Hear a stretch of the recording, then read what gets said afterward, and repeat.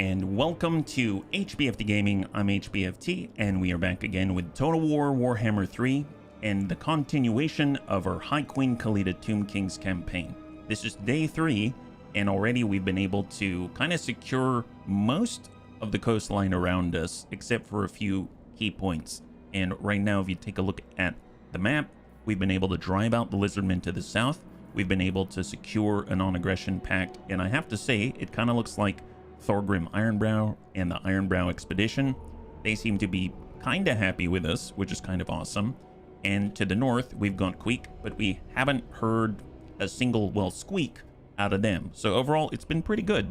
And right now, we've got, seems to be some new neighbors to the south that we might remove, because this is currently the last part of a province that we need. And then, of course, we've got one of our main objectives out here with the Drakenhof Conclave. So overall, not too bad, looking kind of stable. And now, today, I'd actually really like it if we can refit some of our armies. So what I'm thinking of doing is taking our 2 armies down here, now that we've cleared out the lizard men from the last defenders, head down here, take the last of this province, and then start to head back on up to our original province so that we can secure our territory, because it kind of seems like, I don't know how I feel. The High Elves, I don't really trust them, and the High Elf Sea Patrol has been landing and passing through, and landing and passing through. So hopefully we'll be able to suss that out as we make our way north, and also maybe like pick up a few battles in the sea and stuff like that, so we can actually get some treasure and therefore build up our economy even more. Now, one of the things that I haven't been paying attention to was the Mortuary Cult, which is kind of like the Oath Forge for the dwarves. And I can see in enchanted items, weapons, stuff like that, there's options here. But I actually saw way in the distance on the right, I missed this little 2 right here, and I didn't realize how powerful some of these banners are. This is a banner, the Indefatigable Pennant, which actually gives a unit perfect vigor. So that can be applied to a fast charger that's constantly dipping in and out like High Queen Khalida. And I think that'd be really great. So I'm going to go ahead and pick up one of these. And I'm pretty excited for all the possibilities here, which is kind of nuts, yeah? Hey, Propoved, good to see ya. High five, welcome, happy Wednesday. And not only that, but if we actually take a look down on our dynasties out here, we finally completed the 2nd dynasty. So I'd like to move to a next one after that. But before that, some of the bunnies mentioned that I might want to look at this on the right side. I saw there were some really, really powerful buffs, and I thought that this was going to be locked behind the Heralds Empowered. I didn't know that this was completely separate. So I saw the Herald of Khemri, and I really want this. So I've put us down the road. I've clicked on this when I spent 500 canopic jars to do it. And it's called the Arrows of the Hawk Legion of Khemri always found their mark at necks, groins, and the tiniest chinks in enemy armor. My goodness. Hey, Thrake, thank you so much for the 19. High five. And it's always a pleasure to have you here. Thank you very much. I hope that everyone is having a good Wednesday. And for those that are just joining us, we have at least started to pick up a brand new herald or an ancillary for our armies. And we're just going over it right now. So, oh, and crossbow. Thank you so much for the redemption. I really appreciate it.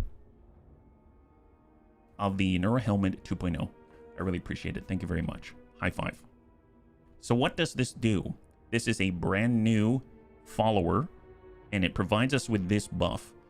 The passive ability, Hawkish Precision for all of the Lord's skeleton archers, their skeleton archer chariots, their Ushabti with great bows, and their bone giants. We've got at least 2 of those right now in High Queen Khalida's army, and all of our ranged units are going to get extra armor-piercing missile damage and base missile damage on top of the True Blessing of Asaf, which is going to make them really, really strong. So I'm super excited about that. So in 2 turns, we're going to get that, and that's now, you know, in the works. So pretty awesome. So right now we're just queued up here. I plan on coming down to the caverns of Sotek, driving out the remainder of the Skaven down here, and we're going to head right back up and refit our armies to take advantage of all of the new units that we haven't had access to. So let's go ahead and end the turn, and we'll see what we got, yeah? Hey, Crow, no worries, no worries. Please take care of yourself, and thank you so much for the support. High five. Anakitis, good to see ya. High five. Happy Wednesday. So far, I'm hoping that no one's going to push into us now that we've just cleared out the lizardmen. It was a bit of a push at the end there. Krokgor got in the way and eventually gave up the Temple Avenue of Gold. Really? Seriously? Gold and gem inspired out here. It's kind of nuts. Stray slaves. How do you have stray slaves? You know, that's kind of a weird one. So if you think about the Tomb Kings, we're going around raising armies. So did we just sort of like accidentally raise people we didn't intend to, and therefore they're begging on the side of the sand dunes or something? Men, whose flesh still crowds their bones, with hearts that continue to beat, have been found wandering the land. Oh man, the picture looks like a skeleton. Throwing themselves upon our mercy, they beg for their lives and the freedom to return to their faraway homes. What should we do? Leave them to wander? We have slaves aplenty, and no need of living mouths which must be fed lest they cease to breathe. Let them wander but offer no help. They will most likely perish in the unforgiving sands.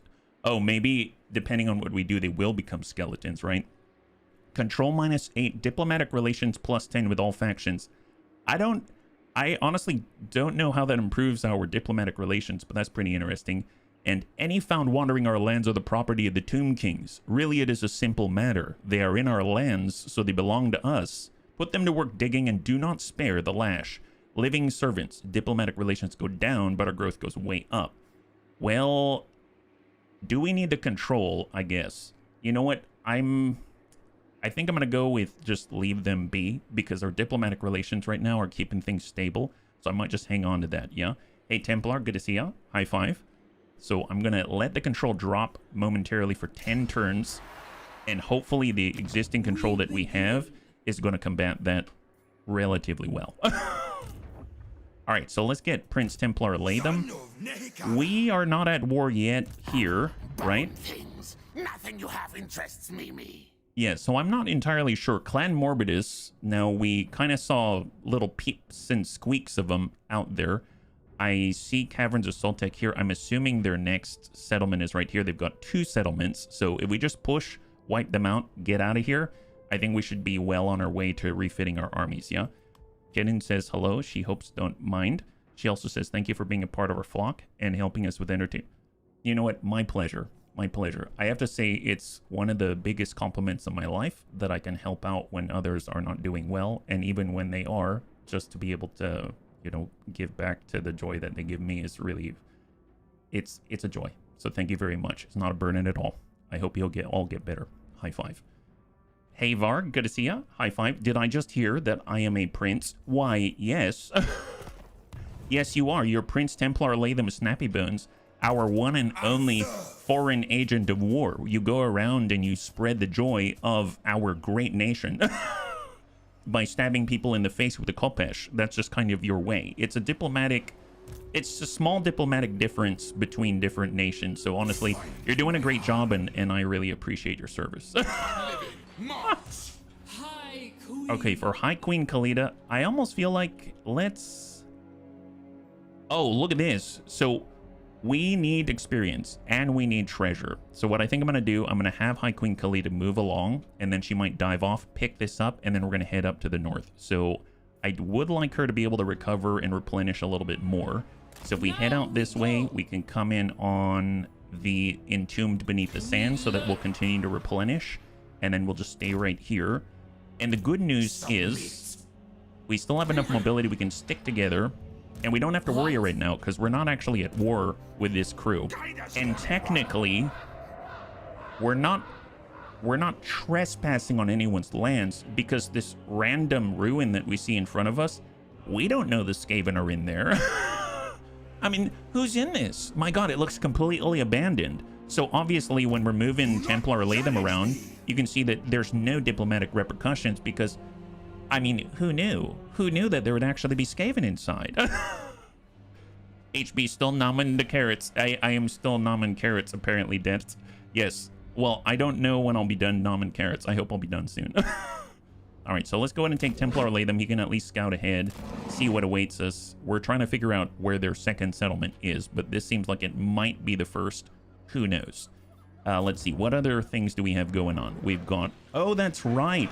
So we had this horrible unexploded doom sphere underneath the Temple of Skulls. Well, guess what? It seems like our corruption is dropping by 5 per turn, and it actually says right here, when the Skaven corruption reaches 0, then it will be removed safely. So our corruption building here is doing a good job, as well as our commandment, which is also reducing corruption, and the two together is helping us to combat this without paying 13k. That's pretty darn awesome. So I'm really feeling that one. So let's see what other you know what I just realized? Did anyone else notice this? So this place is called the Cursed Jungle in the Kingdom of Beasts, right? So if you think about it, when I zoom in closer, you can hear all the rabid animals and stuff like that. I remember commenting on that before, but I didn't quite understand it. If we zoom out and go somewhere else, like if I go to Soltex Trail as an example, completely different. Isn't that cool? Man, so the reason why they had all these rabid animals going on is because they were in the Cursed Jungle. Oh my goodness, that is terrifying. That is hilarious. Well, tell you what, let's go ahead and buff up. Let's see, where are upgrades going? I guess let's work on our surplus population, and we'll dump that into more settlement improvements. I guess I'll do it on the Serpent Coast, specifically because right now we got a port and we're low on slots. So we're just kind of really pumping up our infrastructure out there, because otherwise we're going to be really low on cash. So we'll just keep working all of our infrastructure buildings around the board, and then we'll hang tight right here. And I believe that is... Can we take a look at the diplomacy? Everyone happy with this? Yeah, all the people that matter are happy with this. And then we're going to go ahead and end the turn right here. High five. I found out yesterday one of my clients made it... Oh, no. Eventually, I applied HB superpower. You're very kind to see the silver lining, and now I'm just happy they're alive and in the hospital. Oh. I'm very proud of you. I'm very proud of you, Thrake. That's a difficult one for anyone to shift perspective to. And the weird thing about silver lining, I've had a mentor that talked me through a lot of my, I guess, my foibles and dilemmas in life. And one of the things that I noticed that they were doing, I told them, you know, I like the world that you build, right? Because we all build a world around us. At least I believe we do. And one of the cool things is, like, what we permiss and what we reject, it shapes the environment around us. And it also, then other people can absorb it or not, right? Because they have their own autonomy. And little ripples happen, and I just think that it's a really cool thing that you're doing. So I'm very proud of you, man. High five. Good job on making the world that you want to live in. Yeah? All right, so what do we got? So we finally finished the Herald of Khemri. That's excellent. So now that means that good old High Queen Khalida now has access to this. Passive ability, Hawkish Precision for all Skeleton Archer Chariots you shop to Great Bone Giants out there. And we're also going to apply the Indefatigable Pennant out there. So she has access to Perfect Vigor because she now rides around on a giant Necro Serpent. That's pretty darn awesome. So let's get King Crossbow Crunchy Bones, and we're going to go ahead and investigate this ruins. After all, there's no one inside, right? Nobody in here at all. And off we go. We've discovered the Skaven faction. Mon Dieu, where did they come from? Well, goodness, we can't have randos in this completely abandoned ruin out here, so we better get rid of them. My goodness, there it is, yeah. You're very welcome, Thrake, and thank you for your support. All right, decisive victory. We've got... What kind of a fight is this?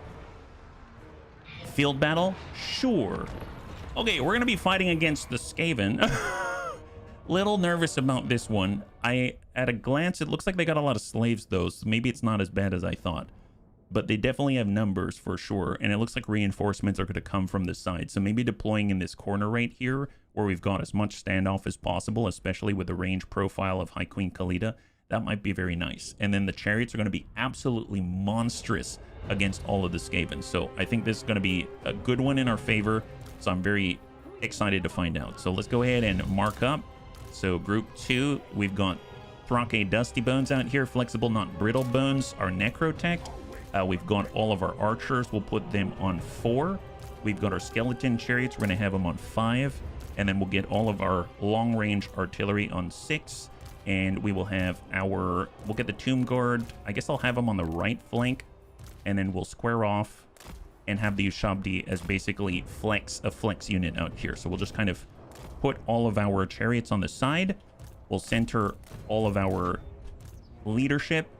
And then we will get all of our archers like this. I'm kind of thinking it might be kind of nice to bump it back and stagger it so that we're going to basically build our own pyramid.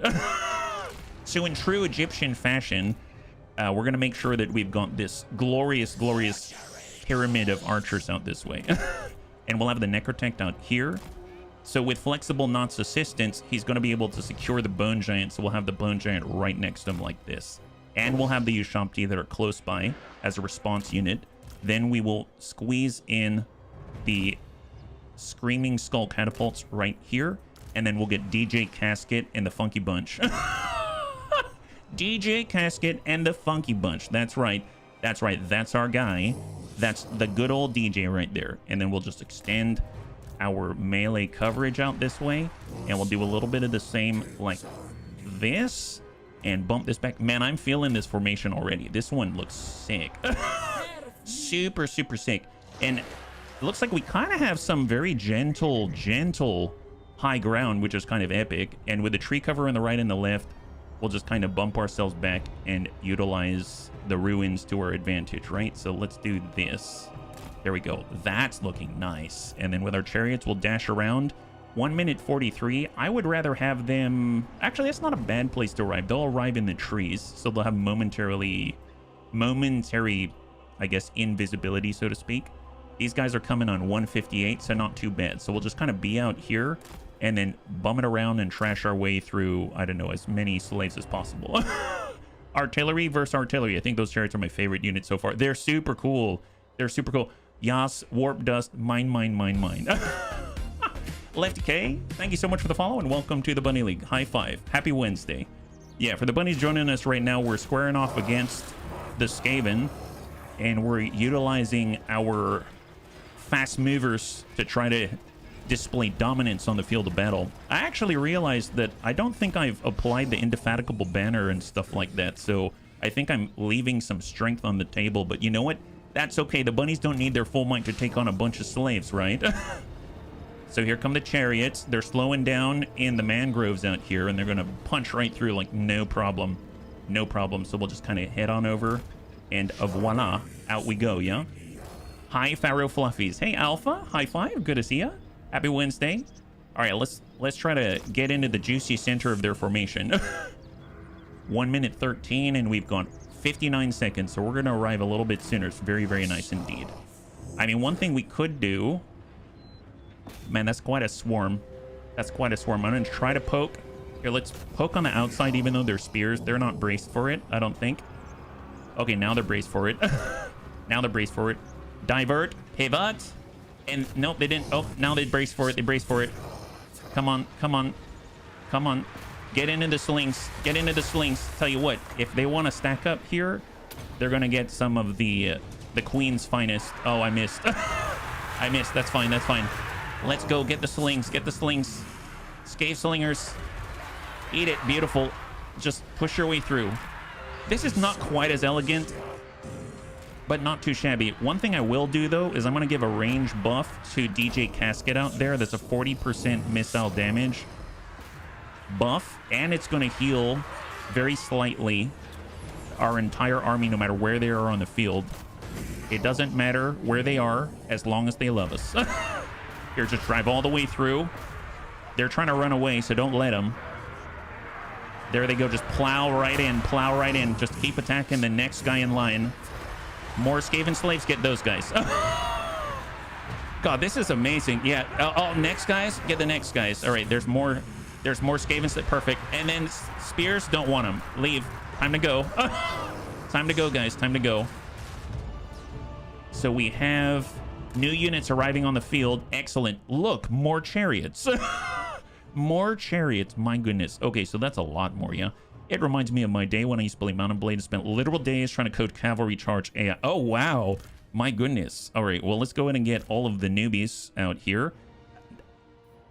When I said newbies, I totally thought Anubis. Anubis, right? It's all the newbies are Anubis. It's a little, you know, Tomb King joke there. Let's a little Tomb King joke. Love that. I'm sure that all of these guys totally appreciate it. They look like they're the life of the party, so to speak. Okay, let's not get the ire of every other Tomb King out here. Tell you what, let's just form standard lines. Standard's all we need out here. We don't need anything fancy or anything like that. Tell you what, we'll go 5, 1, 2, group 5. There it is. We're just getting all the chariots together. We'll get the other DJ caskets out here. That's beautiful. And then we're just going to form the good old-fashioned spiral wall right out this way. Oh, dear God, that's a lot. And I think, is that it? Oh, yep. Get our king out front, necrotect here, and then we're going to get our angel of light, the bone mender, out this way. Any other movement, if we were to place this way? Negative. I think everyone's been spoken for. So let's divert. So now we've got 6 chariots, some of them ranged, and it looks like I didn't get all of these gentlemen here. Okay, so that's 3. And we'll stack them right on that side. There we go. Okay, now I think I got them. Anyone else misplaced? Nope. We've all diverted. Fantastic. Let's go. Let's go. Here, why don't you come back and we'll charge these guys. All right, now we have more chariots, gentlemen. More chariots. There they go. There they go. You know what? I decided that I do want to go in this direction. Oh, party foul. Party foul. Careful, guys. Careful. Here, go right through these guys. Oh, Jesus.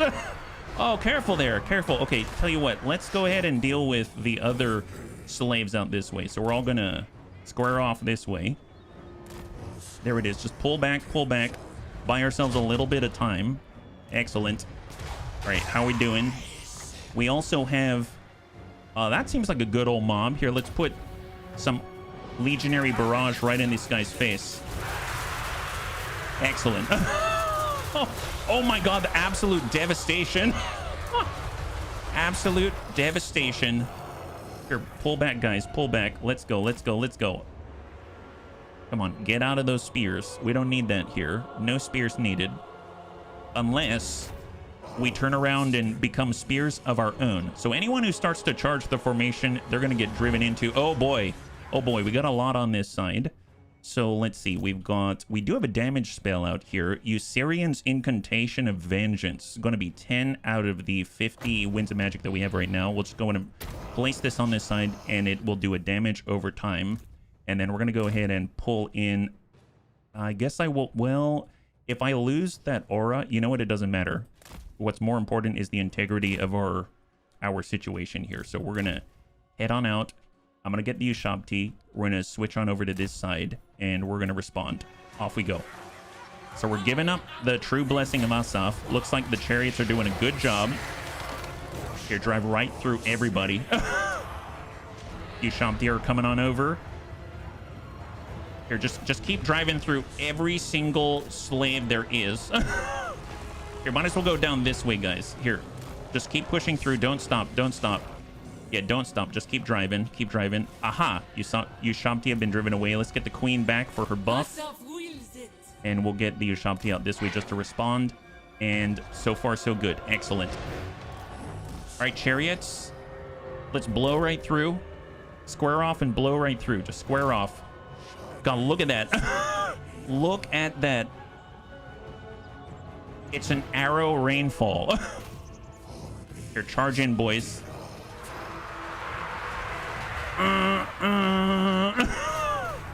Oh, look, slingers. My God. You gotta admit, that is fun. That is fun. That is so much... Oh my goodness. Oh, these guys are running away. Well, their spears don't mean squat. All right, let's go, boys. Let's go. Come on, come on. New target.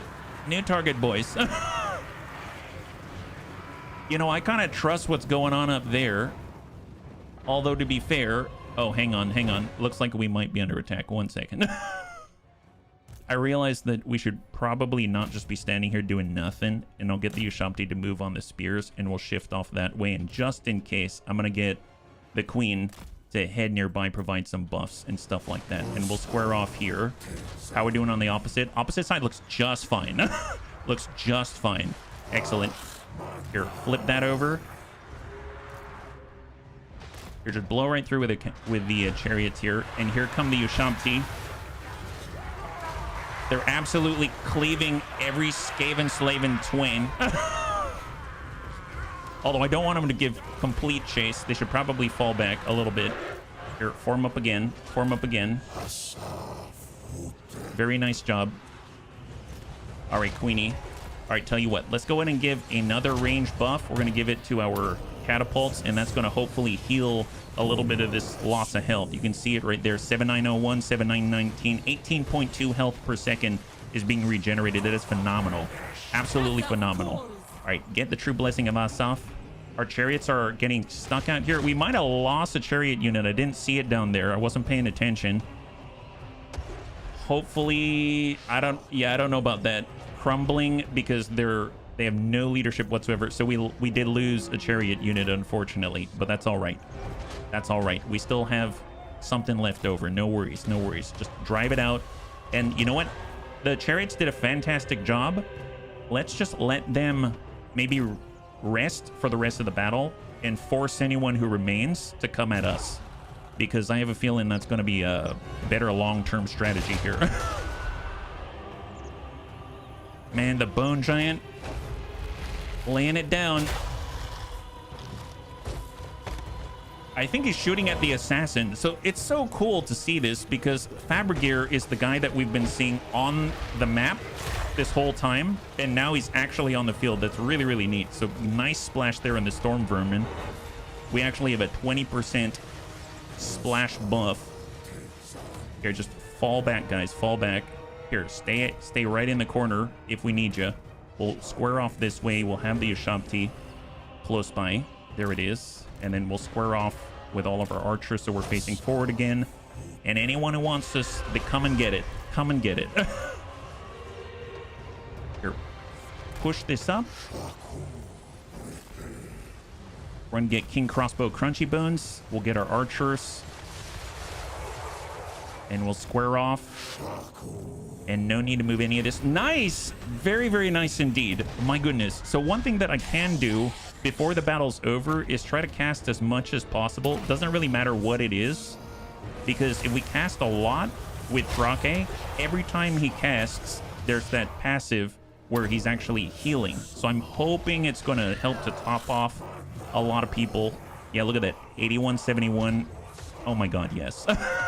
You know what this kind of reminds me of? You ever played Darkest Dungeon, and at the end of the battle you kind of draw the fight out so that you can do recovery spells? I feel like this is exactly what's happening here, where we're just trying to make sure that everyone's in as good a position as possible, if not better than when they came in, which I guess isn't entirely possible because there's a maximum cap on what we can heal, but still very, very nice. You can even see High Queen Khalida is untouched.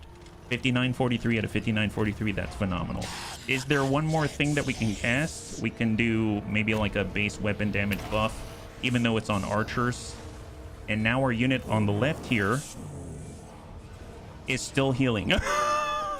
That is so good. That is so good. Necrotech, do we need nothing on the bone giants? Anything on the constructs out here? What we can do is just make sure we're going to use one of our restoration charges, and just if there's anything that we need to top up here, it's happening. And now they're maxed. That's awesome. So very little retooling to do. I suppose we could charge with the chariots out this way, and then we'll just speed that up and just try to run down any lasting resistance in the enemy army. So we're pretty much topped up now, which is awesome. I would assume that Fabrigir and co, they're actually going to still have an army to control, because obviously we've dealt significant damage, but we haven't finished a lot of them off, and we are not fast enough to catch up with where they are right now. So I'm just going to go ahead and end the battle. But that's not too bad. We didn't get many losses. We did lose one of the chariot units, but that was the most damaged one already. You can see that our chariots got almost 200 kills apiece. That is insane. That is awesome. So High Queen Khalida is going to need a replacement. The nice thing is we have regiments of renown that we can use just as a stopgap to get someone in there. So that's really, really cool. So I'm very happy about that. So cross your fingers, and let's see. We should have this settlement, and then we can chase down Clown Morbidus. the nice thing is that they will give us more experience. They will give us more canopic jars. They will give us all of the above, right? Yeah, see, I totally forgot to equip these. So Indefatigable Pennant, Perfect Vigor. We're going to put that on our queen when she's charging around.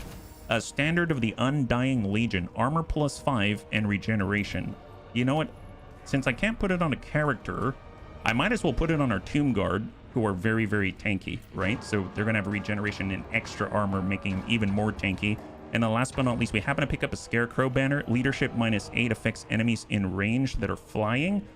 I feel like the ones who are going to be in range at that moment are probably going to be our Necrotect, because he's hanging back with all of our constructs, right? So if the flyers get close, their leadership will be less, and it'll take less to break them. So not too shabby at all. All right, so I don't want to sack it. I guess I could raise it, and the reason why I say that, so let's raise it. So I've raised the settlement. We haven't taken it, and the main reason why is because I know that we have access to, yeah, they still have an army out here. I know we have access to a right. Here it is, a unique Necrotect hero capable of colonizing ruins at level 3. So we're gonna make one of those. It's gonna cost us a solid like 3k. And then with this, we can take Rawer, and it can move on in, and for 85 gold, tier 3. High five. Man, that is awesome. Colonize ruins, a success. There it is. Jungles of the Gods. We've attained complete control of the province now. That's phenomenal. Dark and Dread times. He sacrificed his life in order to build this city. Man, that would be a very different world if architects had to sacrifice their life in order to build a building. I think, I don't know how I feel about that, actually. Taxidermist Tomb. A what? Even the animals and beasts of Nehekra could not escape Nagash's terrible curse, nor their master's ever-living adoration. Exotic animal resource production, 10 cages. Yeah, but they're dead. Well, sure, why not? Why not? I like the new gear out here. And then we'll make sure, yeah, growth seems to make sense. And then I suppose it would be nice to get more units. Archers, well, this goes to maximum tier 3. We could just get, the bunnies keep talking about Tomb Scorpions. I suppose I could get Tomb Scorpions out here. Yeah, why not? We'll do some Tomb Scorpions. So we'll get those rolling, and then we might have access to those. With Templar Latham, we can try to poke these guys. Assassinate Fabrigir. You failed at it, but we made an attempt. That's awesome. And Khalida, she's depleted her movement because she attacked the settlement and won. But King Crossbow is not depleted. So let's just make sure that his whole army is fully geared up and ready. So let's take a look at their skills. We've got a point for Angel of Light. Let's get Conflagrant Invocation. Actually, you know what? Net of Amentok. We know that this is going to net and lock people in place. We have the Overcast unlocked as well. So if we get this, it's going to make it even cheaper. So I'm actually going to do that as a priority because this seems like a really, really strong signature spell. Then we got Croken Lich. And we've got 2 points, so let's get Wrath of the Creator. That's going to buff the Yashabti and stuff like that with damage output, because I believe it's, yeah, melee attack and armor-piercing weapon damage. And then we can get Indomitable Will so that he can move down the lane and actually be up on the front line with everybody else, yeah? I can see the appeal. No point in cheap subpar construction if your legacy's tied to it. Not that anybody would want to be an architect. Well, in this case, he's undead, so I guess, you know, that's... maybe it's like what he did his entire lifetime or something. All right, let's go. And why not? Why not? We'll run these guys down. Man, super cool. So King Crossbow is getting down and dirty with the dirtiest of them all, Clan Morbidus. So we tried to take out Fabrigir. Right now, our entire army for King Crossbow Crunchy Bones is completely healthy and maxed out, which is awesome. So it doesn't look like they've got any range except for a few slings. So let's just sit and wait for him to come to us. And we'll get a little more experience as well. So we'll go ahead and go Group 1, Group 2 with Angel of Light. Croken Lich is going to be on 3. And then we will have our archers on 4. We will have our skeleton archer chariots, which we're going to put on skirmish mode and turn off guard mode. They don't have Vanguard deployment, so we'll just stay out in the open somewhere. And then we got DJ Caskets out here, and they can fire at will, so not too shabby. I guess I don't mind them being up on the high ground, because it doesn't really matter. we definitely outnumber them. We'll get the caskets out this way. We'll get all of the spears in the front, and then we will get our detachment of melee offensive units, and we'll just smash out on the side. We will have our leaders, Angel of Light, Necrotech, even though Crow doesn't have anyone to Necrotech up, and then we got our archer chariots as well. I really like having an element to micro, and the rest I don't really have to micro so much. That makes things a lot easier, I find. So we're scouting because we don't know where they are, right? So we gotta get out there and find them. I like this ground a little better, so if we can move our formation up, that'd be awesome, but I don't know if they're really close by. Nope, they're right there. So negative. Let's just do something a little different. We're going to be using the skirmish mode available to us to spot and shoot while the rest of us bombard. So there it is. So right now we got our archer chariots just kicking it off. Look at that. And they should naturally start to withdraw as soon as the enemy comes closer. So we'll go in and now focus on another. Oh, there's Fabrigear. Here, let's pull it back. Yep. Oh, we're taking a little damage there. Friendly fire. Friendly fire. Pull back. Yeah, square off. I'm hoping... Here, let's get our Lord out this way. We'll get King Crossbow out here. And he should be able to head off Fabrigear. So we'll be on the side. We'll get King Crossbow through. He has his own chariot, and hopefully we'll be able to bowl this guy down. Come on, Crossbow. Head to head with Fabrigear. And this guy does not want any of it. So much for the assassin. Oh, boy. Yeah, Crossbow's like, okay, I'm done here. We're done here. Here, attack him. Chase him down, boys. All right, Crossbow's coming on back. Yeah, that was like one of the deadliest threats that we had. Keep popping it. All right, now we also have the Legionary Barrage, and then we also have the new net. So now the new net is an AoE, right? So in theory, we could lock him in place with Angel of Light, the Bone Mender. He's heading on forward to deploy his brand new net. Although, to be fair, I didn't overcast it. So what if we try to overcast it? I think we have to do double tap, right? Double tap like that. There it is. Look at that. Look at that huge radius. Come on, Angel Light. Yeah, that did not. He's still trying to get through the front line here, but he's tossing out the net, and it caught this guy. Wow, look at that. That's insane. Oh my God, this sucks. This really sucks. Look at him. He's like, I don't like this. Oh, I just noticed he's got an eye patch, but it's not completely covering his eye.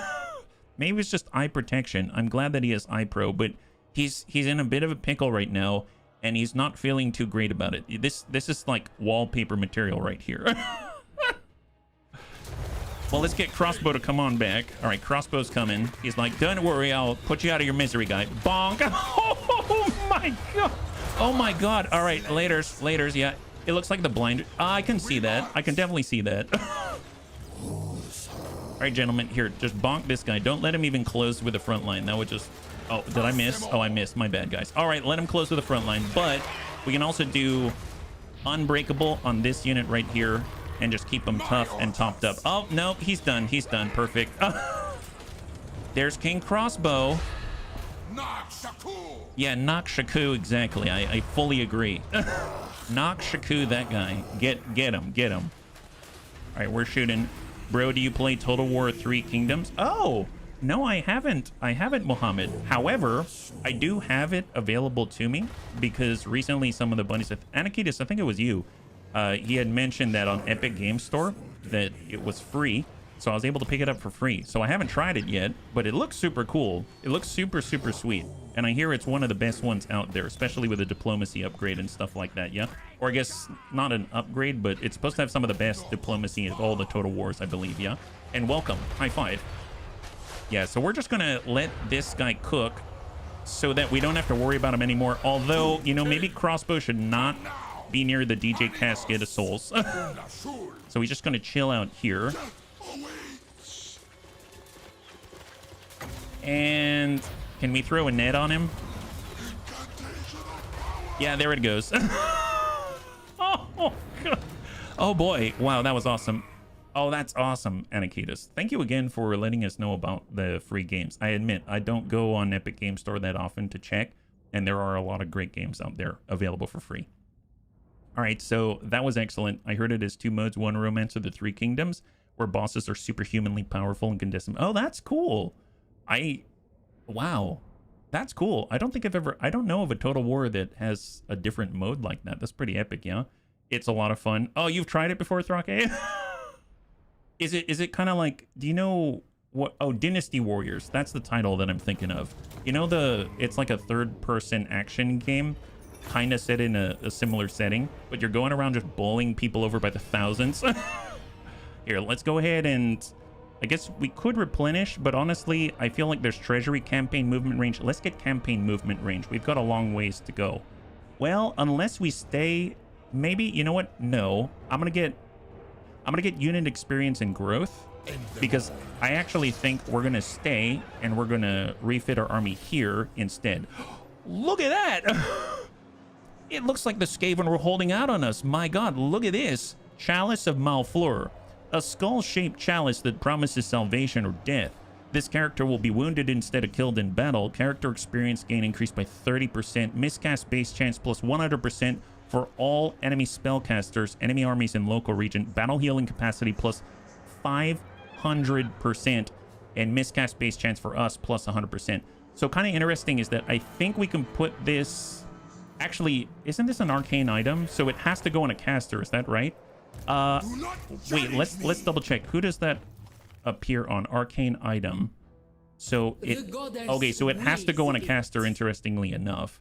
If we take a look at Nehekara, does he have anything that we don't really want to overcast, right? If we overcast for physical resistance, it's an extended duration. I don't really care. If we're looking at Petra's Incantation of Righteous Smiting, that's just additional effect on reloading. Additional effect on reloading.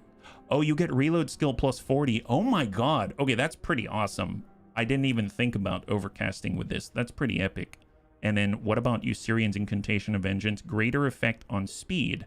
So it's minus 45% instead of negative 25% to the enemy. So it's kind of cool to overcast, but to be honest, I forget all the time. So I feel like out of all of our Lich Priests that can actually use an arcane item, it's probably best served here, right? Because that means we're going to get all the experience for Queen Khalida's army. Whereas with our Angel of Light, I want to overcast that net all the time, right? So I think it could be more useful here with Rock A if I just remember not to overcast, yeah. That is, yeah, it's super, super great. So let's go ahead and put that on. That sounds awesome. And at least it should... Oh, battle healing capacity plus 500%. I realized... You know what's kind of cool? So the passive for Thrake is to actually heal the entire army, right? So I just realized right now, I'm like, how is he going to heal? How is it going to help his battle healing capacity, right? In the Restless Dead, every time he casts, it's going to greatly replenish hit points of all of our allies, all undead allies on the field. That's us, right? So he will cause a regeneration effect, and for himself, it's going to be plus 500%. Yeah, exactly. So I'm thinking if he does go out, maybe we can be a little more aggressive with Thrake, because if he gets hurt, all he has to do is cast a buff on somebody, and then he's going to start to heal a lot. I think is how that's going to work. We'll have to see. So we'll do it for science. This is pretty cool. I dig it. We just need to make sure we don't overcast. Good thing I forget all the time. Bring me Neferata's head. All right, let's see what we got. So High Queen Khalida. We've now unlocked Reanimate. That's fantastic. So that's the leadership buff, and that's going to keep our, I guess, skeleton armies from falling away to dust, hopefully. For Thrake, there's miscast base chance minus 15%. That does not sound that useful right now, because I am, well, I guess it's against the plus 100% miscast base chance. And if I'm not miscasting, I guess the only benefit of actually fully upgrading one of these is that we get cheaper spells, right? They cost less Winds of Magic. I guess I will do it. Just because maybe we won't have that chalice all the time. I might end up putting it on a different army or something like that, right? And then for flexible knot, he has everything except for this, and I honestly don't know what we're going to pick. Bunnies, do you have any suggestions between a Necro Sphinx, a Chimerian War Sphinx, and a Hierotitan? I have no concept of what is better. I almost feel like right now I should just be getting Canopic Jars and making him stronger. Maybe we'll do melee defense so that it's harder for us to take out Flexible Knot, and if he survives more often, he'll be able to give his, I guess, little 35-meter buff to all of the other constructs around him. So I'm going to go hard to hit for now until we decide what to choose out there, yeah? The cap applies to the maximum amount of health a character is allowed to regain over the course of a battle, not the healing effect itself. Yeah, but if you think about it, if he's in a situation where he does get hurt, maybe he can't go up to 100%, because I think by default, the healing capacity is lower than 100%. So maybe it's going to make it so that he can go to 100%, which would be really nice, because then he doesn't have to regen, and it seems like you'd have to take like a turn or something in a city, is my guess. I honestly don't understand it that well, but I'm hoping it's going to pay off. All right, so High King Crossbow Crunchy Bones, he can't move that far. If we take a look at our new commandment, because now we have control of these 3 settlements right here for the jungles of the gods. We've got tier 2, we have tier 3. Honestly, we need growth right now, so I'm going to go with the growth right there. And if we take a look at our dynasties, we just finished up all of this. Oh, wow. Look at the speed. Our research rate is really great right now. It's literally 1. It was 2 a moment ago. Oh my goodness, we probably had an overage. Yeah, research point surplus 125. So we can knock out another one of those if we wanted to, but I really want to get working on another dynasty, so we need to choose. So let's see. I remember the bunnies saying that they would usually do the 3rd dynasty because it has corruption -5 across all the provinces, and then they'll switch to something else. So I'm going to keep that in mind. But as far as buffing our carrion units, I don't know about that. I mean, I guess it buffs Sepulchral Stalkers and Tomb Scorpions, and then carrion as well. And down here we've got Sepulchral Stalkers, Tomb Scorpions, and carrion. Down here we get Tomb Guards. There's the Hierotitan, so that's one of those high-level, I guess, constructs out there as well. Yeah, they're all decent monsters. Super in-game Hierotitan's almost invincible. The recruitment building gives us a stackable 5% ward save. Oh my god, with no limit. The corruption reduction would be nice for the Doom Sphere removal. It's true. That is true. The cool thing, though, is that I think we're on a good path already. Because if you take a look at the Temple of Skulls, we're currently -5, so it's only going to be like 3 turns. This thing's gone. So, or I guess more like 3.5 turns. So like 4 turns, and this thing's gone. So we don't even have to do anything else, and it should be fine. Yeah. So I'm not too worried about that. Let's take a look at the 1st dynasty. So what does that do? This gives us army capacity, construction time -1 for defense buildings. We get vigor loss reduction for our melee units and recruitment rank increase for them as well, so that they're more effective on the battlefield. We get speed for our melee infantry. It's all of our melee infantry. And then we get a charge bonus for our chariots and our skeleton, spearmen, etc. And a charge bonus for chariots, huh? Is that right?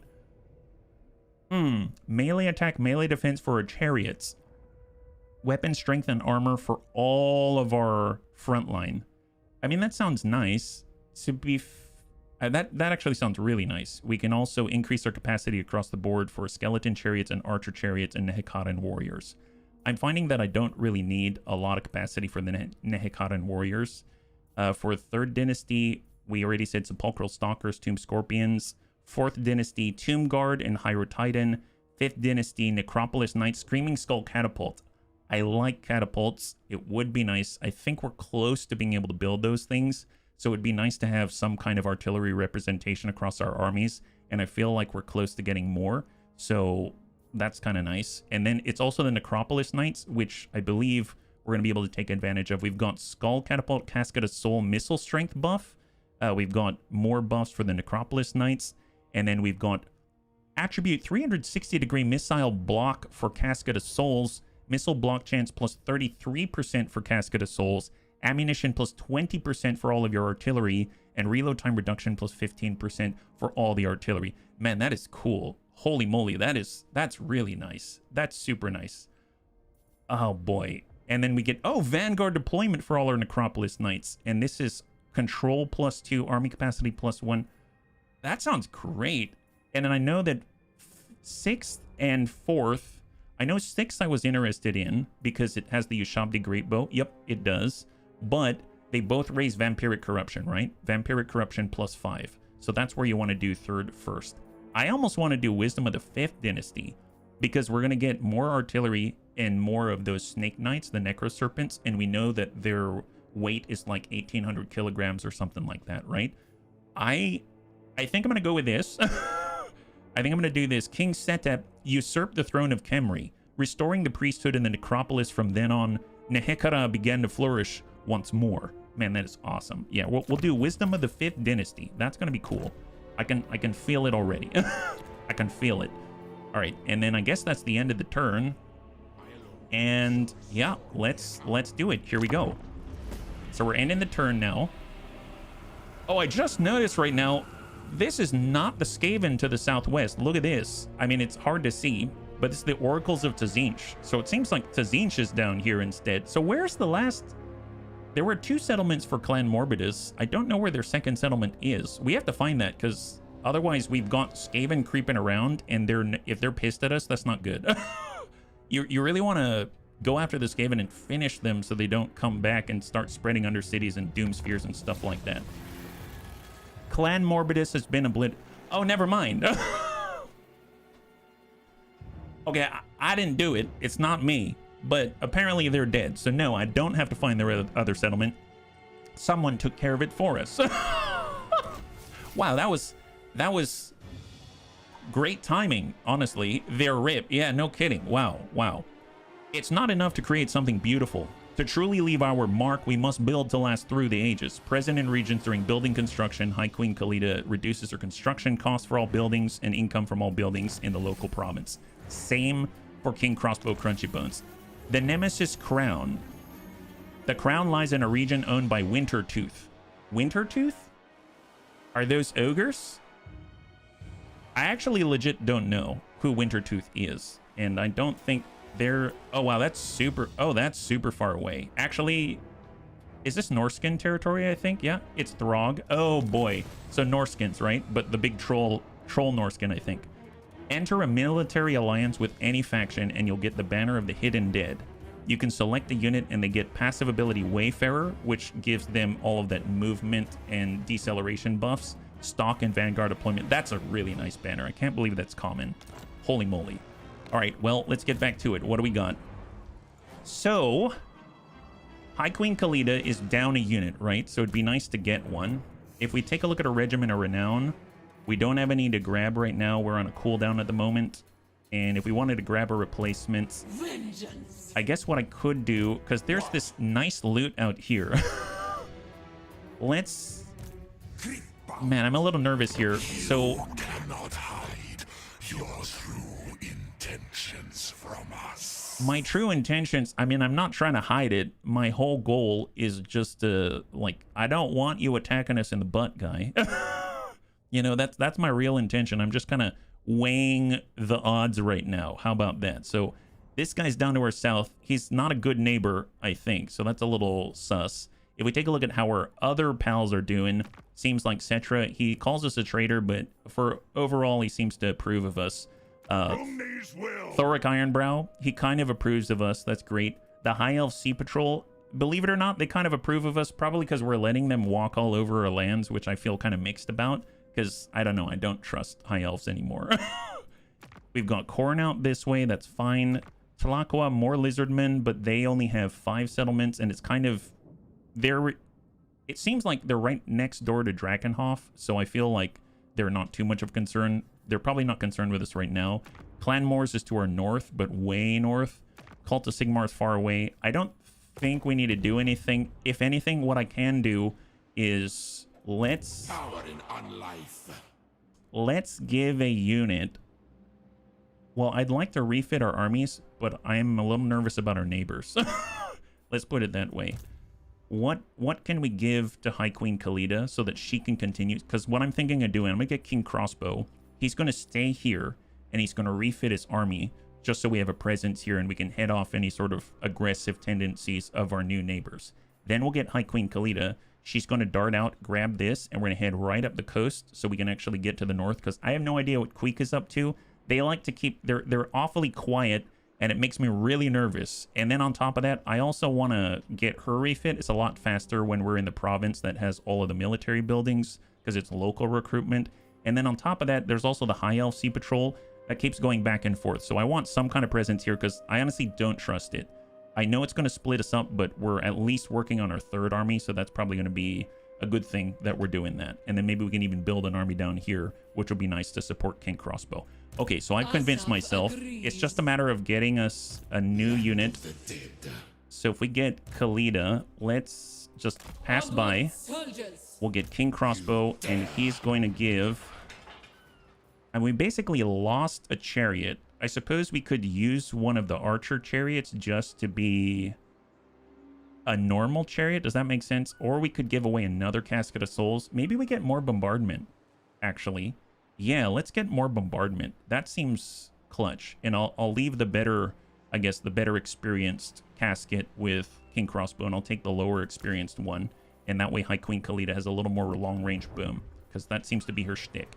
Then we'll get Khalida, and she's going to try to dash into the water if she's able. There it is. So now she's in the water. Fantastic. And then we'll get King Crossbow Crunchy Bones. He's going to head on over, and now that he's in here, he can do global recruitment.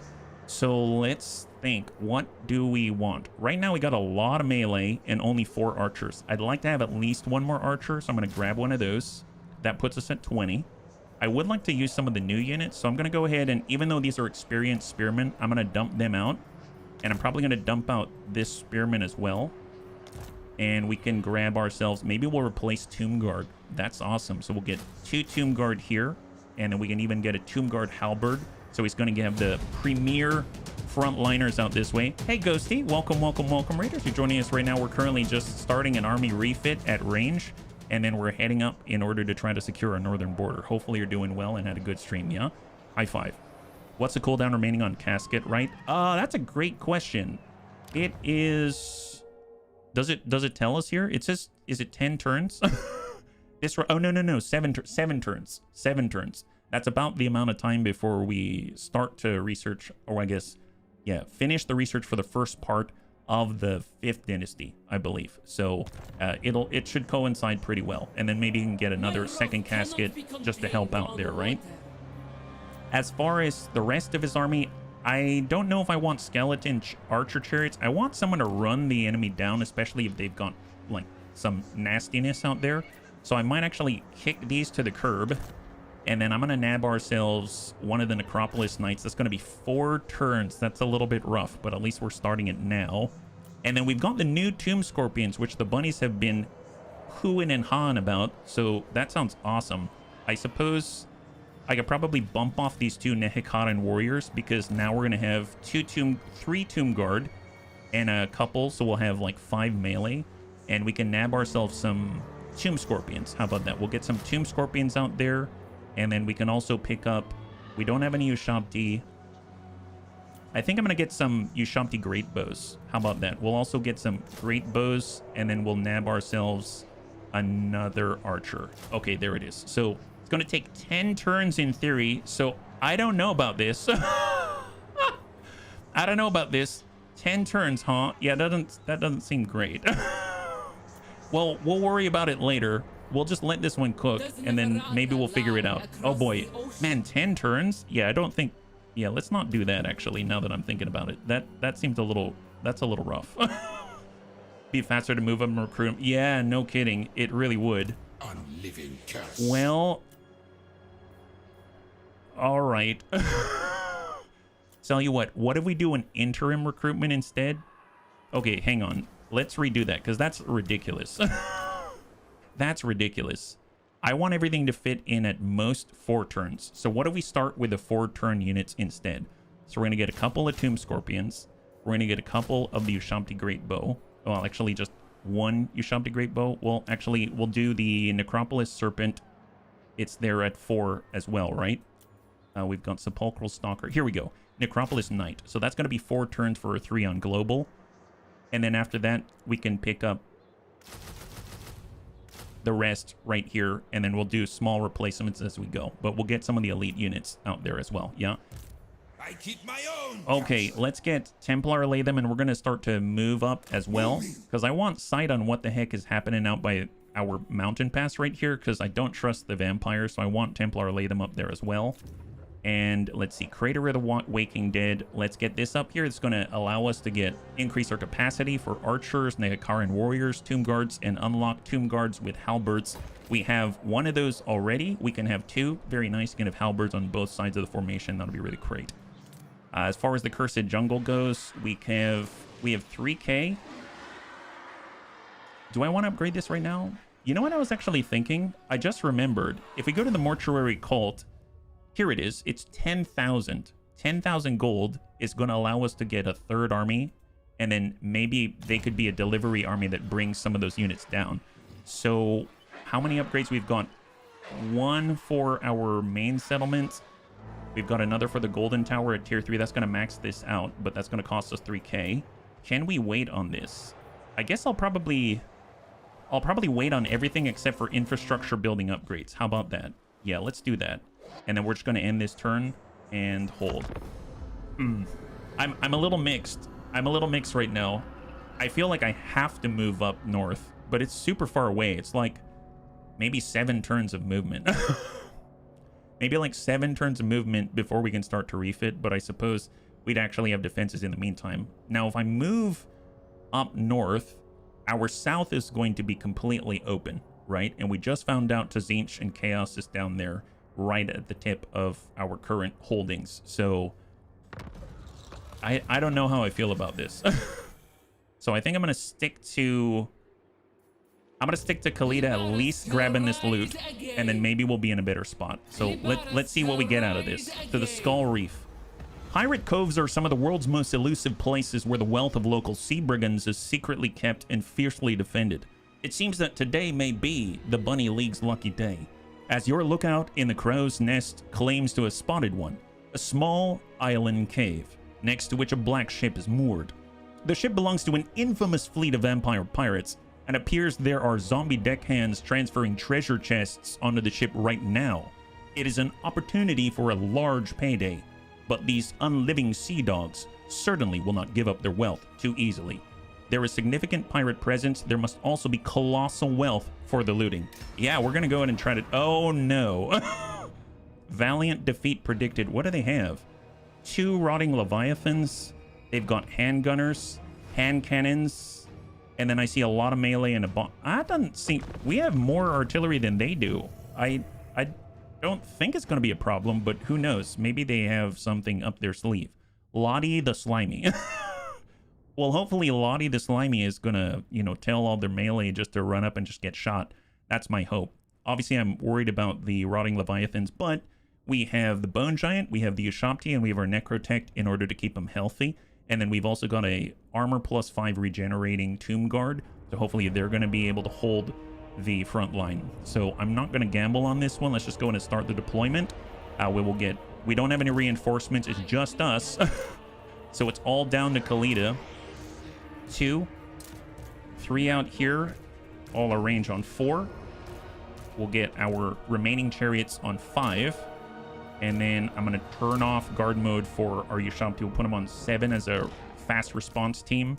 And then on 6, we'll just have fire at will. So what do we have right here? They're relatively close to us, and we want our artillery to be in front of the trees. So we'll just bump it up as little as we need to, maybe like that, and we'll build it backwards this time. So we'll make sure that we've got Khalida in a place where she can assist. We'll make sure that we've got our Necrotect near the Bone Giant, and then we'll make sure that we've got our priests maybe a little bit forward just so they can do their casting, right? Because they actually now have the Malice of the Chalice. Is it Malice of Lafleur? The Chalice of Lafleur? Yeah? Hey, Andre, welcome. You can use the K key for cinematic mode. Point the camera into the thick of the battle. Press K. Thank you. Thank you, Andre. High five. Much appreciated. Just like that. Look at that. Isn't that gorgeous? That is super gorgeous. Kind of one of a cool thing, too, is that you can hit also Alt K, and it looks like a movie with the black bars. It's super cinematic mode, my god. That would be really cool if you had a widescreen, like, interlaced view. That would be really, really neat. Thank you so much. I appreciate it. Happy Wednesday, yeah? So let's get all of our archers. We'll definitely have to take a look when we're just standing here waiting for the enemy to die on our bows. All right, we'll just grab all of this, and we'll bump that back. And then we'll grab the outside, and we'll bump that back. There we go. And that's all going to fit in Khalida. Oh, it doesn't quite fit. I was kind of hoping she might have to move to the left a little to give her true blessing of Asaf. Maybe I can bump this in a little bit. There'll be a little bit overlapped just to fit. Okay, that's a lot better. So now we actually fit in here. Although I admit, kind of not so great if... Well, I guess they don't have artillery, so that's great, actually. They don't have artillery. We're probably going to get flanked, most likely, I would imagine, from the right side. So I'm going to go ahead and have our Tomb Guard on the right side instead. So let's go ahead and take our armor plus 5 regenerating Tomb Guard. And they're going to be at the front corner. And we'll just back this up. Maybe just bump this up a little bit. There it is. And then we'll get our Nehekaran warriors on the left side right there. And then we'll bump this back as well. There we go. And they should be able to respond and flatten out when needed. Then, last but not least, we've got the Ushabti that can hide in Latrice and then move to reinforce any side. And just to double check, I think... Oh, we have all of our chariots. Let's drive up the left side. And there it is. Let's go, yeah. It needs a name. I like it. Isn't it cool? Well, we'll call it the... I don't know, the Dusty Fortress or something. The Brittle Bones Fortress. Okay, so out this way, we've got one of the Rotting Leviathans out here. And then, of course, we've got all of these Grave Guard or Depth Guard halberds. So charging through the halberds, that doesn't seem like a great plan. And I am a little worried about the hand cannons, so maybe once they get close enough. What's the range on our artillery again? The Casket of Souls can reach much further, so I'm going to tell the Casket of Souls, because we have 2 now, to try to target these guys so that we can thin them out, and then maybe we can drive them out with the chariots. They've got a lot less pikes on this side, so... Maybe what we can do is plow through some of the depth guard, come it around, and then try to strike this side from behind. Maybe that's what we're going to do. So let's go ahead and just bring this forward. They don't have any range here to blast us with, so it should be fine to approach and just hang tight. The serpent strikes. Yeah, serpent strikes indeed. All right, so the Rotting Leviathan is going wide to receive. Okay, come on, come on. How's the range? In the distance. Almost there. Hold. Okay, so I'm going to go ahead and I'm going to take the base missile damage plus 40%, and we're going to place it on one of our Casket of Souls, and then just let them cook. There it is. And the chariots are going to try to push right through the tail end here. They're starting to bombard one of the Rotting Leviathan. I don't think that's necessarily the best. Or just drive right through. There we go. Good breach. Just push right through. Push right through. Just straight through. Hang tight. All right, let's get both of our caskets, and we're going to go ahead and alt right here. So focus right there, at least temporarily. And then we're going to come it around with the chariots. Nice! Now they have to choose. Do they continue forward? Or do they come at us and turn it around and expose their rear? All right, keep it up, boys. Keep it up. Come on, come on, come on. Come on. Yeah, they're still facing forward.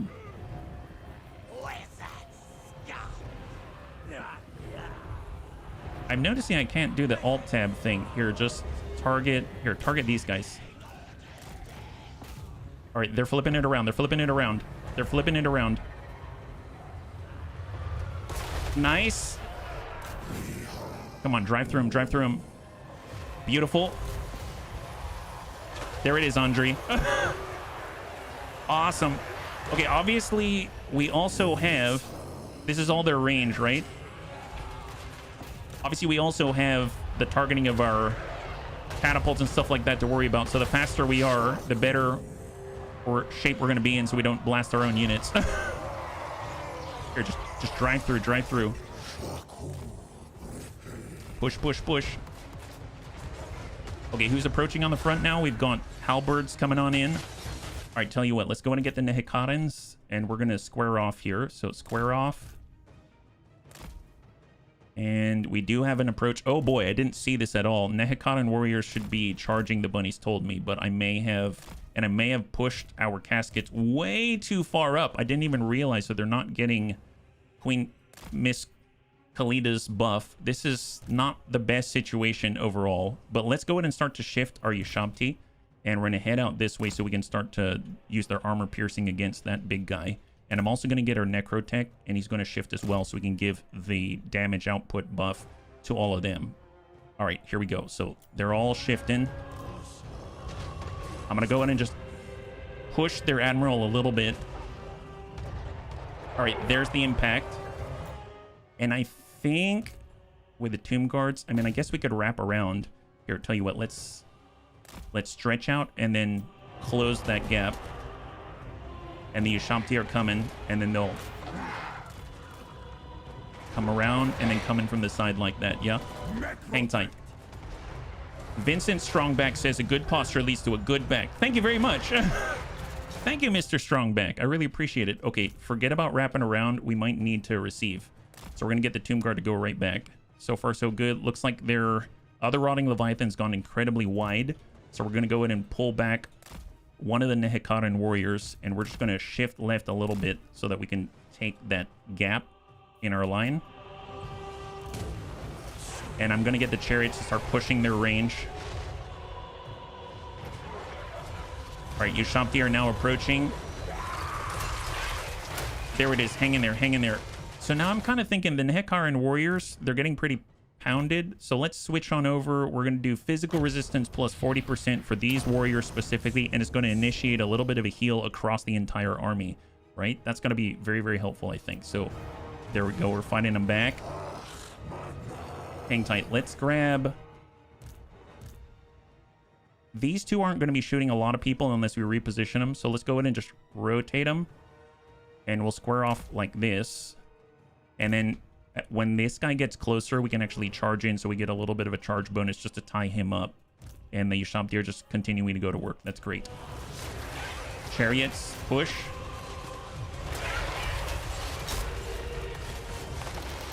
Come on, gents. Come on, gents. Get him, get him. God, that thing is terrifying. Although I realize right now that I probably waited too long. Yep, I did.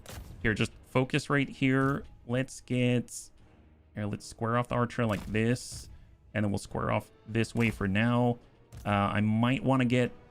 Yeah, I'm actually going to move High Queen Khalida out this way.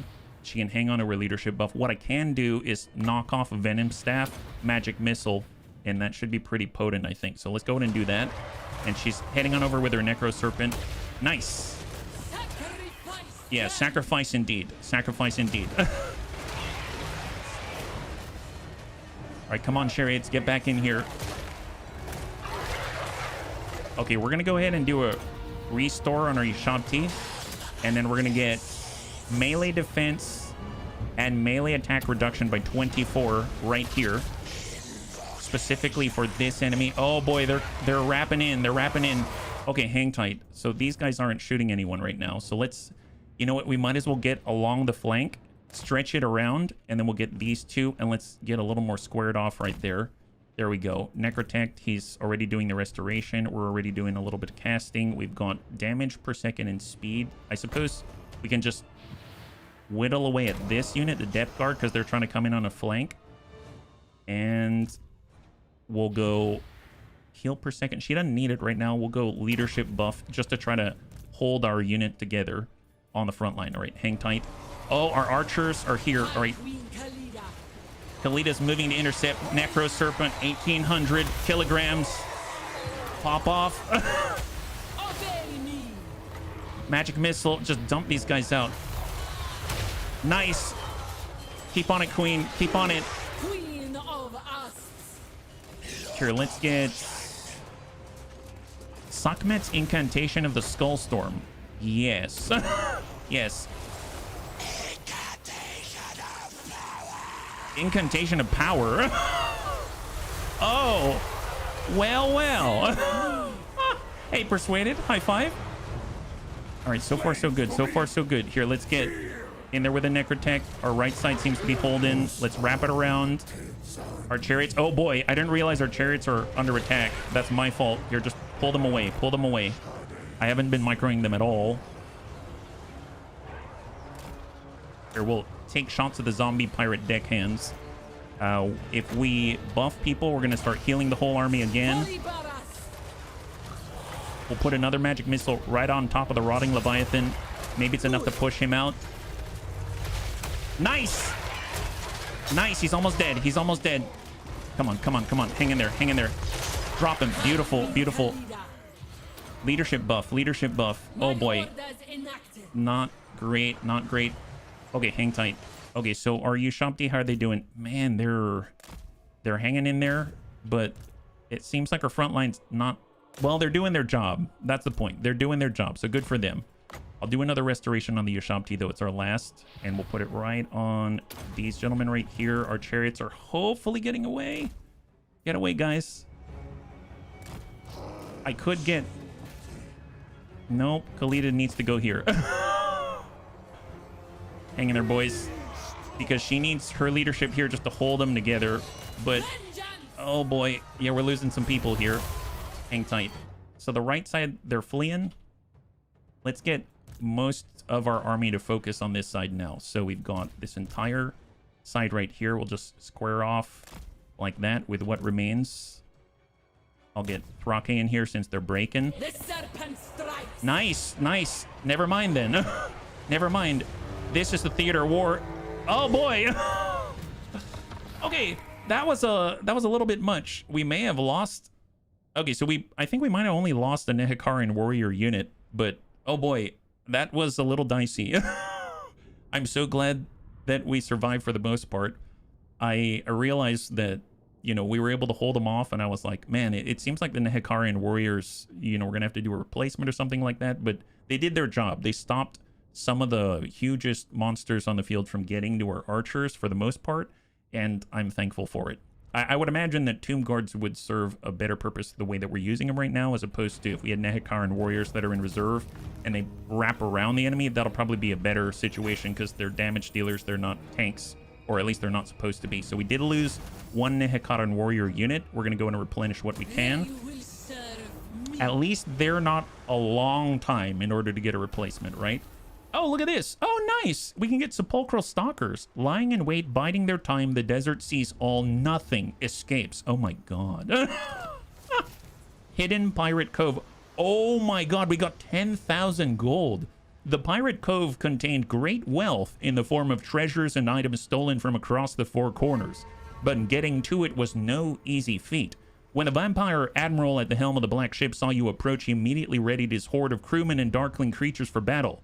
After defeating the undead freebooters, you ransacked their ship, as well as the hidden cave to make for a plentiful horde. And we even get a brand new weapon as well. Man, that's 10,000 gold, though. I think the most that I recall is like 8K. So that's pretty epic. My goodness. Well, we earned the points. We've got 2 skill points to apply. That's pretty powerful. Embodiment of Asaph. Sepulchral Stalkers. Oh! Well, we now have the ability to hire them, so yes, let's do that. Melee attack, melee defense, and immune to contact effects. Very powerful. So we're going to grab that one. And then I suppose I could go down the blue... Well, I mean, there's all of this that she can grab. I guess she hasn't done the charging thing. There's Restful Internment. Remove attribute wounds. That would be nice. So when our health goes lower with High Queen Khalida, she isn't going to... Her performance isn't going to degrade, at least, I think, yeah? There it is. Thank you, Tank. Thank you very much. And then we got Thrake out here. Arcane Conduit. That's amazing. So he's going to be able to get more of a regen for all of his winds of magic, all of his mana. And then last but not least, we've got Flexible Knot. I was doing the defensive thing. He also has Guardian Gargantua. Look at that. Unit capacity +1 for Sepulchral Stalkers and Necropolis Knights. Let's do that. Because we already know that we can get a Sepulchral Stalker through the Regiment of Renown. So we cannot recruit on the ocean. So I might just have to get back to that one. And we're going to start moving up the coast already. So we're making it happen. My will be done. King Crossbow Crunchy Bones is chilling there for now. And we're going to head up north. So we actually have a good amount of cash now. That's awesome. No worries, Tank. I appreciate the support regardless. So let's start up at our destination, right? Because it's all the way in Libadas. Oh, what is this? Oh, heck no. How did this happen? You were thinking about army camp. I was, but what is this? The vampires are in our main province. What? Is that right? Wait, zoom out, zoom out. How did that? I don't remember. What? Oh no, they're spreading, bunnies. They're spreading. Okay, that's bad. I need to get up there ASAP. It must have been to Zinch. Oh, you know what we can do? You know what we can do? A new dynasty. Army 10K. Army capacity +1. Unlock. There it is. High five. Okay, we may not get there fast enough, but we can at least build up a basic army just to stem the tide, right? We need to protect Lamia as much as possible. We have 6K. Sure, why not? Tier 4, we need it. And we're also going to choose a new Tomb King. So armor +15. We've got Wrathful. Attribute Unyielding Assault. This unit can never have its melee attack reduced during battle and Eternal.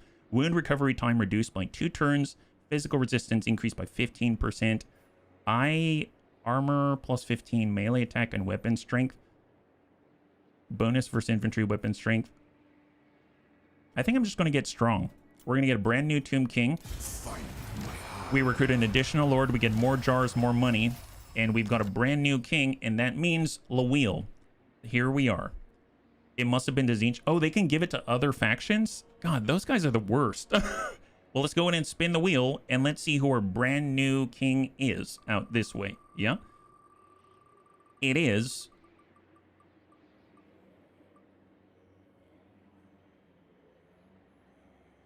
King Weirdfish Wishbone. Congratulations and welcome to King Weirdfish Wishbone. High five. Man, that is epic. The wheel. Yeah, the wheel. The wheel is the wheel deal. We've got Weirdfish Wishbone. Wishbone. Like that. You're up. That's right. King Weirdfish Wishbone. There we go. He's ready and he's ready to serve. Let's make sure, actually, before we hire anybody, let's make sure that he's got Route Marcher so we can move as quickly as possible. Canopic Jar, Soul Reaper. Let's get Passage to the Soul Realms, and we're going to get 2 points in Sun Scorched Bones, just so our front line is going to hold, right? That's been our do-all choice. We don't have any new heroes, right? Yeah, we don't have enough capacity there yet. And in the meantime, let's grab... So this is local recruitment, first of all, which is awesome. That's awesome. So I guess we could have 2 spearmen. We could have this. How many archers? 1, 2, 3, 4, and 5. That's not a bad start. We could have a Necropolis Knight to charge. We could have a couple of Tomb Scorpions. We could have Ushabti Greatbow, actually. Yeah, we'll get a couple of those. And then we're going to nab ourselves Spearmen, because I know I wanted to get Tomb Guard over to some of the other armies out there. So I'm actually going to go 1, 2, 3, and 4. A couple of the Nehekatan Warriors. And then I guess we don't have any of the Ushabti. We can have a backline, like, armor-piercing, you know, team. And I guess we could have a 6th Skeleton Archer. Why not? Now we're at 19 out of 20, at least for now. But... And we don't have any Screaming Skull catapults or anything like that, so maybe we'll get the last Ushabti Greatbow and we can adjust it for someone else when they get here. But it's going to take them... Well, it's going to be 4... We'll do 4 turns at 19 out of 20 slots, and then maybe we'll get a hero by then. You never know, right? Rush home to make it to the stream. I honestly just appreciate that you're here, and if it ever... Please don't find yourself stressed out about it. I really appreciate the support, though. I just want you to know. But please don't feel stressed out about it, because we are always going to have the VODs available for everybody on the YouTube channel. So thank you so much, though. It's very good to see you. High five. And I believe, just to remember, you are on the list, right? Yeah, is it Mummy and Daddy? I forget. Were you Mummy and Daddy? Is that right? I remember there was one that I didn't quite make a connection with. Okay. All right, let's see. So where are we at? We've got 3,000 points. Or gold. 3,000 gold. Oh, excellent, excellent. I did remember. Awesome. So nothing here right from the get-go. And I guess we don't need to save it all now because we can actually apply it. And I guess we'll bring up the golden tower, which is in this pass out this way. And we've got 33 gold now. So let's just end the turn and go. Hang tight. Oh boy. Here I was thinking I might not need to rush back, but I'm glad we are rushing back because it seems like the vampires are trying to take root in our territory. That seems like a bad time indeed. Especially because we definitely do not like the vampire counts. Drakenhof Conclave is actually one of our main objectives in our short campaign victory. We need to wipe them out. So they've delivered themselves to our doorstep as an opportunity, is how I'm choosing to see it right here. Ironbrow are now at war with the Ironclaw Orcs. Oh, okay. This is good to know, just so that if we ever go to war with their enemies, they're probably going to like us more, right? Come then. Okay, High Queen Khalida, she needs to move, like, yesterday. So she's cruising up, and we're just going to be bumming it up all the way up the coastline like that. I think we've got a couple more turns here for Crunchy Bones, so we'll get Templar Laden, and he's going to be moving straight to this pass because we got to keep an eye on Drakenhof. If we can see some of their main armies out this way, it might tell us something, or we might spot some of them moving up the path, but they're going to have to come right through, I guess, Mr. Cetra, so I doubt it's going to happen, but who knows. If we can spot it, that'll be better than if we can't. We'll go ahead and spend another about 3k here, but it looks like we have that 10% cost savings out here. We'll go ahead and go with, well, let's get more cash at the moment because we have a ton of upgrades, and we're just going to upgrade what we can and hold. There it is. Oh boy. Oh boy. I'm going to go normal speed. I realize I had it on fast. Oh, of course Aislin's coming to say hello. This time it's Aislinn himself. The first party he sent out was just to make sure we're not going to kick his butt for trespassing on our lands. So now Aislinn decided, oh, it's safe. I can do whatever I want in the Bunny League's lands. That's not true. That's not true. Oh my goodness, take a look at that. Drakenhof Conclave is now assaulting Thoric Ironbrow. So we need to help out our allies for sure, yeah. Manfred's on the way over. Not cool. No worries, Evil Bill. I've actually seen it on sale quite a lot. So I'm pretty sure every time a new patch comes out, stuff like that, they usually have some really neat sales. It should appear again. All right, let's go. Let's get Templar, lay them up here, full speed. Let's just double check. So if we zoom all the way out, we can see that we're starting to raise an army. We've got 2 more turns before they have most of a stack. Aislinn's out this way. We've got Crunchy Bones out this way, and Khalida's shifting way north. And then in 3 turns, we should have another army capacity. Actually, it's going to be 4 turns, and then we'll get our semi-legendary lord, I suppose, and we'll get our 4th army. Maybe we can, like, build them up here, and then we can start to, I don't know, somehow get 2 and 2, because I don't feel safe unless we've got 2 armies supporting each other at a time. So, let's see, Kingdom of Beasts. Any of the infrastructure buildings, we're going to take care of that. And we already got the Oasis.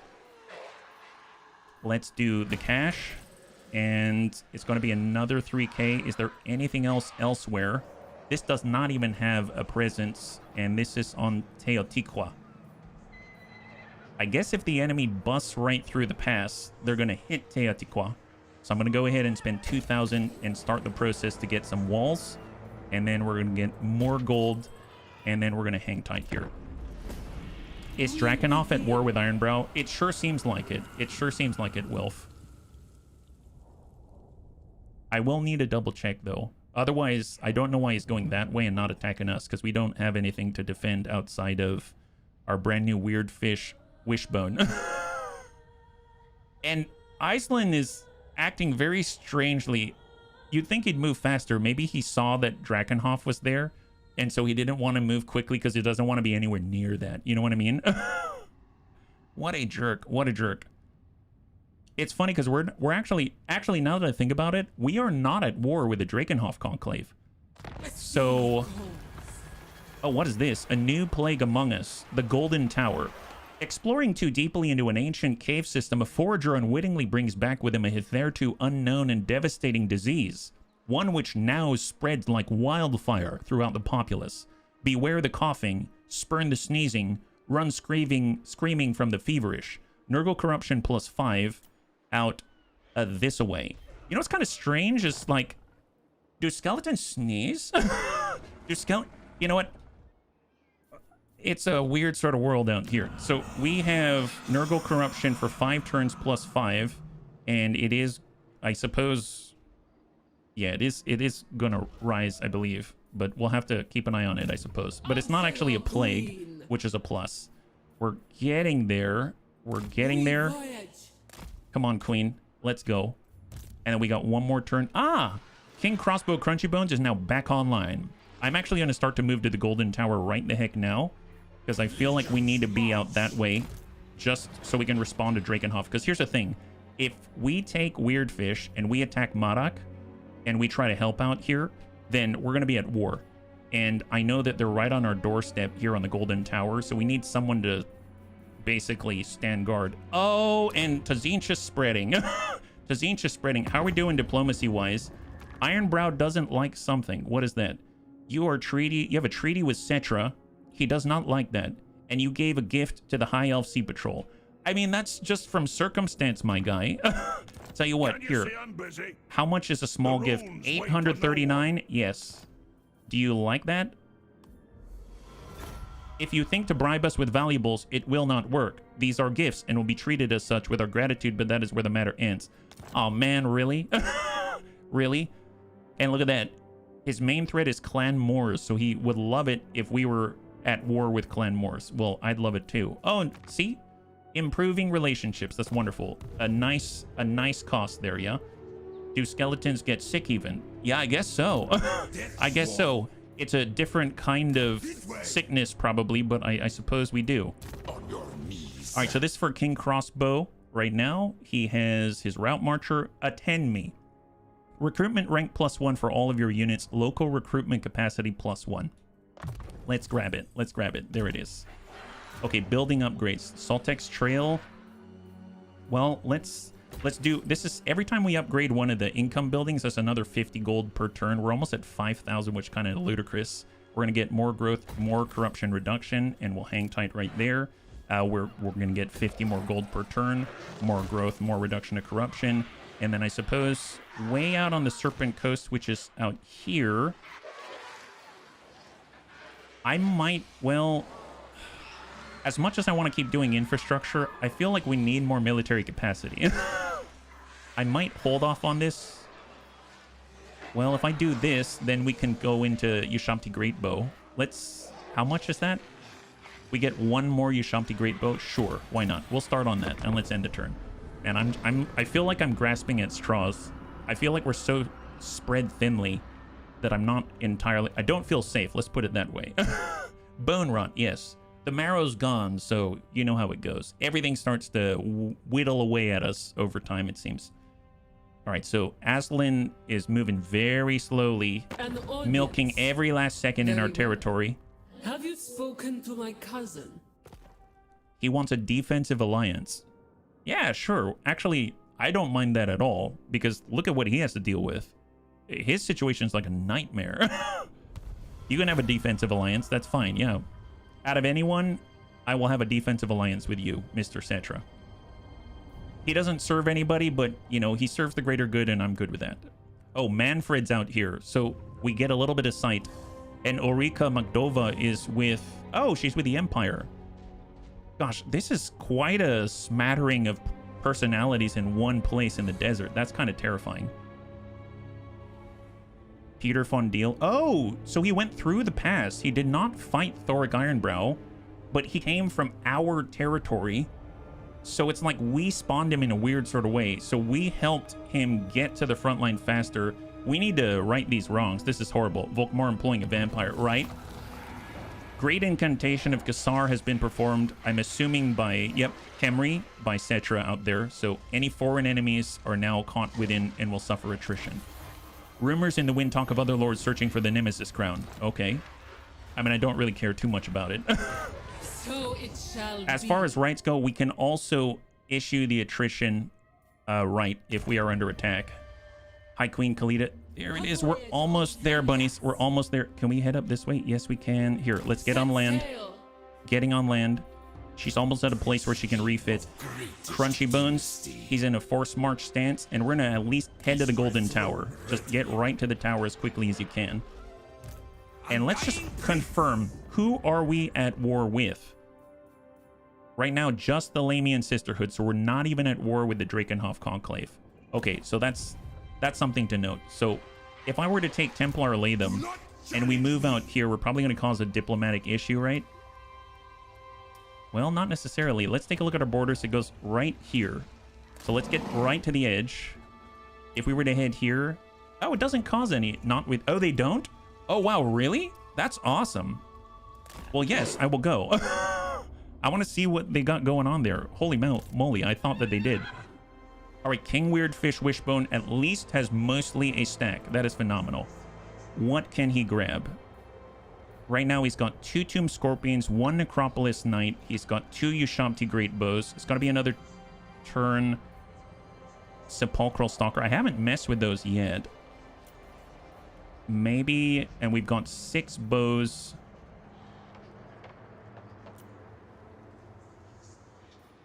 I guess let's get another... I'm going to get a Sepulchral Stalker. I have no idea what that does, but that should be an interesting one to mess with. And then that way he'll have a little more presence on the field. As far as our money, let's go ahead and upgrade to maximum here for the Cursed Jungle. Then all of the other surplus population goes straight to the Temple of Skulls, the major settlement. We have the port here. Just take a look at everything else. Let's buff this to 3. So our growth is going to continue to magnify. And nothing out. 3 more turns until tier 4. So let's buff up the port, and there we go. All right, cross your fingers. So far, no one's attacking us.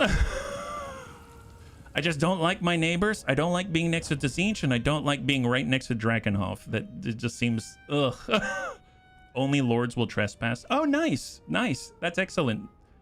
I totally thought that if heroes go around, they might piss people off. So that makes it a lot easier. All right, so Cetra's moving. He's mobilizing to protect the Black Pyramid of Nagash. I know that's one of the targets that we have. If we can take the Black Pyramid of Nagash, that helps us a great deal. But, I mean, Cetra's doing the hard work right now, so he deserves it at the moment. Ulrika Magdova is currently bombing it in, trying to keep an eye on the consolidating forces of Manfred von Karstein. And it looks like they're going after Cetra. Oh, please, please, please. Hang in there, Cetra. Hang in there. Oh, he took it. Oh, no. Okay, we need to get involved quickly because this could quickly get out of control and our only ally in the world is going to crumble and fall.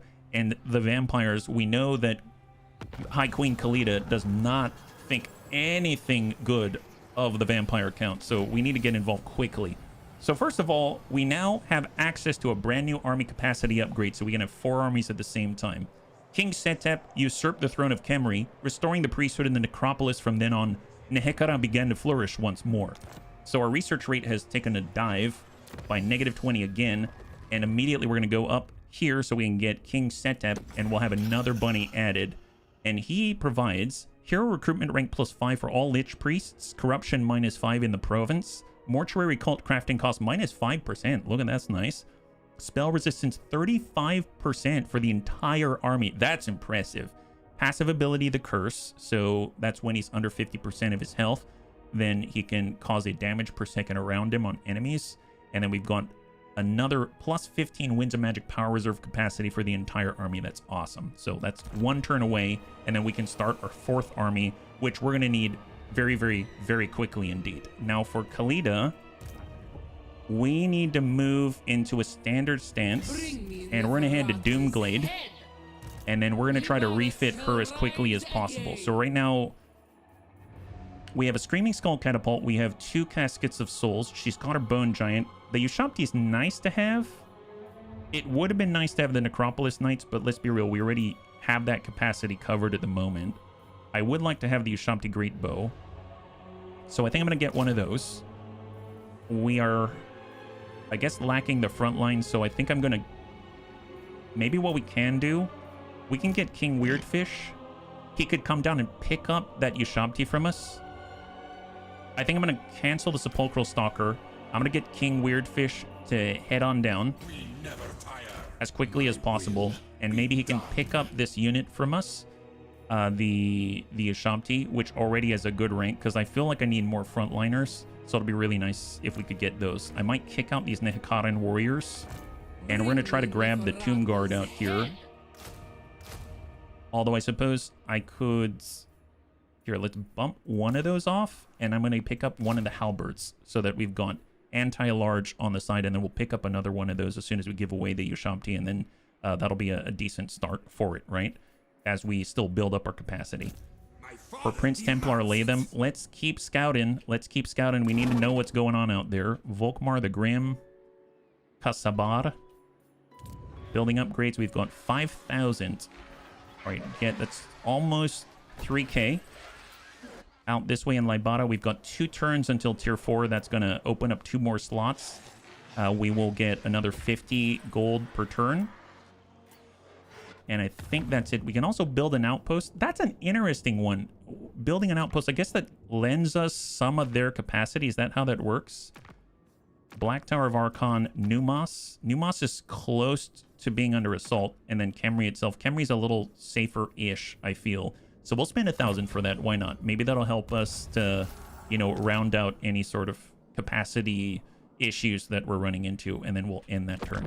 Man, I feel bad. Yes. I feel bad. Cetra's putting up the fight, and we're not fast enough to help out. I did not see the assault coming from Manfred von Karstein. The good news is that, once again, he is one of our main objectives, so it's not like we're going a completely different direction. But, oh, that feels bad. If we can, I'm going to give territories back to Cetra, just so that he's able to hold his own, so that we don't have to look after both sides of the mountains. And then maybe in the future we'll go in and take him out, but in the meantime he can hopefully handle himself. Yeah, looks like the Doomsphere is gone if you want to change the corruption reduction. Oh, thank you, Wilf. High five. I appreciate it. You're absolutely right. Thank you very much. Have you tried recruiting allied units in your army yet? Not many people seem to do it, but it's an option. I have. That's how we got like Bretonnian Knights and things like that, the Knights of the Realm. We got Knight Guardians, stuff like that, but I'm not too sure how it would work in terms of our allies if we have no upkeep and no price. I'm assuming if there is a price on a unit that's not Tomb King, you'll have to pay for it. I don't know. We'll have to find out. We'll have to find out. That's going to be an interesting one, because I've never had an experience like this before, where you can just sort of, these are the units I need up to a certain capacity. Abandoned Sphinx. What? Despite the best efforts of our chief necrotech, one of our tombs has started to sink back into the sand once more. Before giving up its illustrious arcane secrets, if we do not act quickly to shore up its entrance, we risk losing everything we have thus far gained. Reinforce the workers. Servants are sacrificed growth -8 across all provinces for 10 turns, or warriors sacrifice casualty replenishment rate -8% for 10 turns for all armies. I feel like we need this way more right now than the growth. So I'm going to do this. So it says, possibly our laborers have not worked hard enough. A swelling of their numbers and some encouragement with the last should better align their priorities with our own. Oh my god. Your only ally right now is Cetra, so not a lot of unit variety. Yeah, no. But I'm hoping it's going to allow us to get units that are maybe beyond our current capacity on our own, right?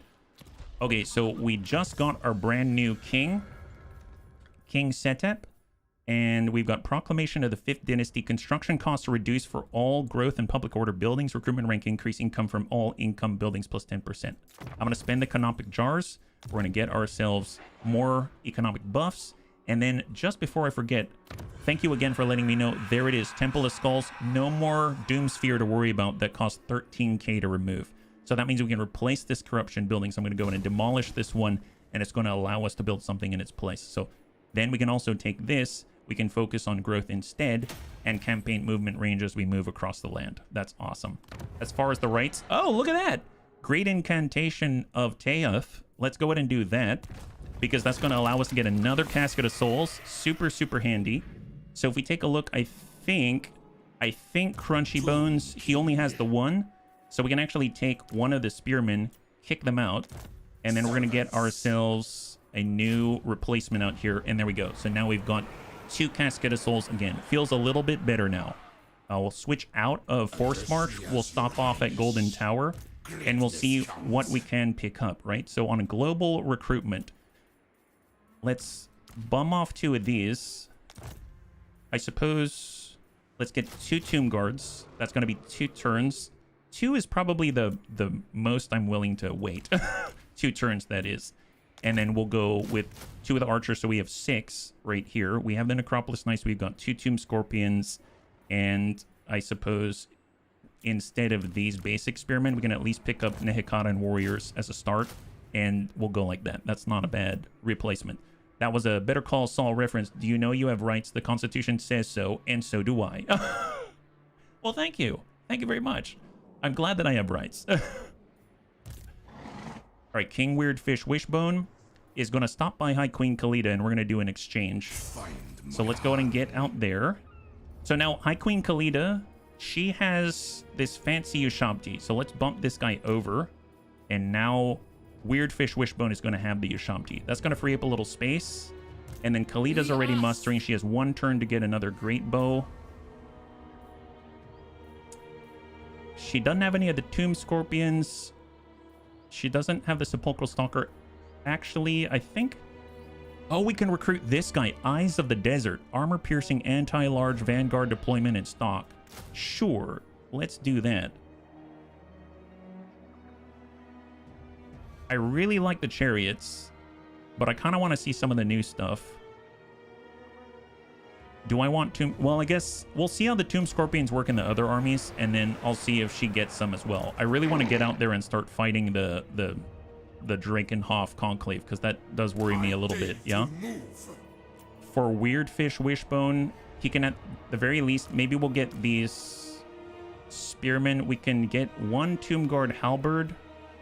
Maybe we'll just replace 1 of them, because it's only 1 turn, right? 1 Tomb Guard Halberd. And... we already have 6 archers. This is 2 turns. 1 turn for Ushabti is 2 Ushabti already. I think... Do I value the Nehekaran?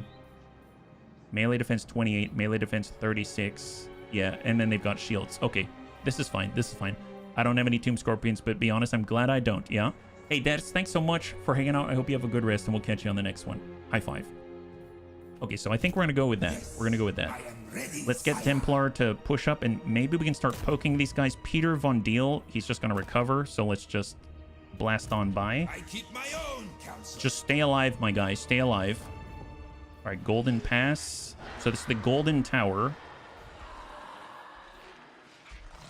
We could make...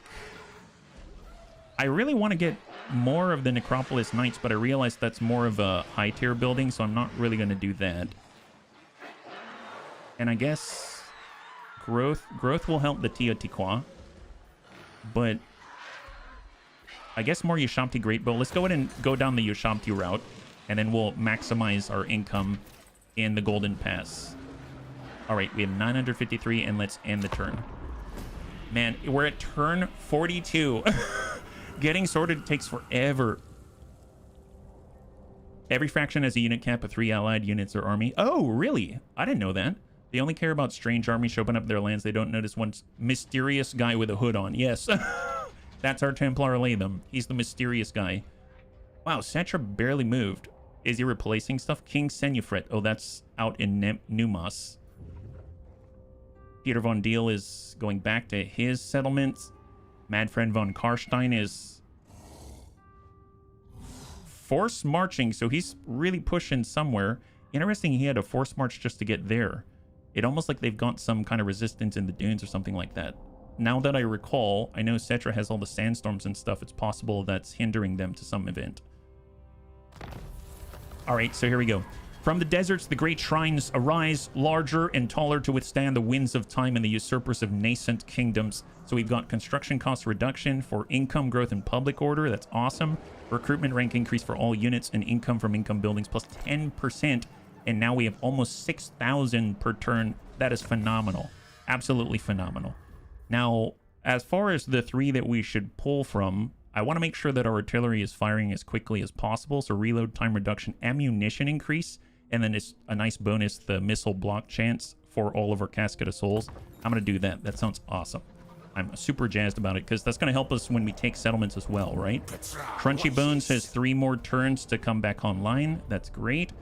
For Prince Templar Latham, maybe we can assassinate someone with Manfred. You can try to assassinate the White King. Go. Take his soul. Nice! High five!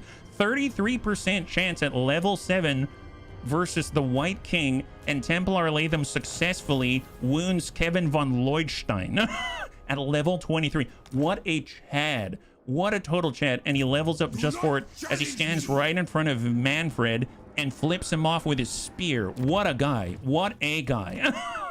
Assault units, specialist. Oh, I realized I've been bumping assault units. Well, actually, that's not a bad thing to bump. Sure, why not? We'll also make them better at assaulting units, my god. The only thing with the Tomb King's territories, a lot of them have decent buildings for Tomb Kings. All the pyramids give faction buffs. I cannot wait to get some really, really baller buildings out there. And this is our defensive right out this way. Okay, so High Queen Khalida, she's good. King Weirdfish is good. Bunnies, let's go to war. First, we're going to kick them out of Madak. Next time. We're going to totally kick them out of Madak, that's for sure, yeah?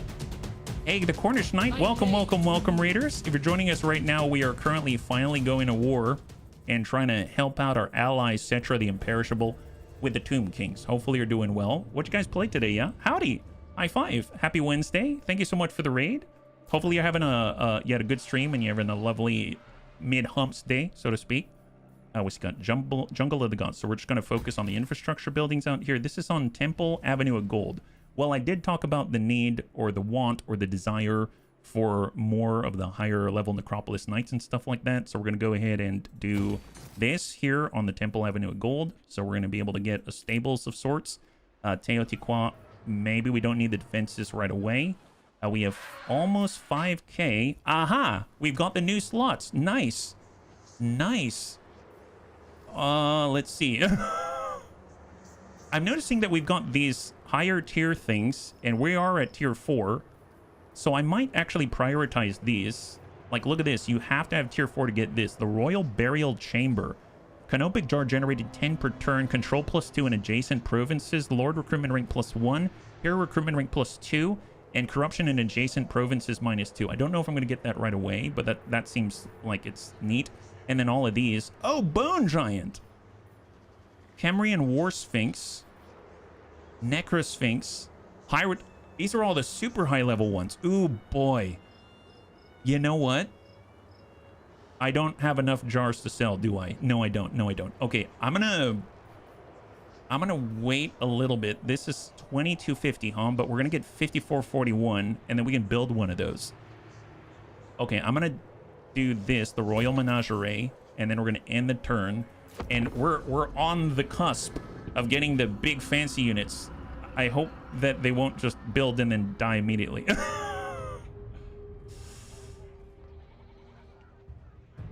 I have to say I'm very impressed with Templar Latham, because how do you walk up to a faction that you're not technically at war with, assassinate and wound one of their kings, and then just stand there in front of the other king and then be like, come at me, bro.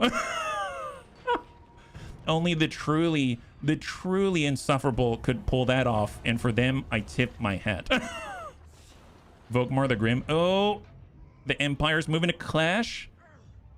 Yes, yes. Go for it, Empire. Ulrika Magdova's scouting up a storm as well. And Sea Lord Aislin's just doing his best to blend in with a background right next to Khorne. The Necrotect hero is a must to heal the big constructs.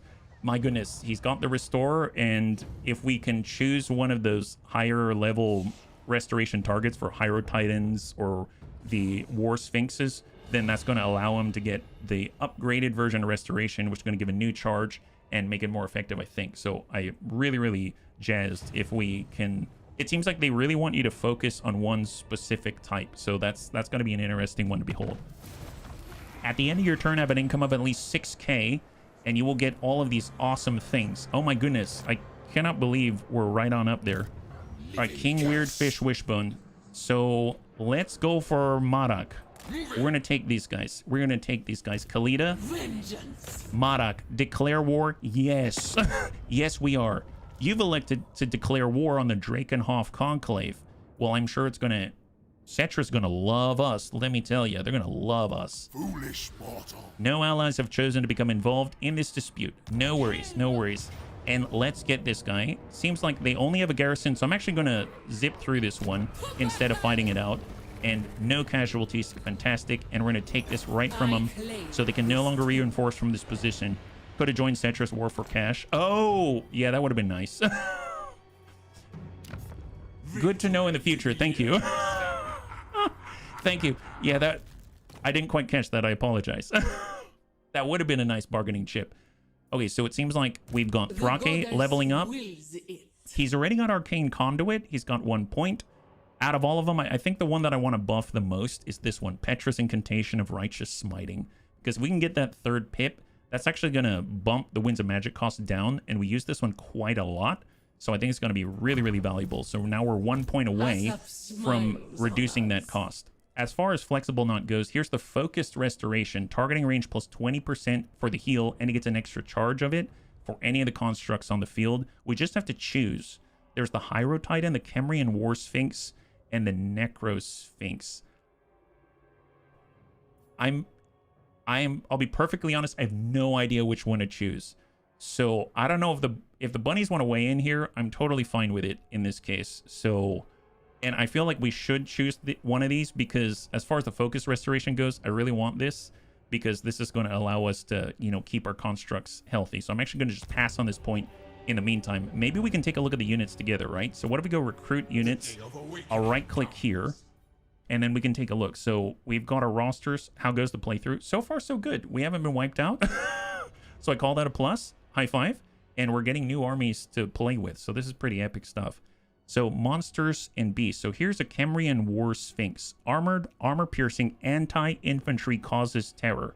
And then I know they had a Necro Sphinx, right? Necro Sphinx is a monster or a beast. Armored, armor-piercing, anti-large causes terror. Also the same, at least tag words. But I guess if I select one and then mouse over, it looks like the Kemrian War Sphinx has more of a charge bonus. It's anti-infantry versus anti-large. So I'm guessing you get a Necro Sphinx if you want to go out and attack like a single entity monster and just dumpster fire it, right? So that's pretty awesome. Then the Kemrian War Sphinx probably bounds through and then kills off other infantry units and, you know, helps out your other infantry units. Probably has, I'd imagine that it has missile strength. Oh, that's interesting. So it's ranged. Oh, well, that does a lot, actually. If it's ranged, then that actually... Oh, yeah, it's missile, monster, and beast. If it's ranged, that actually means it's going to benefit from the presence of High Queen Khalida. So that's pretty cool. And then the last one, I believe, there was the Bone Giant. Obviously, we know that one. The last one was the Hyro Titan. So what's that? Hyro Titan. Here's the Hyro Titan. Armored, armor-piercing causes terror. What's the difference here? I mean, it's not anti-large. It's just armored, armor-piercing. So speed, plus 36%. Oh, 36 speed for the Necro Sphinx. So it's much, much, much, much slower. But now that I recall, I think, Wilf, you had mentioned that you can build buildings and it'll raise the ward save. Is that right? So if I were to take a look at Lamia as an example, and we take a look up here. Oh, here we go. So let's take a look at the building. So if we look at the highest ranked one, for the Citadel, for the Bone Giant specifically, you get ammunition plus 50% during siege defense battles, leadership -8 when laying siege or encircling, recruitment rank for all of your units, local recruitment capacity +1, casualty replenishment rates. Seems a little more defensive, it sounds like. If we go with the Kemrian War Sphinx, we get physical resistance 1% for War Sphinx. Oh. So let me get this straight. You can only really build this building in a major settlement. So the more major settlements that you own, the more of these buildings you can build, and therefore you can stack more and more of these buffs. So physical resistance is 1%. If you own another major settlement, it's 2%, you know, cumulatively. You own another major settlement, it's 3%, etc., etc. And as you go, eventually it'll become really, really... Oh my goodness! Holy moly. Mac, thank you so much for 10 gifted subs. If we could show some love in chat for Mac, that'd be absolutely amazing. Thank you so much. High five. Thank you so much for taking care of the bunnies time and time again. I really appreciate that. How are we doing today? We're doing just fine. We're just trying to figure out what giant monster to choose because it seems like they target and have you go down a path. So it's almost like if you choose a monster, you want to stick with it, because the more of that same structure that you build over and over again, that monster becomes stronger and stronger and stronger. If you spread it out, you'll get the benefit of having the versatility with one monster to the next, but the buildings themselves, you know, you're spreading out the buff as well, if that makes sense. Yeah, that one has both flaming and magical melee attacks. Oh, the Hyro Titan out there. You can build them all in every capital, though. Oh, you can? That is true. That is true. That is true. Okay, fair enough. Fair point. The Necrosphinx is missile resistance 1%, so range. And then the Hyro Titan is ward save 1%. My god. Well, I feel like right now, if we take a look at our current setup with the dynasties, and we look at patronage of the second dynasty here, unit capacity +1 for bone giants. We have nothing that allows us to build bone giants. So I feel like we should make a bone giant building so we can actually take advantage of this buff. And then we're just from that single bone giant building, we'll be able to build 2 of them. So I think that could be really, really strong. So I think I'm going to start with that just here. The Ruined Nehekaran Citadel. Nice thing is it gives us other benefits as well outside of just corruption reduction, actually, are they all corruption reduction? Yeah, this is the only one that's like super defensive, and it increases our local recruitment capacity as well. It's a nice one to start with, quite honestly. And we've got 2,400 as well, yeah? You would be able to buy, you already got one, so one. Oh, okay. Okay, fair enough. Then I've gone off the reservation, it seems. Fair enough. Okay, yes. So what points? Flexible not. I guess if we had to start with one, the Cambrian War Sphinx is a missile monster or beast, and it's not 32 speed. So I'm going to try the Cambrian War Sphinx specifically for High Queen Khalida's army. So I'm going to select this, and the next point's going to allow us to get that buff with the restoration charges and extra 20% range. Thank you so much for your help, bunnies. Honestly, I wouldn't know what to choose otherwise, I feel. All right, let's keep harassing Manfred von Karstein with Templar Latham. Looks like assassinating Immortal. Oh, no, that's not him. I was like trying to target Tzeentch out this way. All right, Manfred. Assault his unit 0%. All right, well, we'll just keep an eye on things, I guess. We'll be close by-ish. Have you killed me off? No, not at all. Speaking of which, if you want to be on the wheel, please let me know. And Mac, since you mentioned, have I killed you off? I assume you want to be on the wheel. Yeah, Templar is sleepy. He's exhausted. Oh, that's right. So I just put you on the wheel right now, Mac. All right, so let's end the turn and cross your fingers. So we're currently marching to war. I would imagine that by the next turn, we should have Crossbow Crunchy Bones back online so that he can actually start to probe and poke at Manfred von Karstein from the south, which would be really nice. You're very welcome, and thanks so much for, I guess, I sort of voluntold you, didn't I? But thanks so much for even wanting to be. How about wanting to be with us there? Yeah? High five, and thank you again for all of the lovely support. I appreciate it. All right, so Cetra, he's building up more armies. That's fantastic. Oh, I realized I haven't started our 4th army, have I? Oh my god, I haven't. Okay, bunnies, I apologize. We can make a 4th army, and I have not done it. So that is on me. I definitely want to start up that army in our main province, and then they'll probably have to travel far south. Fortunately, all of our provinces have some of the buildings that extend our movement range, so that's going to be a really, really nice addition. Thoric Ironbrow is helping now. Wow. Everyone's pitching in. Everyone's pitching in. This is an allied effort is what it is. We're united on a good front out this way. 118 and hang tight. Perfect. Lizardmen have constructed a Star Chamber. Slan Mage Priest exists, and it seems like King Crossbow Crunchy Bones is now becoming a better builder out there. Coron. Oh, the French claim the crown. Leon Coeur has claimed the crown. That's a little sus. My goodness. All right, well, let's go ahead and I guess on the Doomglade, maybe in Libaras. Actually, you know, maybe in Lamia. So I'm going to go ahead and recruit Setep. So this is the new super Setep of the 5th dynasty. Let's get him. And King Setep is going to become a bunny. So let's spin to the wheel. So who's our brand new 4th army leader? It is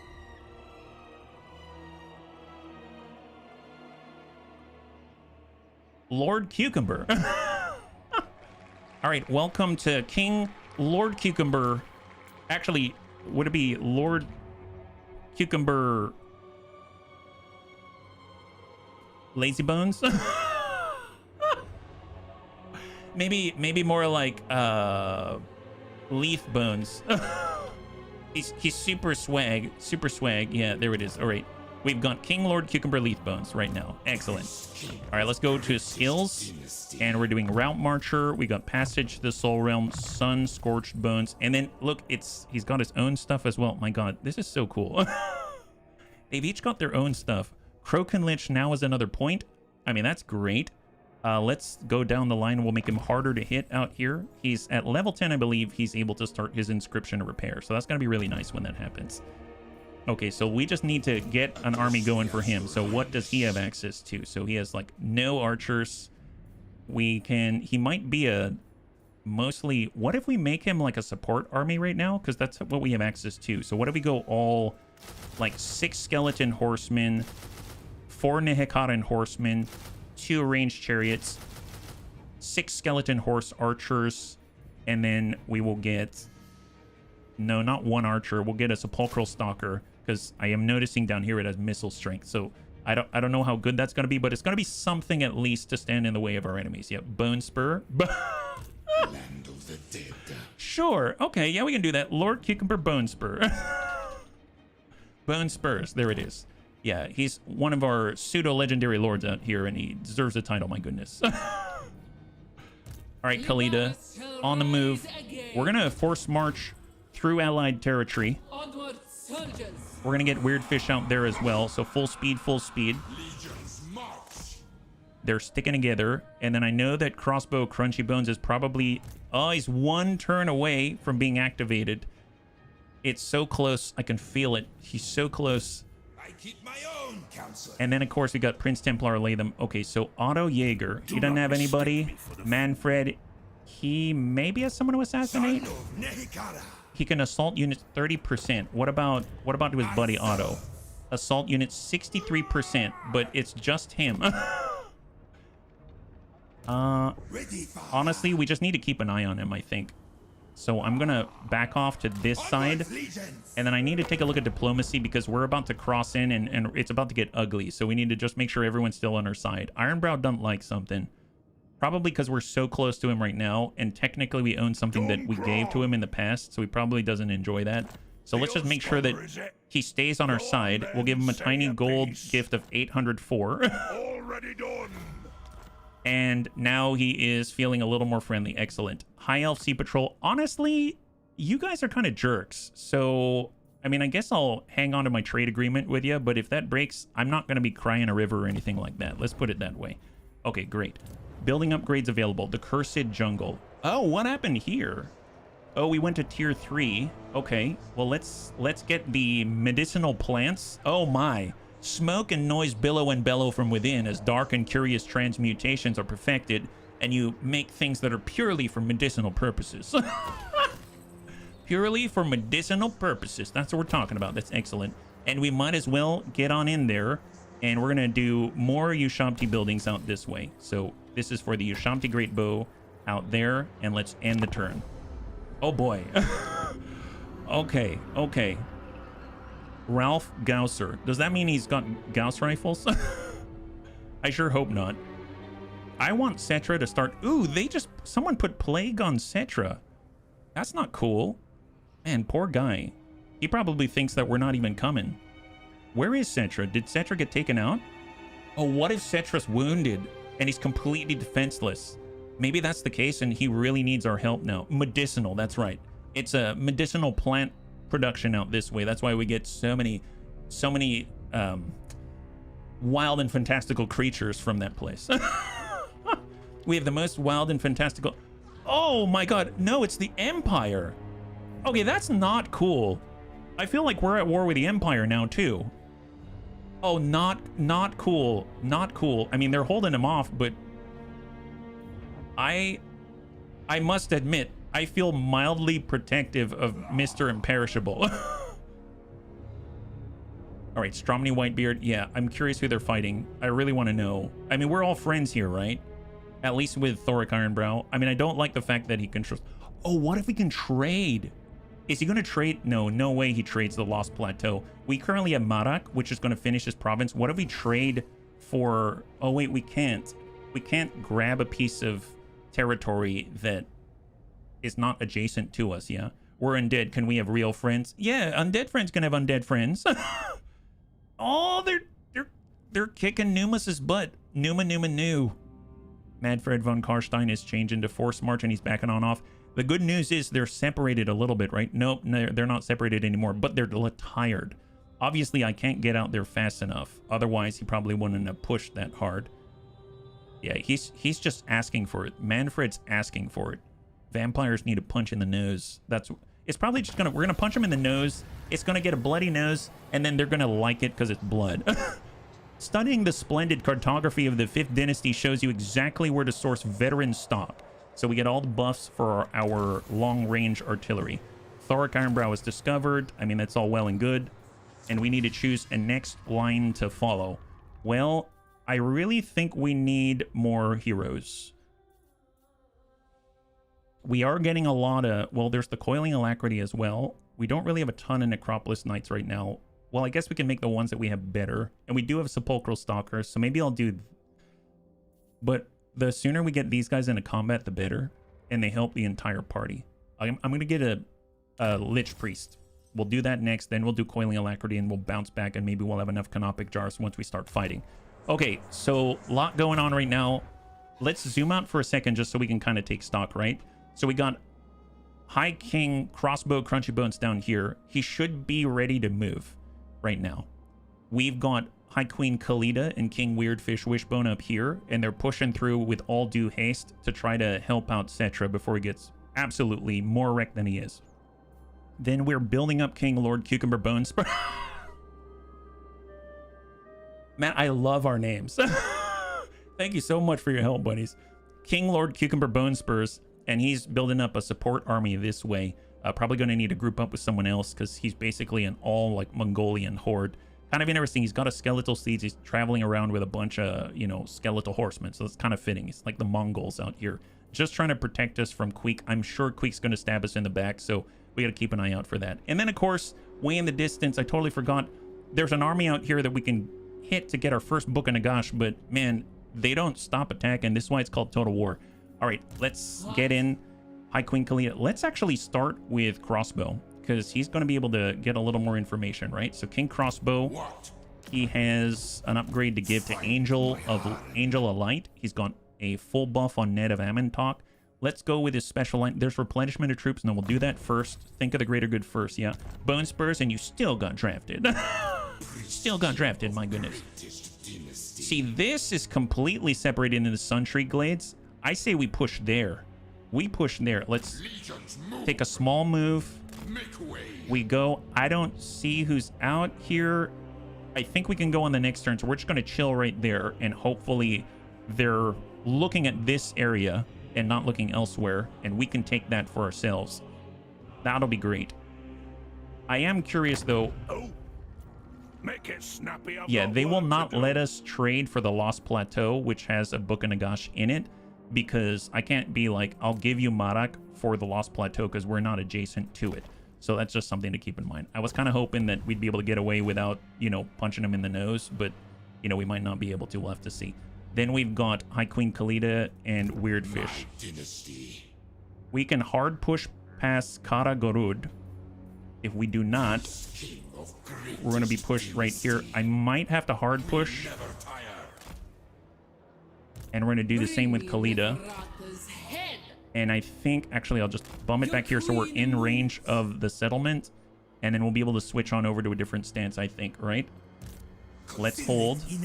Now, I'm kind of thinking, as far as the Mortuary Cult goes, man, we need more jars, actually. I was going to say, if we can get another Perfect Vigor, that'll be great for our all of our cavalry out there, especially Necropolis Knights, stuff like that.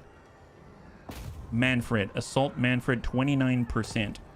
Templar Latham, can you assault auto? 62%. Yes.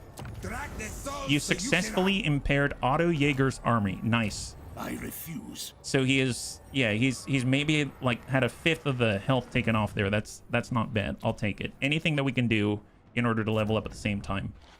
Okay, so out here we've got 900 gold to upgrade cavalry building out here. Out in Teotihuacan, we're going to upgrade so we can get more capacity for Ushamti Great Bow. That's going to be 5 turns away.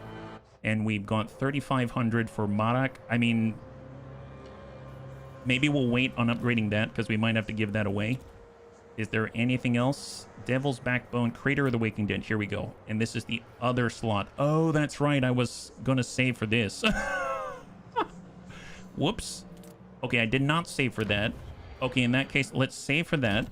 I wanted to do another, you know, big building there for another lord, and we'll end the turn for another main monster unit or something like that. Right. Come on. Immortal of Tazinch is heading towards King Crossbow Crunchy Bones, that jerk face.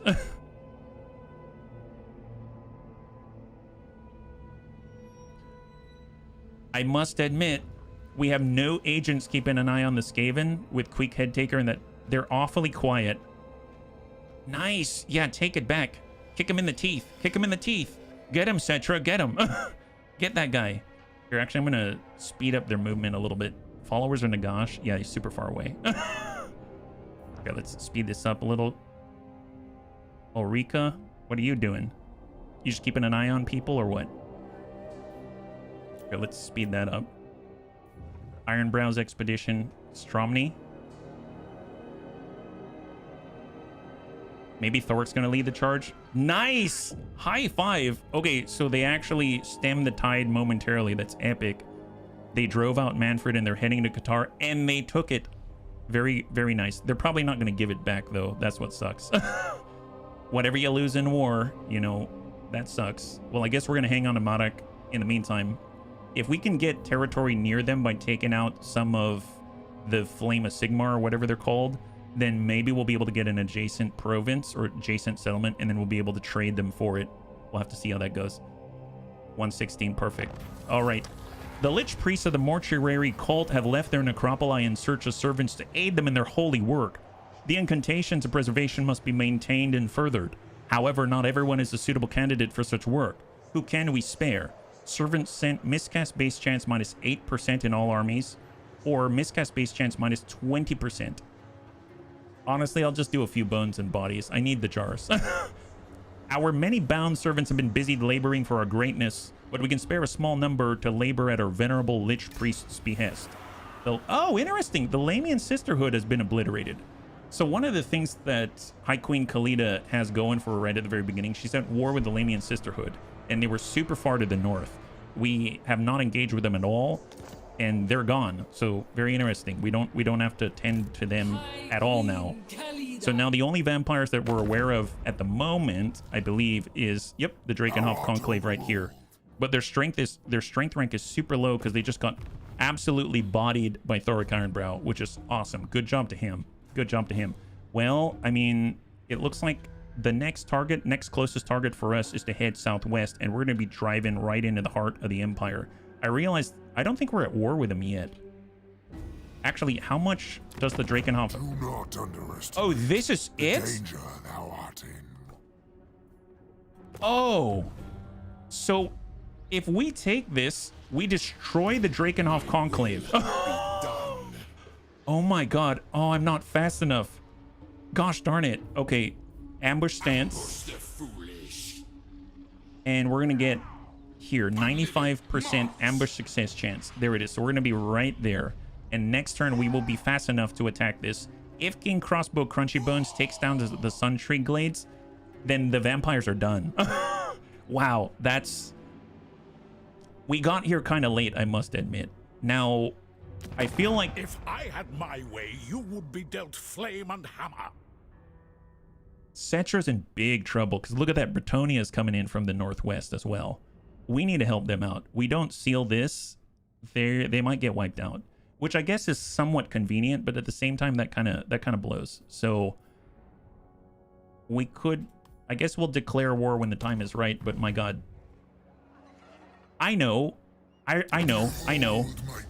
The bunny said if we join war, your offers, we will declare war against your enemy. And you will pay us for it. 703. Or we actually get a military alliance, right? Because that's one of the quests. And you'll pay us a little less. How about that? Let's do it. Let's do it. There it is. So we are now military allies with Cetra. He is in a weird sort of situation. He's going to need our help for sure. Excellent.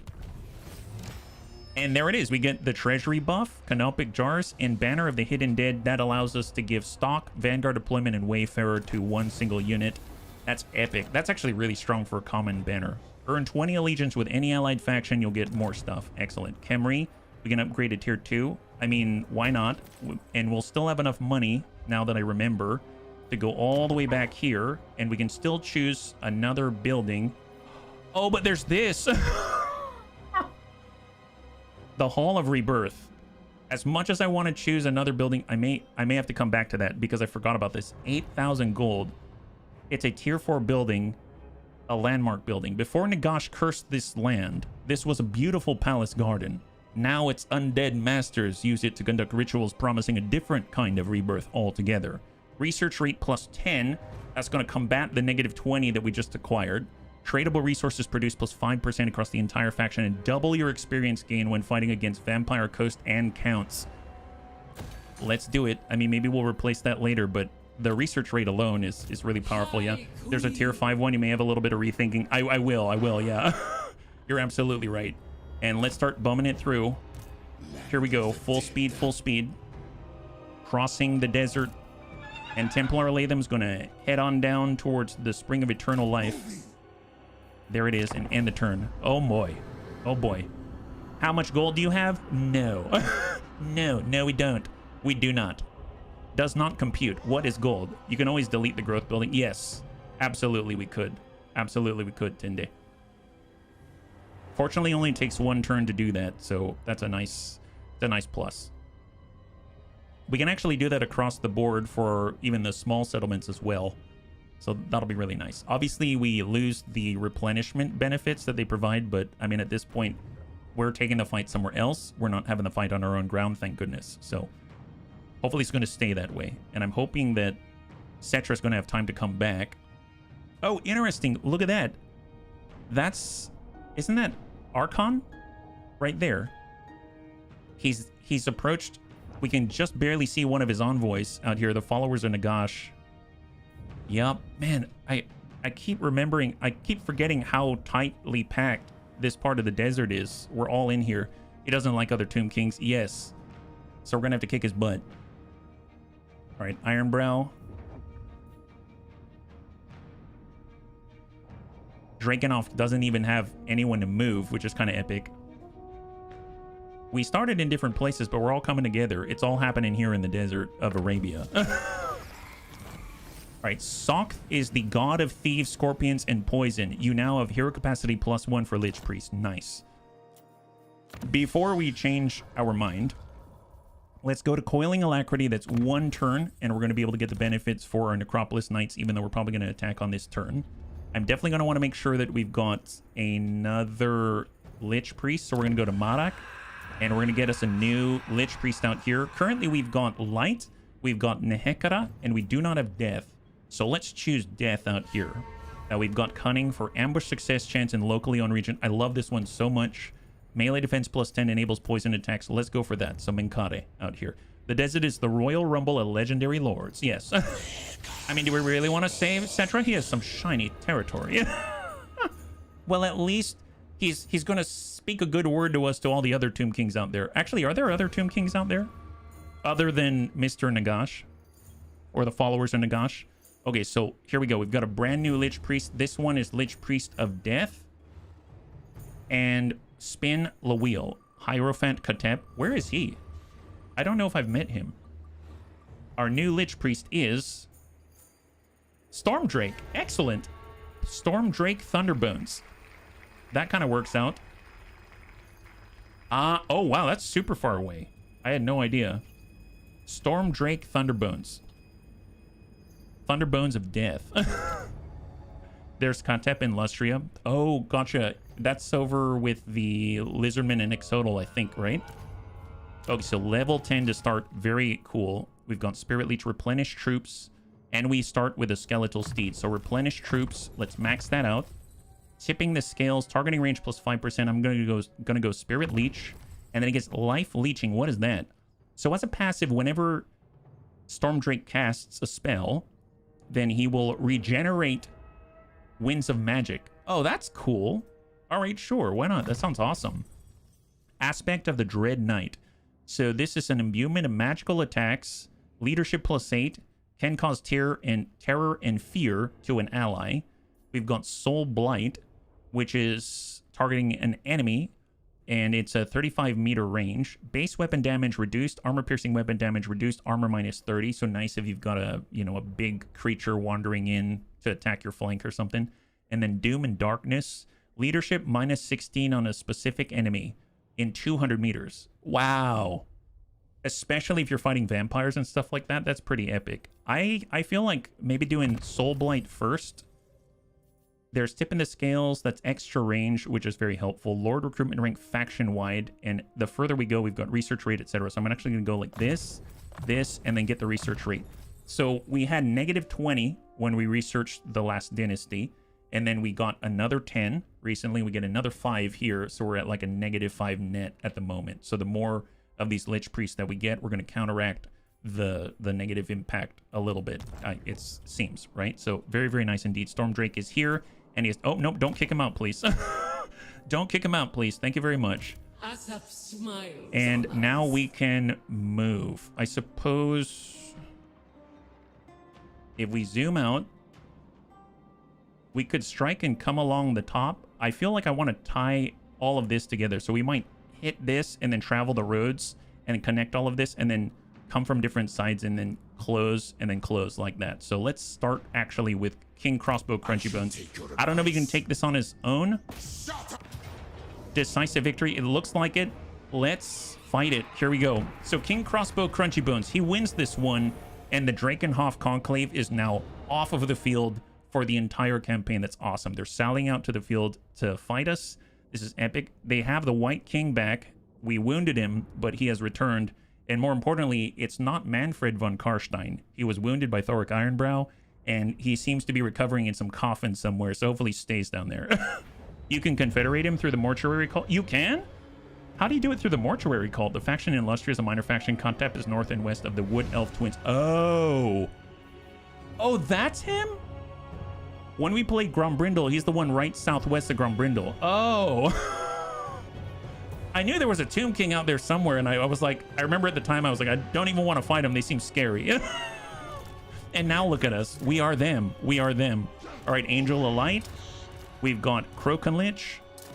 We've got all of our archers. Let's go in and get our unique Regiment of Renown right in the middle. We'll go to 4. So he's going to be on the front line out here.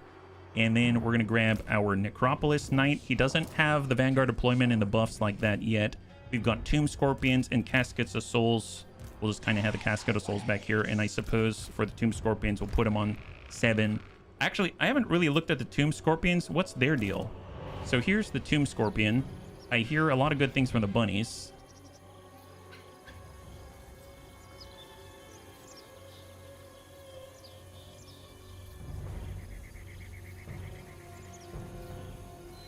Okay, that is sick. That is sick. So, you know what this looks like? This looks like a sports car. Like a heavily armored sports car. Look at this. It even has a slot in here for a freaking tomb. That's why it's a Tomb Scorpion. Look at that. It has... This is like a dreadnought for the Tomb Kings. Holy moly. That's terrifying. And it's so low profile as well. Man, it's on coilovers. It's got itself a nice little spoiler. It has, you know, the front splitter. This is a race car waiting to happen. My God. So what's its deal, right? Armored, armor-piercing, anti-infantry causes terror. I can see why. It's got multiple faces. One here, there, and there, all at the same time. So what does it have to say? Tomb Scorpions are powerful creations of the Mortuary Cult, formed from a combination of stone, metal, lacquered wood, and fused bone. Burrowing beneath the surface of the desert, they attack suddenly and without warning, exploding into the fray in a shower of sand. They are lethal foes, For a Tomb Scorpion's tail carries a potent sting that can incapacitate the largest of foes, and they have powerful pincers that can slice a man in half. As they scuttle forward on 8 segmented legs, they hack apart anything in their path, and when the Tomb Kings go to war, the Lich Priests send out their magical call and summon the Tomb Scorpions into wakefulness. Those Tomb Scorpions that respond to the incantations will travel for leagues beneath the ground before clawing their way to the surface and falling upon their enemies with razor-sharp claws and stinging tails. It is a truly terrifying sight to behold the sands parting to reveal the monstrous form of a Tomb Scorpion, and very often, the last thing that their enemies will ever witness. Holy Jesus. Well, that's awesome. Anti-infantry, huh?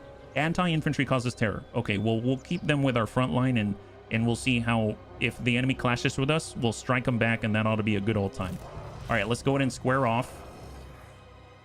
We're going to stay a little blockier than before, and we're going to do the Bunny League formation here. If you got 6, why not? Why not? And then we'll get our caskets. We're going to have our Lord. Now, we don't have the same aura that our Queen has, but it's still not a bad place to keep our valuable members of our ruling caste at the moment. Then we have our Tomb Guards. We'll have them on the edges, and then we'll just intersperse some of the rest of our guys. So we'll just kind of have 3 out this way. We'll have 3 out this way. Actually, I'm kind of thinking we have 3 Tomb Guards, so I should probably have them at the Vanguard instead of anywhere else. So let's switch their order a little bit. And then we'll do the same on this side. And then we'll just take this and we'll stagger it back. Bump that back. There it is.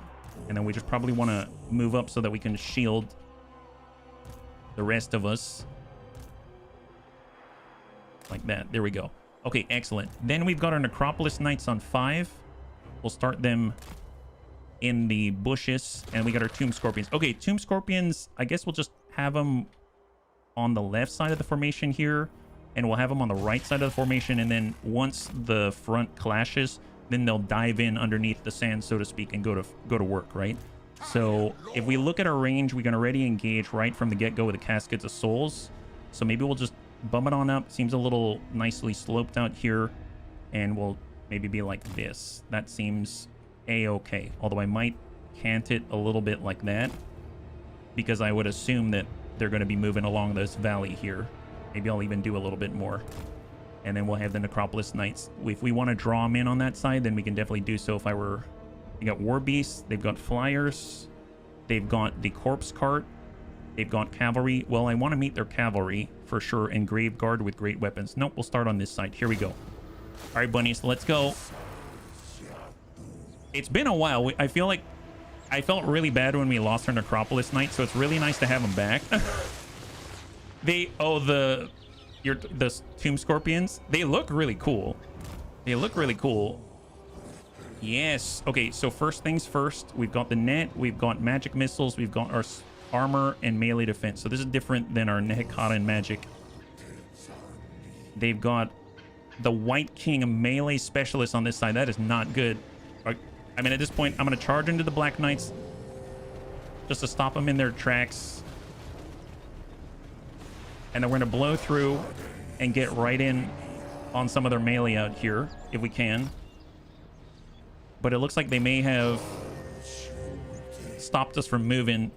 Come on, come on. Let's get out of here first. Pull it away. Come on. Come on. Oh, no. This is not working out to our advantage. We're actually throwing our units away, I think. So I'm going to... Oh, boy. I think we're stuck. Oh, no. Man. I admit...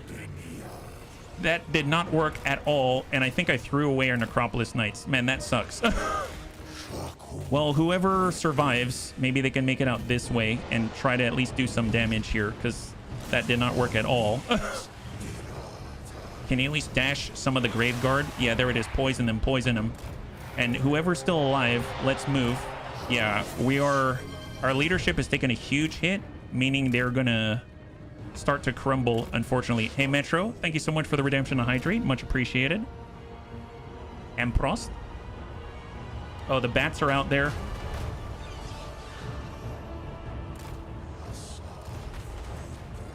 Okay, we're getting a little leadership back. All these bats. Okay, so the bats are now in here. Can I get our scorpion to respond? Oh, they're attacking our scorpion? Really? All right, well, attack the fell bats back. What in the world? And then we're gonna get our lord to come back here to respond. And I suppose we can even net. We'll just net this one unit here and lock them in place. And let's go.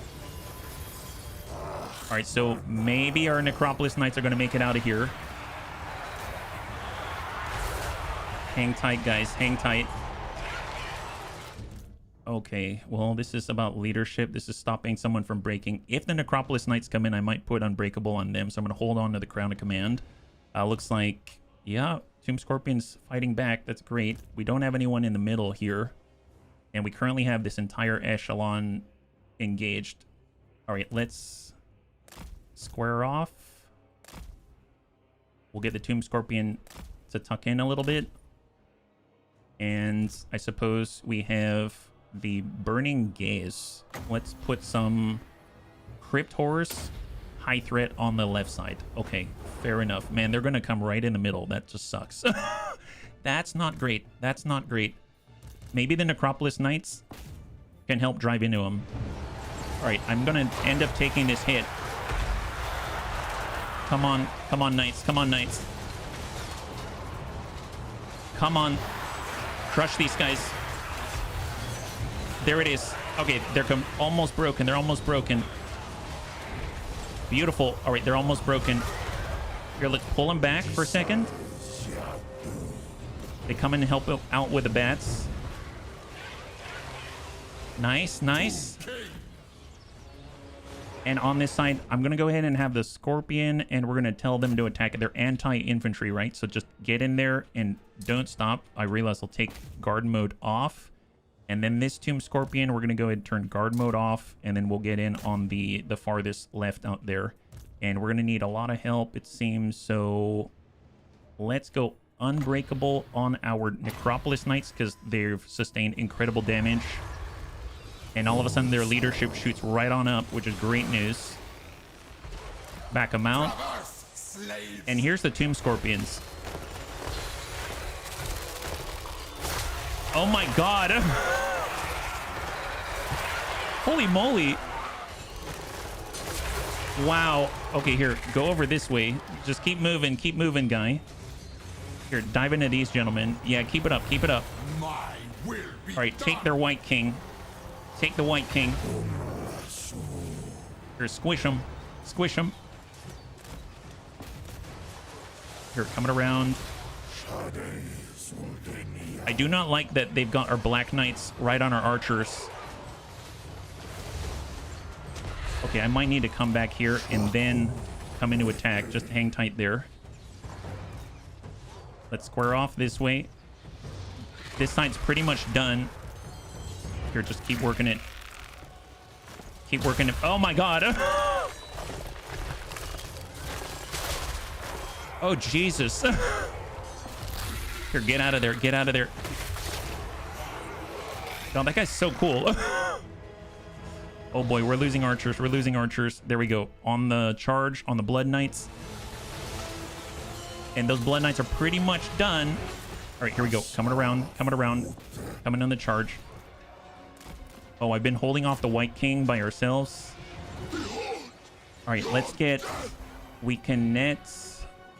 Let's net the monstrous infantry in place. And then I'm going to get all of our archers. Let's go and grab them and make sure they're cannoned in the right direction, right? So here we go. Let's square off.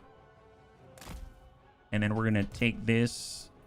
I'm going to make sure that all of the front line, actually, let's take them off of guard mode.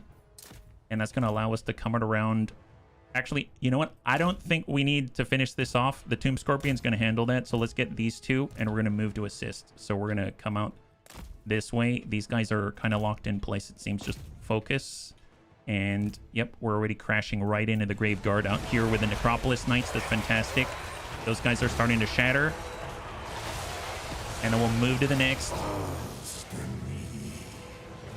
Yeah, their leadership is much better now. So much better. Get in on the Crypt Horrors. Very nice. That would be terrifying. That'd be absolutely terrifying. And then if we stay on the Wizard Lord, I think maybe it'll be less effective for him to shoot, right? Here, let's square off. For Necrotech. So our Necrotech can restore. Let's go and restore this Tomb Scorpion. And we're going to start heading out this way. I think we might have lost one of our frontline units. Here, just wrap it around. And attack. Here, I'm going to pull away from the Wizard Lord because I don't want to lose the Necropolis Knights if I can avoid it. Square off. A unit has been wiped out. See, I don't like to see that.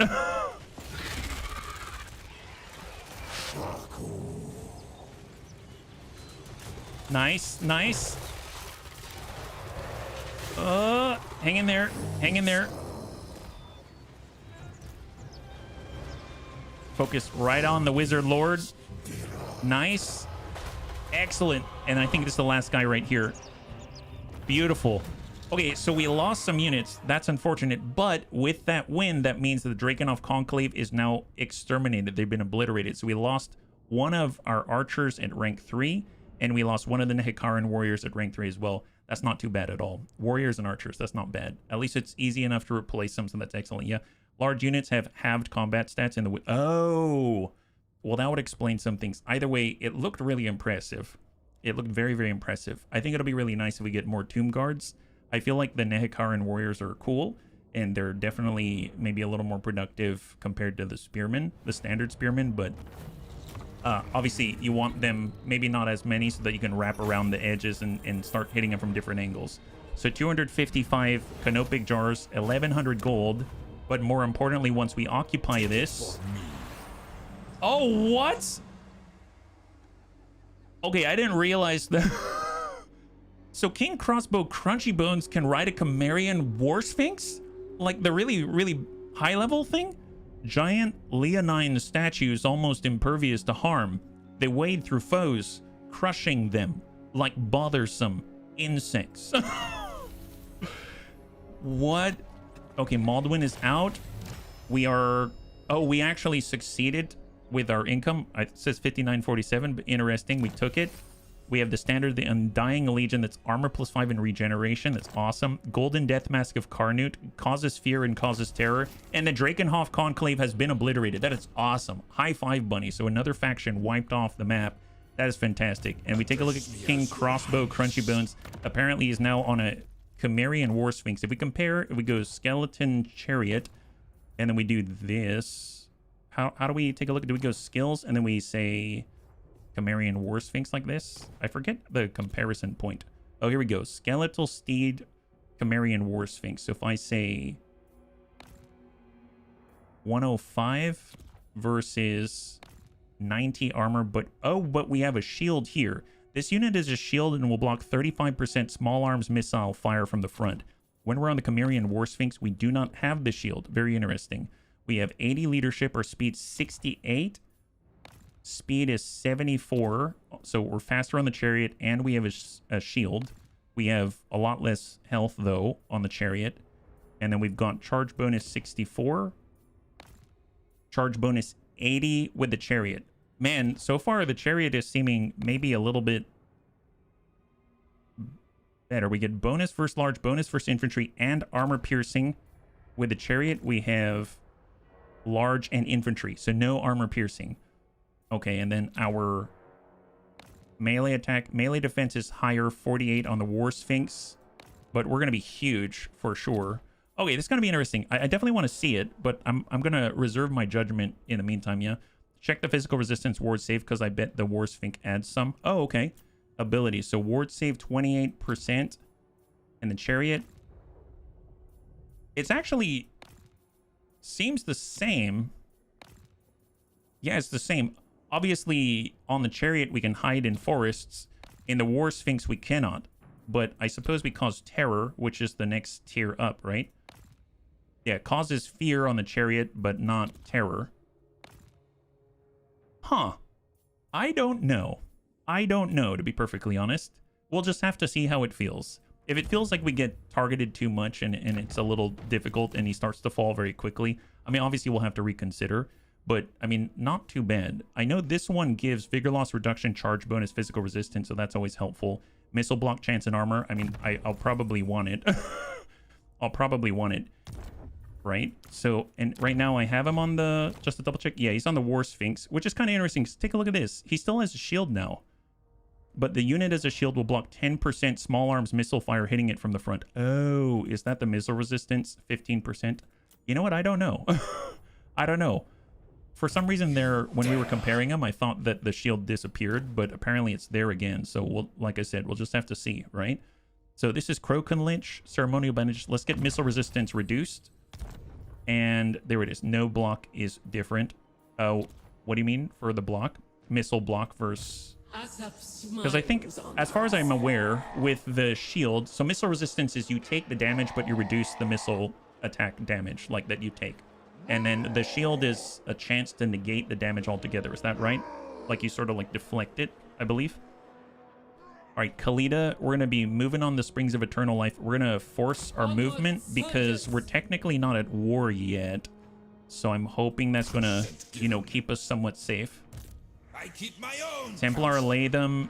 I'm not going to start poking those guys yet. Let's see what else is coming to us. It's possible they've got forces behind that I cannot see. So we'll just hang tight right there. And then we've got our upgrades. Marak, I was holding off on upgrading that. We have 7,176. This is for defensive supplies, Legionary Barrage. Aha, Soltex Trail.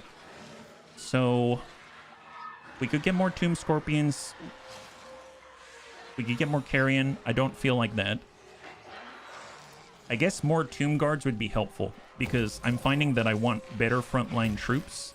So I'm going to go ahead and build ourselves an open grave out here, and we'll work up that tier. As far as the Suntree Glades, I mean, oh, it already came with one. That's fantastic. And this is for the Control and the Corruption. I'm going to demolish that, and we'll replace it with something else, maybe Growth or something. And I guess, why not? Sure, we'll upgrade this, and let's end the turn. But I'm going to zoom out because I think we can see a little bit better, right? So if I'm here and zoom out like this and end the turn, I think we can see these things move on the map and we get a better overarching view, right?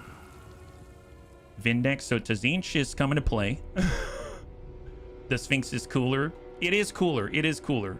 Your chariots are buffed. Does it count for the characters as well? I'm not sure, yeah? I'm not sure. I remember with Clan Scryer, there was a distinction between character on a mount buffs and then the, I guess, the units that ride on it. And then here it just sort of says, I actually don't know. So, I mean, I assume it's just being buffed in general, but I don't know, yeah. I've arrived from a Pathfinder session I was in. Heck yes, Doc. Welcome. Welcome. Hopefully you had a good session, yeah? High five. You're joining us right now. We currently wiped out the Dragonov Conclave. We didn't do much there, but we're trying to help out King Cetra. And we were able to wipe out the Clan Morbidus rats to the south. And we've got 4 armies total just to catch up on. The shield did go away between Sphinx and Chariot, but the skill point you took granted him 10%, which is why it came back. It'd be higher on the Chariot, but now you have it on the Sphinx. It says character on mount. It is only units. Thank you so much, Wilf. I thought what I got was missile resistance. I didn't realize it was missile block. So I should definitely pay attention to that because, I mean, that's very powerful if it's missile block. I know that we just picked up for, I think it was like a 33% missile block for our Casket of Souls. And that came from the Dynasty research. So I'd assume if we take a look at the Casket of Souls now, we'll see a little shield and it'll say like 33% or something like that. So very, very good distinction to make. Thank you. I'm always learning, so I appreciate the help here. All right, so what do we got? So far, no one's attacked us. I mean, to be fair, we're not at war with Sigmar yet. Coiling Alacrity. Nice. So the Necropolis Knights now get Vanguard deployment, very much like all of the Skeleton Horsemen, and they get Wayfarer more importantly. So that's that almost instantaneous deceleration, acceleration buffs, and Strider, which allows us to ignore the terrain resistance and stuff like that. So that's going to be super, super, super powerful of an upgrade for all of our Necropolis Knights once we get more of them. Right unlocked, the Great Incantation of Geheb. What's that one again? That is... Oh, this one. We can get the Necrotect hero and this one. Canopic Jars, 25 a turn, growth 20. Oh, this is awesome. Growth 25 across all provinces. Construction time minus 25% for all buildings. Army ability Tomb Swarm for 10 turns. This is awesome. The God of Strength marshals his power, and so the city-states are restored to their former glory. The pyramids grow tall, and desert fauna gather at Geheb's howl. Oh my god, yes. Yes, I will gladly take free damage and all kinds of growth and all kinds of reductions in making us pay money. So that's awesome. It was a good session, not very productive. We took care of a problem we would have had to deal with otherwise. Well, that sounds productive to me, you know? Maybe it's just, you know, not in accordance with the expectation, right? So we dip down to Coiling Alacrity. We're going to bump up back here, right? We actually do not have another Tomb Prince. I'm going to go with the Necrotect, and then maybe we'll go to the Tomb Prince next. So let's do Apprenticeship of Imhotep. I always thought it was Imhotep, but I guess this one's Imhotep. We could have ignored the problem, but we didn't. Well, good for you. Good for you. I'm proud of you. I mean, ignoring a problem is a viable strategy, but, you know, facing it is also one as well. So good for you, honestly. All right, High Queen Khalida. Asaph smiles on us. We're going to square off on the Springs of Eternal Life. We're going to be right here. We'll get Weird Fish, and he's going to speed up. And once again, we're not at war yet, so... I feel like we're skirting some kind of unspoken law right now. Haha, you can't attack us, but we do have our spears at your throat. You are at war. Oh, we are. Oh, when did... Oh, that's... Oh, we are at war. Oh, no. Oh, no. Can we... Death becomes me. All right. Well, this should be interesting. King Weirdfish Wishbone is a little tired, but, you know, it is what it is. Okay, okay. You're right. We are at war. Glad I'm aware now. Wonderful. Jeez Louise. Oh, we're in so much crap, aren't we? Magical Reserve, so that's gonna allow us to regenerate our Winds of Magic a little faster. Yeah, you can. Oh crap, yeah, you can. Yeah, I can. Yeah, I can. Unfortunately, I didn't read the tin. You know how that goes. Oh, nice. Scorpion Legion Skeleton Spearmen at the maximum. Poison attacks, meat shield. Let's grab them. And then we also lost an archer unit. So guess what? We can get another one. That's excellent. Look at that. That was super fast because we had the local open graves out here. So Crunchy Bone's going to be back online on the next turn. It's going to be able to push it on up. For Templar Latham, let's go in and try to slow down the enemy forces out here. Assault the units. Yes, please. For the General of the Empire, Legionnaire of Asaph, carried out a failed hero action against a character. Aww. You were not up to par, but you got rewarded for it. Here's a participation prize.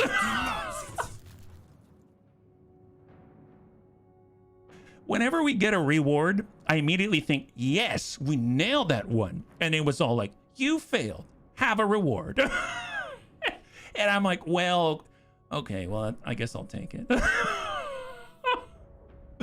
Oh boy. Oh boy. Yep, that's embarrassing. Let's you know what? Let's not think about that anymore.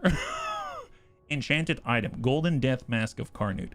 Well, the cool thing is we do have the Sword of Striking, right? Enchanted Lapis Mace, but more importantly, we can do this. We're going to fuse this together and make King Crossbow Crunchy Bones more powerful than he's ever been before. And now it's the Sword of Strife, melee attack +7, weapon strength +10%, charge bonus +25. Amaze balls.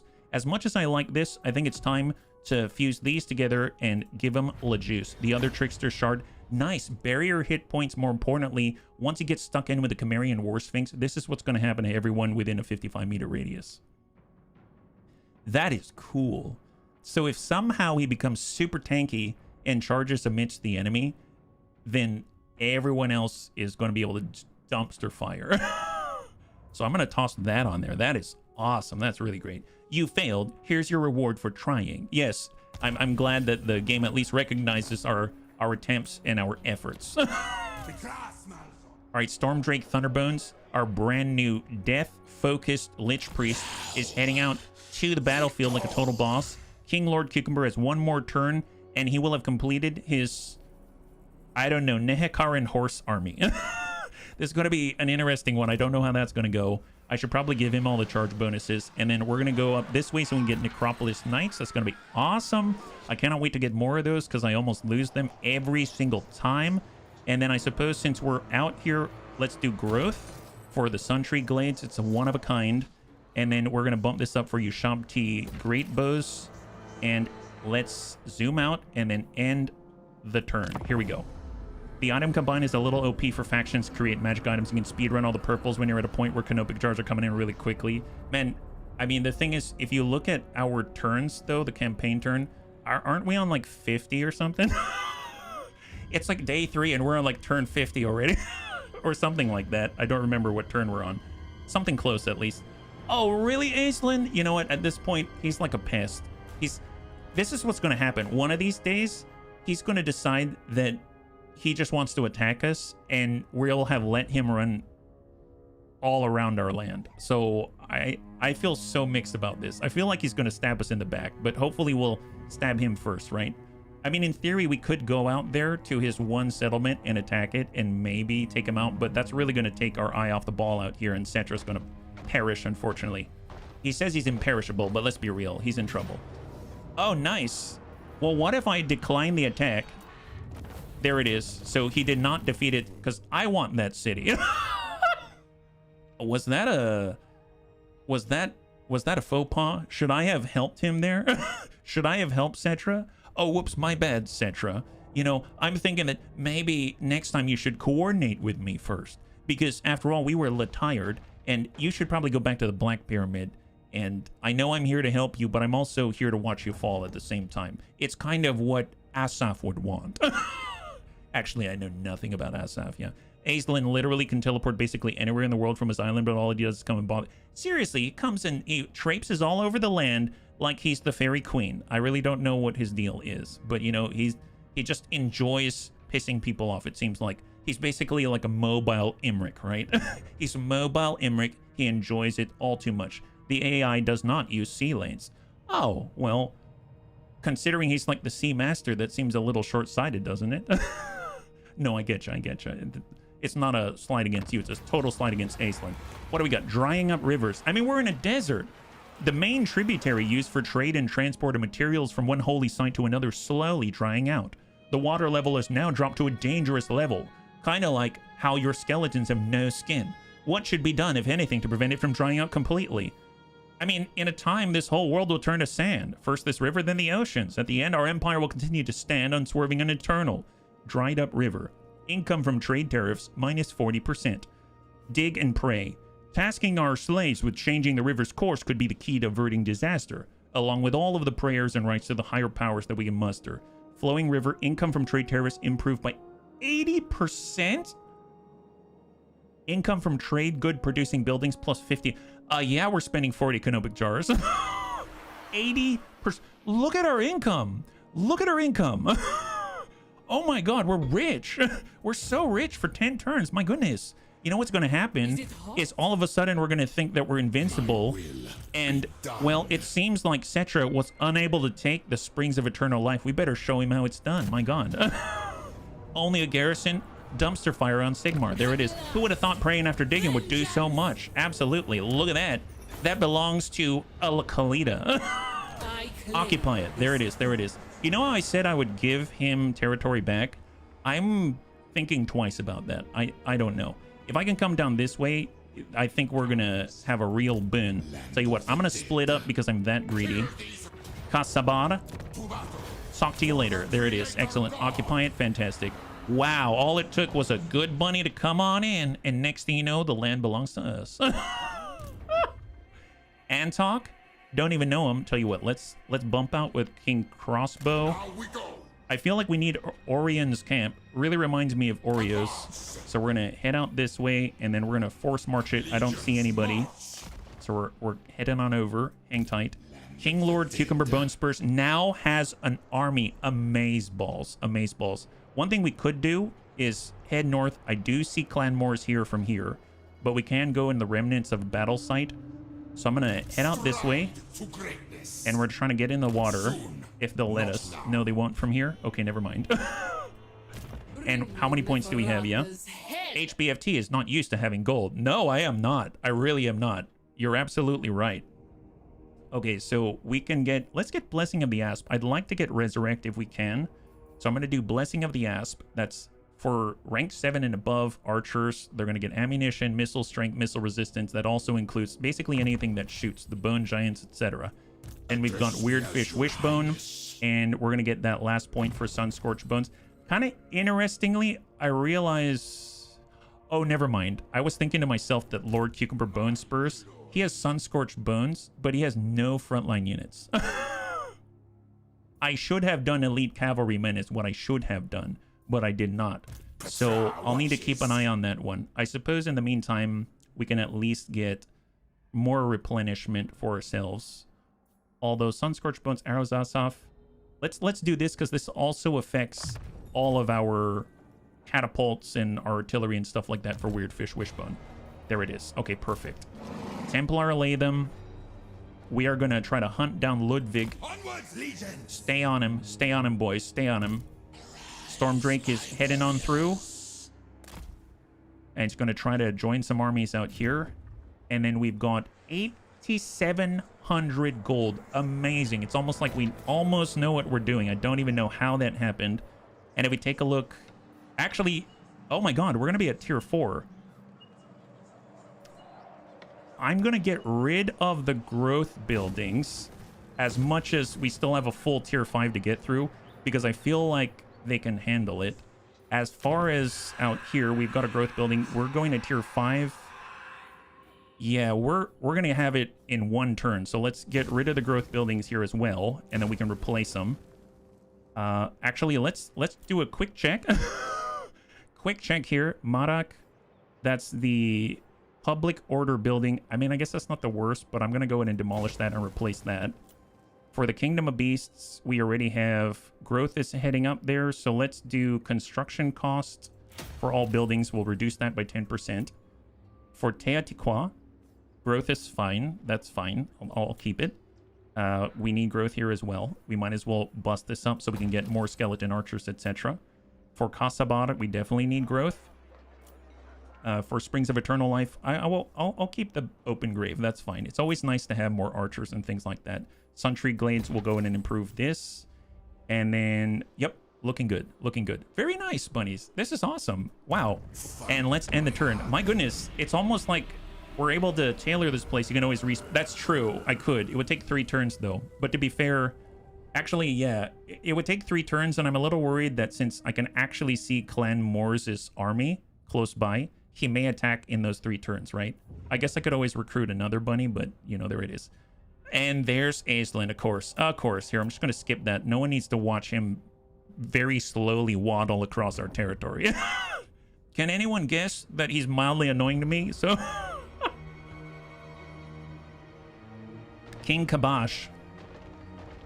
I think... Oh, is that Cathay? Oh, no, that's a... Is that a Chaos Dwarf convoy? Wait, is he allied with the Chaos Dwarfs, or did they just appear anywhere?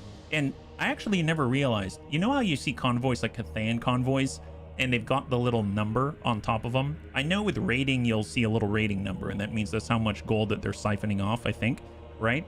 For the convoys, when you see that little number, does that mean that they're providing that money to your province? So, like, on that turn, you're getting 300 extra gold or something like that? I feel like a convoy would be beneficial and not a detriment, but I don't know, yeah. If you respect him while he has an army, you're asked to choose another recruitable lord that can be replaced after the 3 turns. The army will be unaffected. Oh, nice. Thank you so much. Okay, I might do that, actually.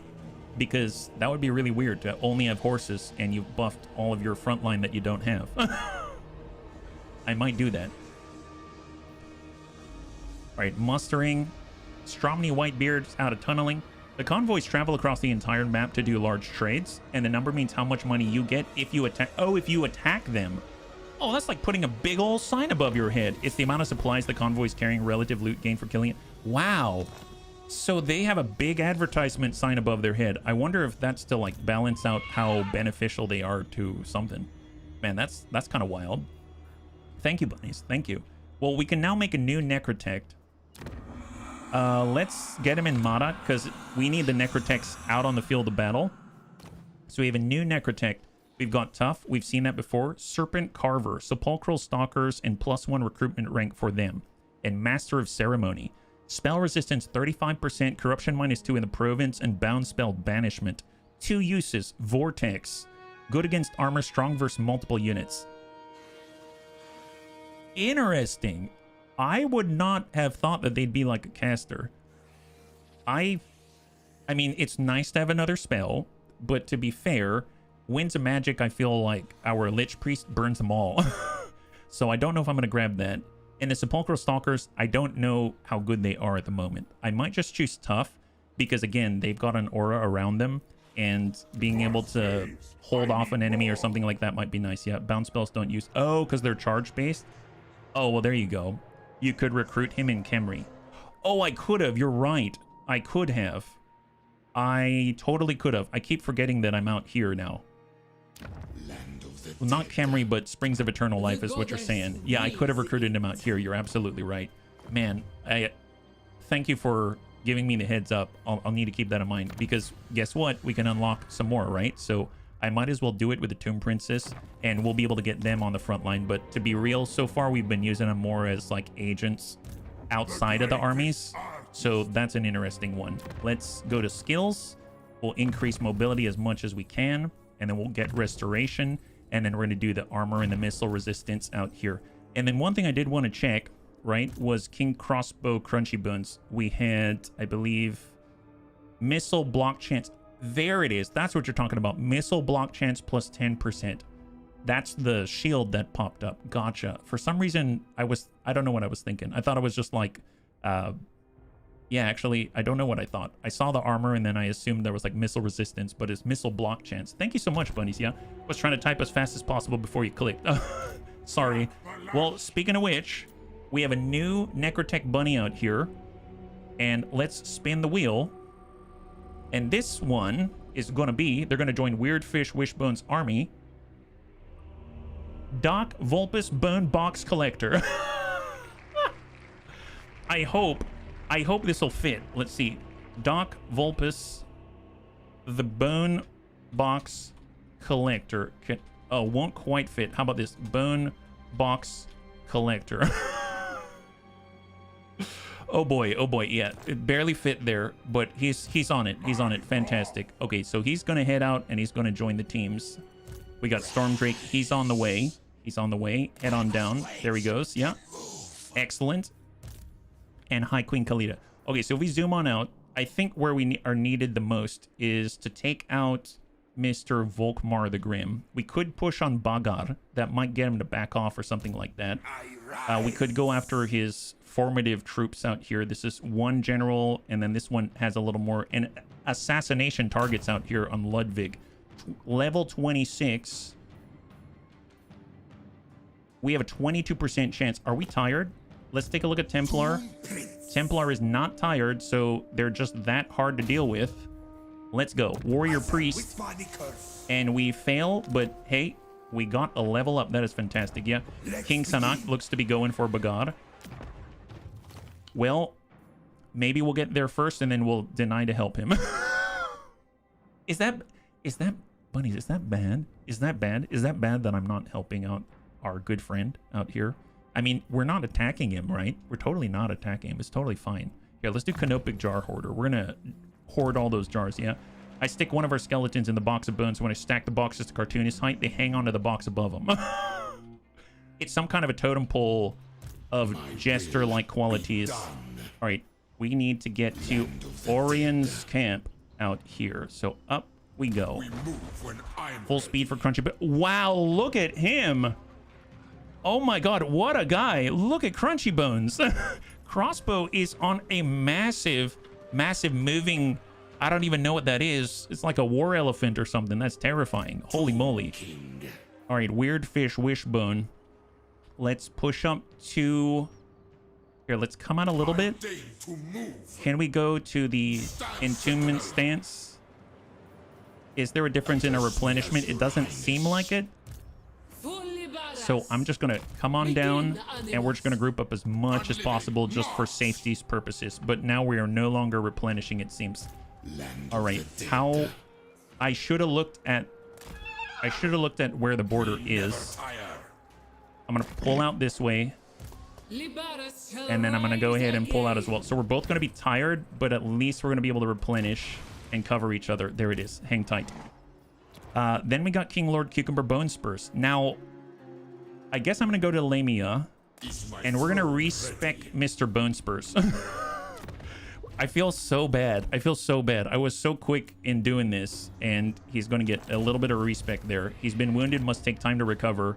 And we just have a temp guy in here, right? Magic item drop chance, canopic jars increased after post-battle, strategist, tactician, and then him himself. Let's see. I guess scavenger sounds a nice thing to have. Campaign movement, range, reinforcement, support, leadership, aura size. I'm just going to take scavenger. That sounds cool. And then he'll be able to overlook this. We're just going to call him King Internship. Internship Lazy Bones. There it is. Internship Lazy Bones. So that way we know that he's going to need a replacement, right? That's how we're going to handle that one, yeah? Hey, Azakis, good to see ya. High five. It's how much money they've been making the faction when it gets to its destination as well. Wow, that's not much for them. Feels kind of bad for them, doesn't it? Here, let's just upgrade anything that we can, right? So here, we can choose another location, but we also have at tier 5 a landmark building, but we're going to unlock another slot. So I'm going to choose one, and we're going with a Cambrian War Sphinx just to stay in line. Maybe we'll be able to buff up the mounts for some of our people. And then out here, we are low on cash, so I just destroyed that. I'm going to hold, and we're going to pass, and let's zoom out, and then end the turn. So far, we haven't had to really duke it out yet. We've been kind of, I'll admit, a little slimy in how we've been handling this war.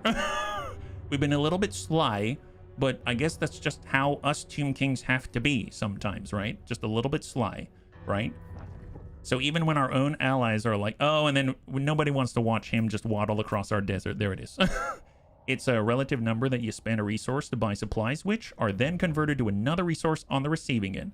Man, that's for the Chaos Dwarf specifically? Hey, not Naya, welcome. High five. Happy Wednesday. If you're joining us right now, we are currently running a very sly war, trying to protect Cetra, but at the same time, also let him sort of fall-ish and be close by to capitalize if he does.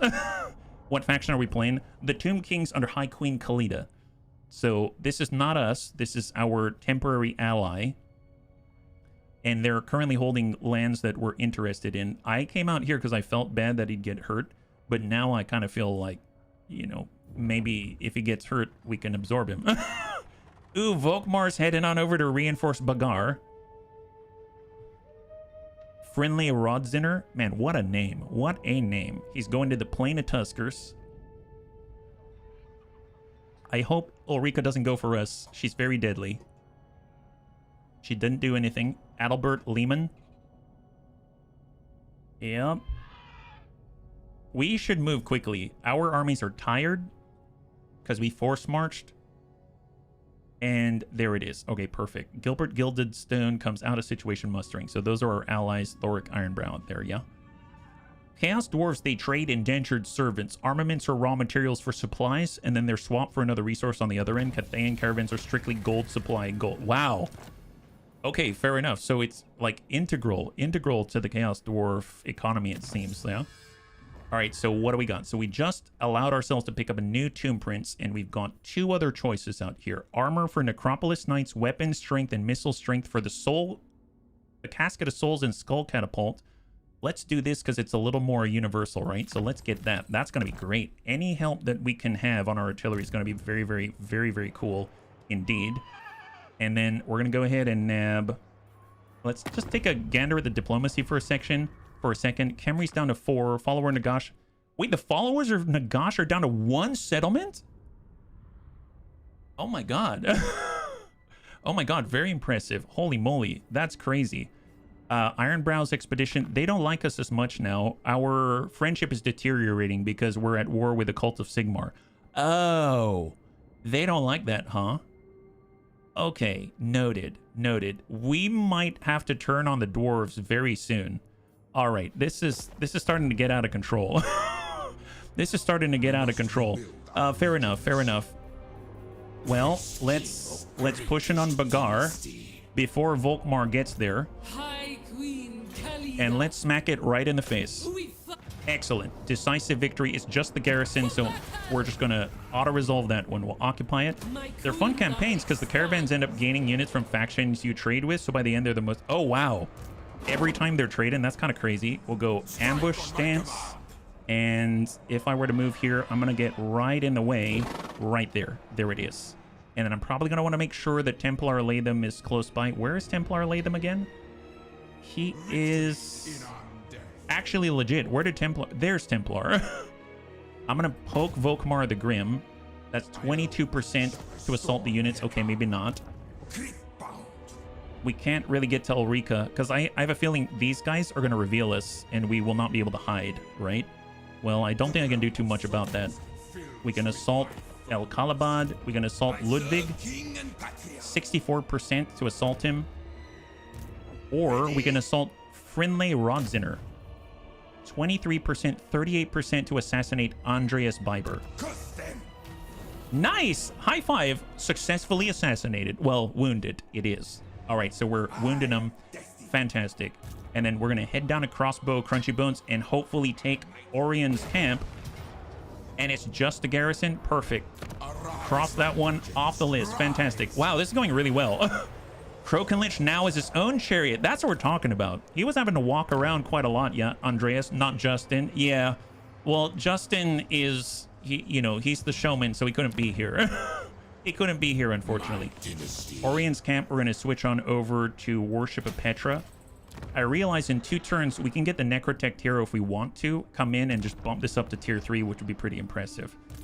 We've got Lazy Bones, King Intership, Lazy Bones. I'm just going to chill out this way, go into an ambush stance, and we're going to hang tight right there. And now we have points to apply. So for Thrake, I wanted to get this to maximum. That's going to reduce the cost with Winds of Magic. That's for his buff of 40% damage, base missile damage to a unit. Flexible Knot. You can now get Focus Restoration, extra 20% targeting range, and another charge, so 3 charges of Restore for constructs. For King Crossbow Crunchy Bones, he's been picking up all of these. Faithful of Asaf, Leadership +5 enables magical attacks, immune to contact effects, and melee attack, melee defense. Man. Geheb. Ushabti units, melee attack, melee defense for Ushabti great bows as well, and then Tomb Guards and Chariot units. He has Tomb Guards for sure, but I feel like, most of the damage that we do is like this, you know what I mean? So I'm gonna, I think, do the Arrows of Asaf and try to go the reanimation route. I realize if I make him stronger on his own, that's gonna be really nice if he's on the Cimmerian War Sphinx, because everyone's gonna be shooting at him, I'd imagine, right? So there it is. Let's hold. And Stormdrake is on his way. So I need to get over to Weirdfish. And Weirdfish is really crossing the desert very, very quickly. And Doc Volpes also needs to go out there. So it's going to take him a little bit. Now, it's possible we get intercepted on the way, I realize. So we should probably move with all due haste. And we're going to come up to tier 4 with a Temple of Gold. And we've got 2,500 to get more Tomb Guard capacity. That is great. Temple of Skulls. We already have the Oasis.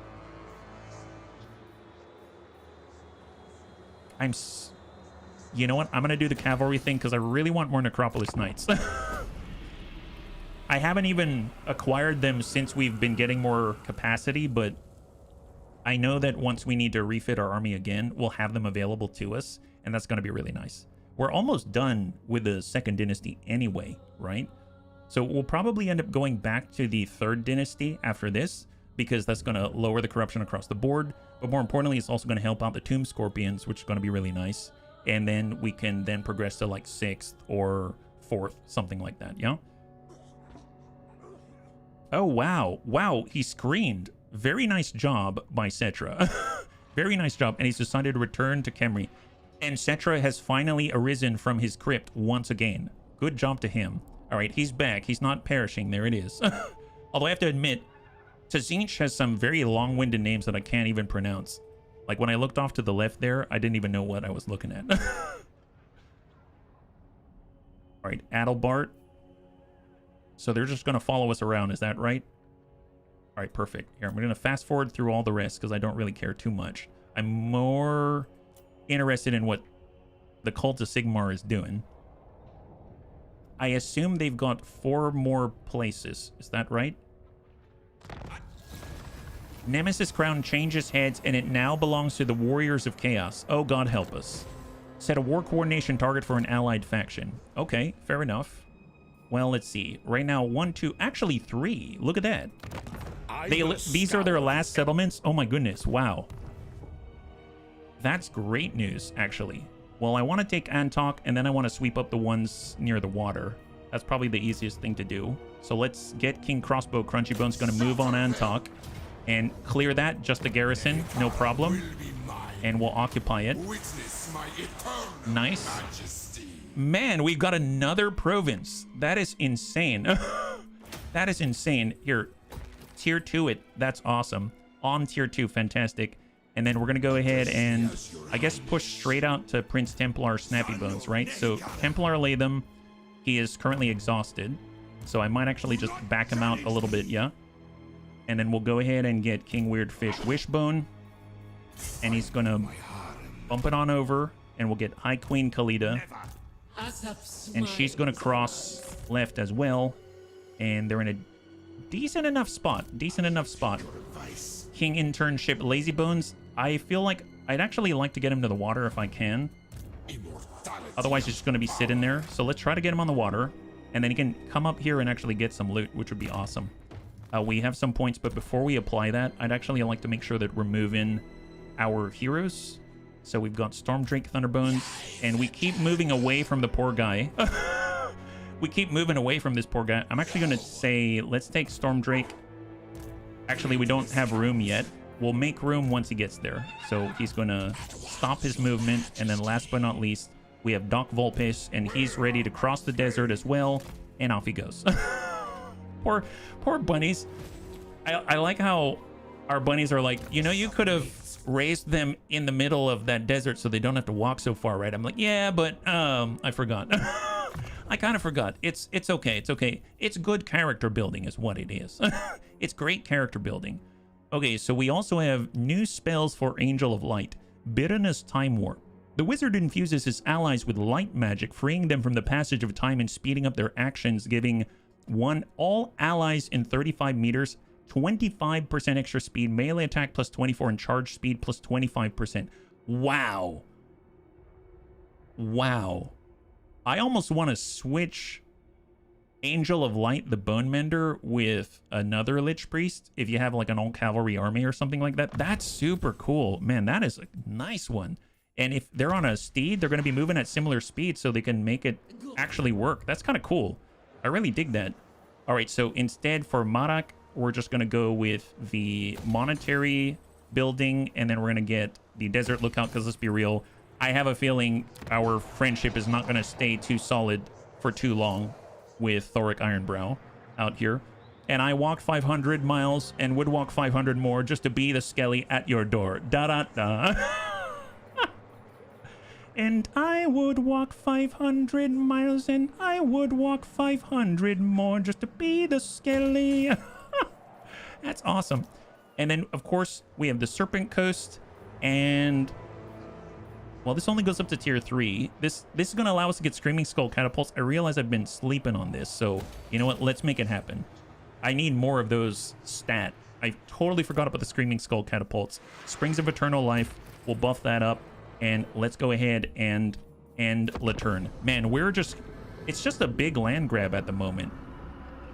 It's a big land grab. There it is. That's a name I cannot pronounce. If we go out to the west, I know it's very close by, but there's the Great Deserts of Arabi. And I believe that actually makes all of our armies immune to desert attrition. I know that's not absolutely necessary, but if we can take it from the enemy, then they're not going to be able to withstand our defensive attrition storm right? So that would be kind of cool, yeah. Serpent Coast sounds like a place to recruit snakes. Oh, man, we're trying to recruit more snakes. We're slowly building up those buildings here. Cult of Sigmar, and then they've got their heroes. Honestly, that's fine. They don't really have armies to move at the moment, so I'm just going to speed through all of this because there's not much that they specifically can do. I'll probably fight a settlement battle even if it is I guess I'll probably find a settlement battle if the Cult of Sigmar is about to get wiped out, yeah? All right, Lord Cucumber Bone Spurs is now returned. Excellent. So now we can get Lazy Bones. Oh, gosh darn it. He's just arrived in the water.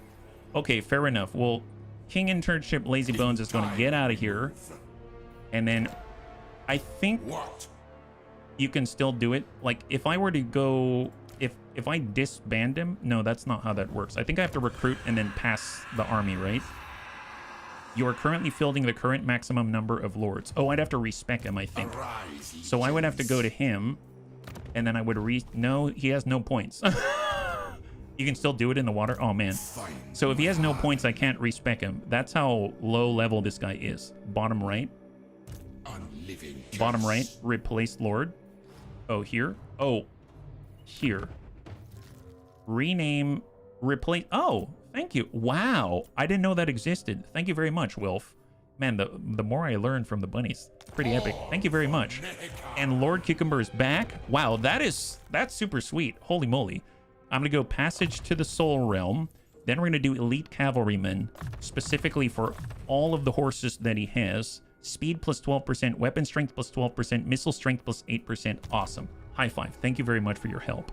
And he's going to be able to get on out and get into the water. That's awesome. All right, High Queen Khalida. Looks like they're building up quite an army out here. Can we poke him first? We're going to take Templar Latham. He's no longer tired.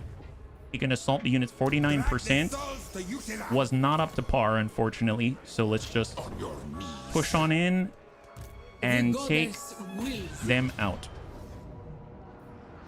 What kind of a fight is this? It's a settlement battle. Gosh darn it. You know what? Just because we haven't had a fight in a while, why not? Why not? Let's do it.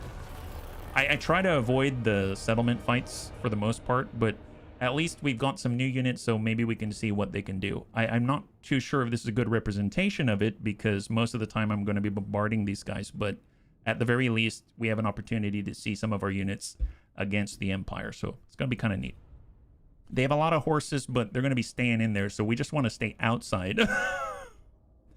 The Battle of Plain of Tuskers. Yeah, down with the Empire. Well, in this case, absolutely, absolutely. All right, start the deployment. We've got 1, 2, 3. We've got all the archers. We'll have them on 4. We've got our chariots on 5. We've got our new Ushabti Great Bow. What do these guys look like?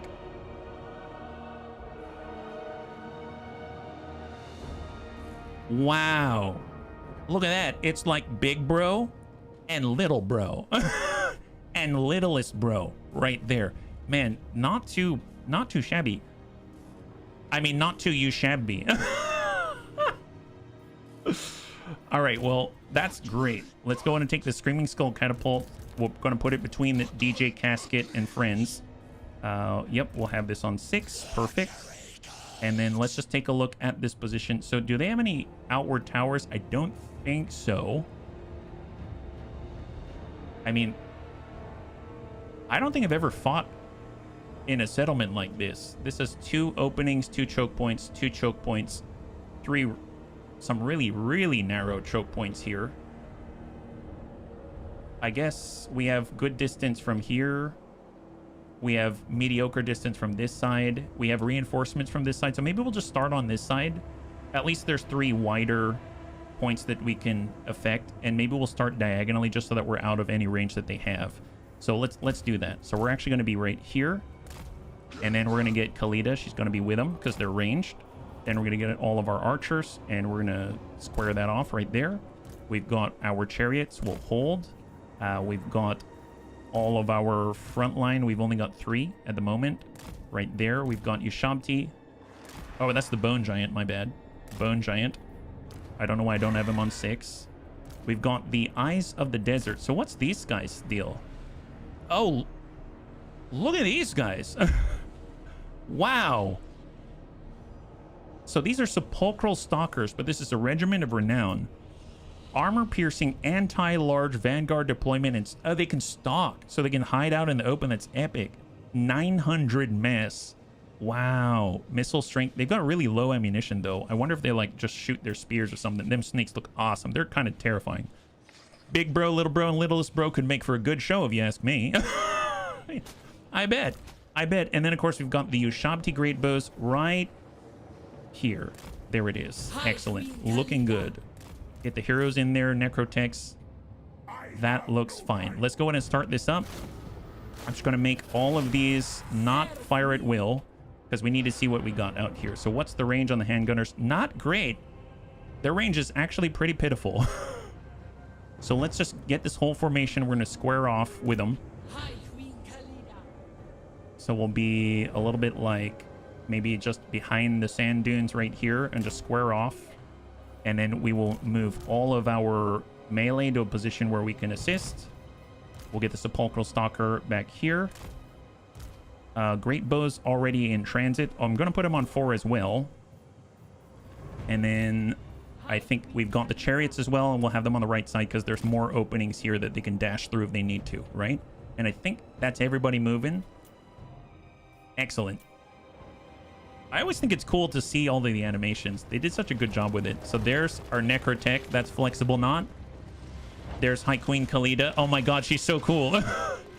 And of course, Thrake. Dusty Bones out there. We've got the Ushabti Great Bows. Oh my god. God, that's cool. We've got Biggest Bro.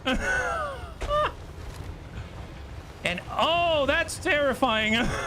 That is terrifying. Oh, geez. Oh my god. Wow. That's terrifying. There are the chariots. Here are the archers.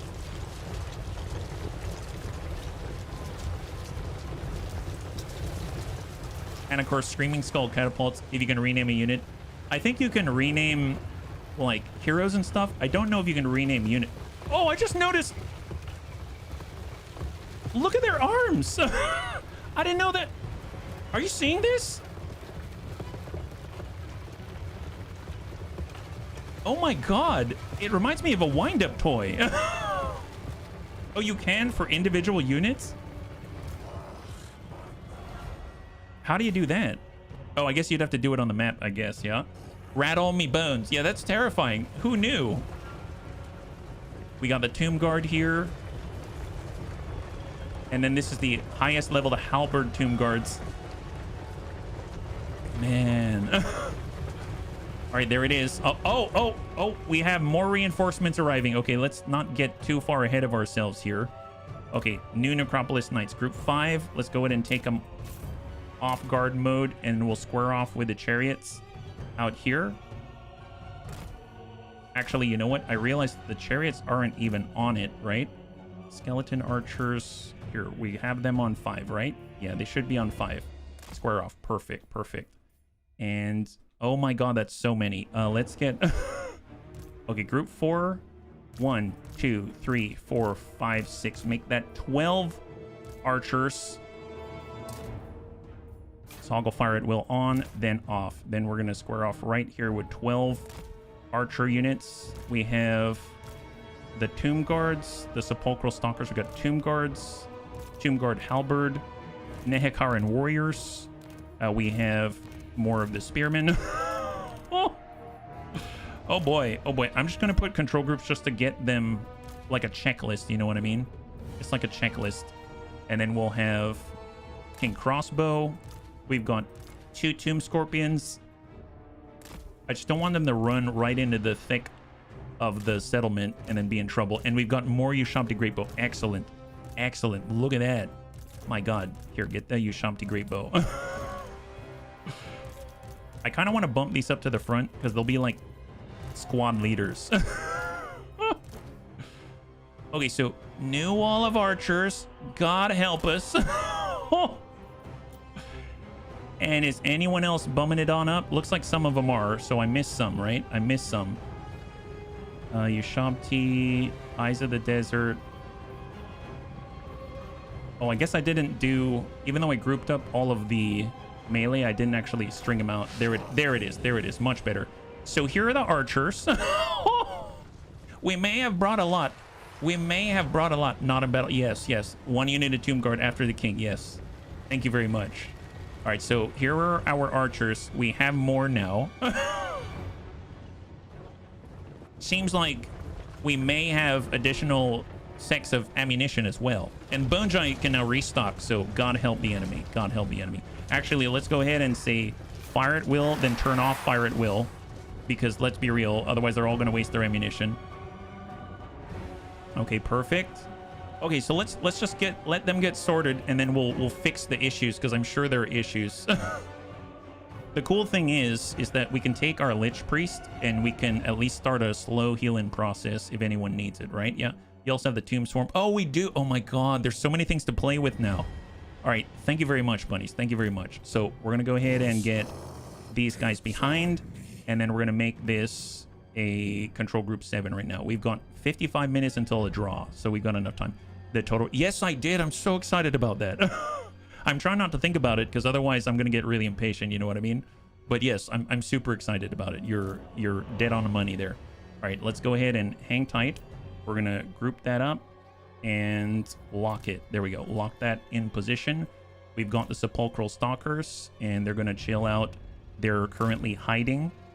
We have Tomb Guard Halberd. Oh, that's right. That's what you meant. I did miss them. So we'll get them on this side right here. Let's unlock and let them get into position. I'm going to add the Sepulchral Stalkers to the same unit just so that we can kind of move them around as one. Here, I'm just going to lock that there. On 6, yeah, are we all squared off? Yeah, we're all squared off here. Just line that up. Get in there. Necrotect in the back. King Crossbow right nearby. Priest. We'll have our girl, Khalida. All this, we're going to say unlock, then lock, so that formation is in place. This is for all of our cavalry type units. Turn off guard mode. We've got all of our standard Ushabti, and they're going to chill with all the melee. And then we've also got our Tomb Scorpions, and they're going to chill with the melee as well. There it is. Okay, perfect. So I might as well just grab them and toss them all in on group 7. Or we'll even make it group 10. Why not? There it is. On group 7. Perfect. And then once they're in position, we'll go in and lock and unlock the group. There we go. Locked. And then, of course, we've got the Lord, and we'll put him on 0 and turn off guard mode just so we have control. Okay, let's go. Let's go. I'm going to get all of the great bows. We're going to square off right in front of the queen. And we're going to get all the archers. And I might have to do multiple rows, but we'll just kind of make them super squished right here. And then let's stack this up. All right, perfect. See, in battle, this would have not been something that we could do. So we need to take advantage while we can. And in the meantime, looks like they've only got swordsmen. They decided not to chill with their measly little handgunners.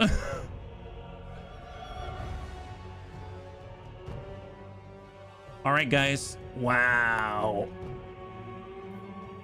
Last ones in on the bank. Beautiful, beautiful, beautiful. Okay. Let's go. So I'm going to start with a little bit of a DJ racket. We're going to bump all of this up, and we're going to go with the Petra's Incantation of Righteous Mighty. It's now Winds of Magic 4. We'll buff the Bone Giant, start some healing, and loose. There it goes. Nice.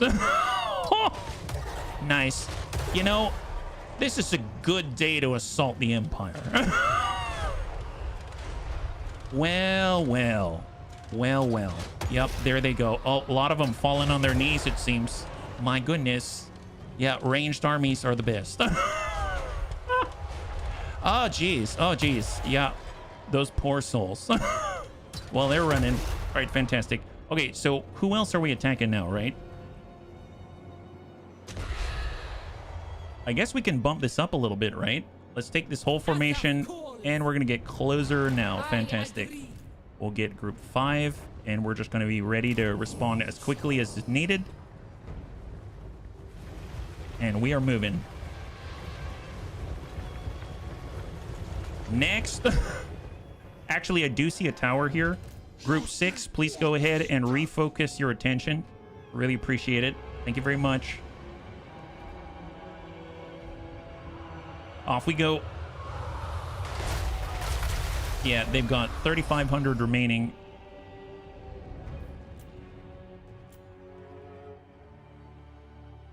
And 504. And there it is. Beautiful. All right, so the tower is down. That's good news. And now they're switching on. Oh, nice. They're automatically switching over to these barricades. It kind of looks like Les Mis. You know the barricade in Les Mis? This kind of reminds me of it. Just has a lot more flair. So, oh, there it goes. There it is. Excellent. Now it gives them that 20% extra range. They're only handgunners though, so that's not a whole bunch. That's very nice. Okay, well, I'm thinking we bump it up again. Every time we take an inch, then we bump it up a little bit more.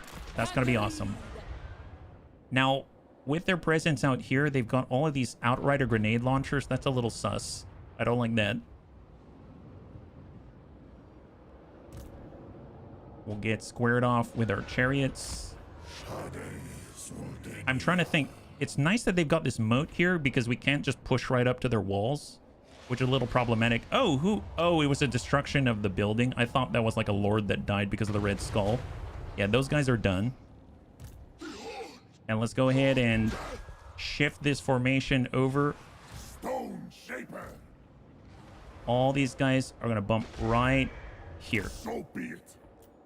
So they're going to be able to shift over, and they should be able to target the next barricade as well, so that we don't have to worry about them. Because I think we actually don't need to worry about them rebuilding them either, which is pretty awesome, right? Okay, so their cavalry's coming up. Always a little worried about that. Let's go ahead and get group 7, and we're going to get our melee as close as we can on standby.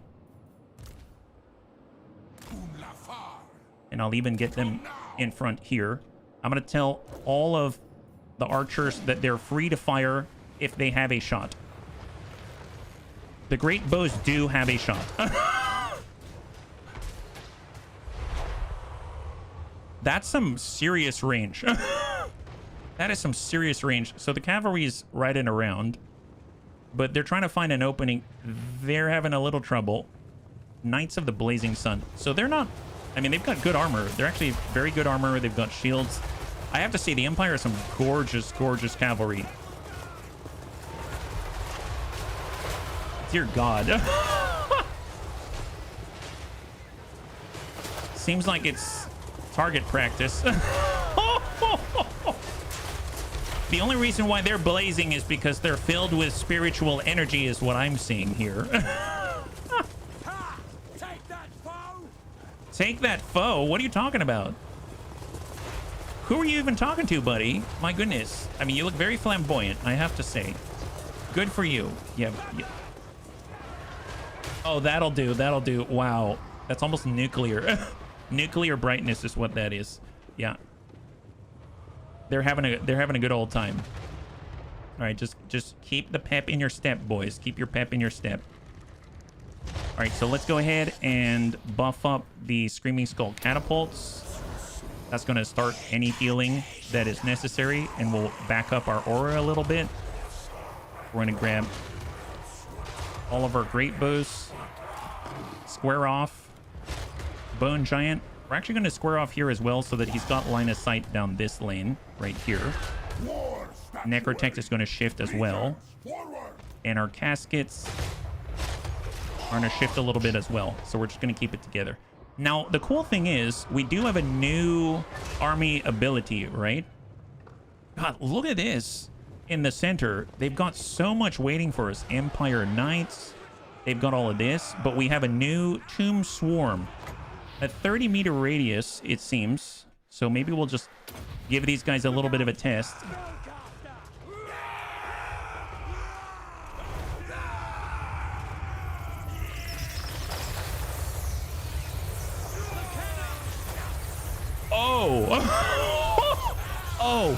Oh, okay. Well, that's not bad. It seems victory is in our grasp. Not the bees. They're in the cockpit. Oh my goodness. Here, have a little bit of this. This is the arrows of Asaf, right? The legionary brush. Not the bee. Oh, jeez. Oh, Jesus. Oh, Jesus. Yeah, finest in the land. Yeah, okay, they decided they want to stand there. They don't want to stand there. That makes sense. Makes sense. God, golly. Yep. We have a lot more ammunition than we used to. Do you remember we would have run out by now? That is insane. The good news is we can always restock as well. So who's getting low? You are? Here, casket. DJ, have a little bit more. Excellent. So we're yanking ammo off of our bone giant here. And they're just popping Empire Knights right into face. All right, got 58 seconds for a little bit more, right? High Queen Khalida. We can give another buff. Let's give it to the Screaming Skull Catapult again. And anyone who can heal will heal. And we are getting all of our... Oh, these? Oh, I was like, where did our melee go? Oh, they're right here. It is catatonic. Absolutely. It is. And welcome. Happy Wednesday. Oh my God. Whoever did the sounds in this game is phenomenal. These are not spells. Wizard? Well, I mean, I guess we do have Lich Priest, but they're not... I mean, I guess so. Oh, God. Oh, God. Oh, wow. Yep. The shields are there. It will make this a little less painful, but trust me, oh, God. They are very cool. They're very, very cool. Oh, my God. He's like, nope, turn around, guys, turn around. Having outdated that no one wanted to play. Man, it's super cool. Their look and feel is properly, I mean, it's, I don't know, I feel, maybe cathartic's not the right word, but I feel like it feels nice. It feels nice, if that makes sense. All right, so obviously we're getting good reach out here. That's kind of insane. I suppose if they have any groups, maybe we can get better effect. We can shoot more. God, the fact we can reach anywhere is kind of awesome. I almost want to wait for them to group up. But you know what? Screw it. Here, have bees. God, that is a large plate. Can we get both of these at the same time? Look at that. That's impressive. Here, have both of these. What happens?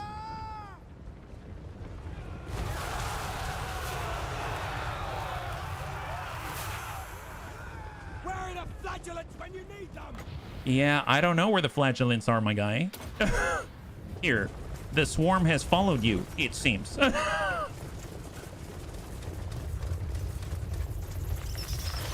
Oh, no. Yep, that sucks. That really sucks. My goodness. Yeah, wouldn't want to be you guys, that's for sure. Wow. All right, well, that's like most of the charges. We got another one where that came from. Oh, wow, they're Empire Knights. We should probably get our Bone Giant, and we're going to restock the other DJ casket. There it is. Caskets are getting juiced up right now. Excellent. Now, I'm going to go ahead and buff up the caskets. And we can keep this up for quite some time, it seems.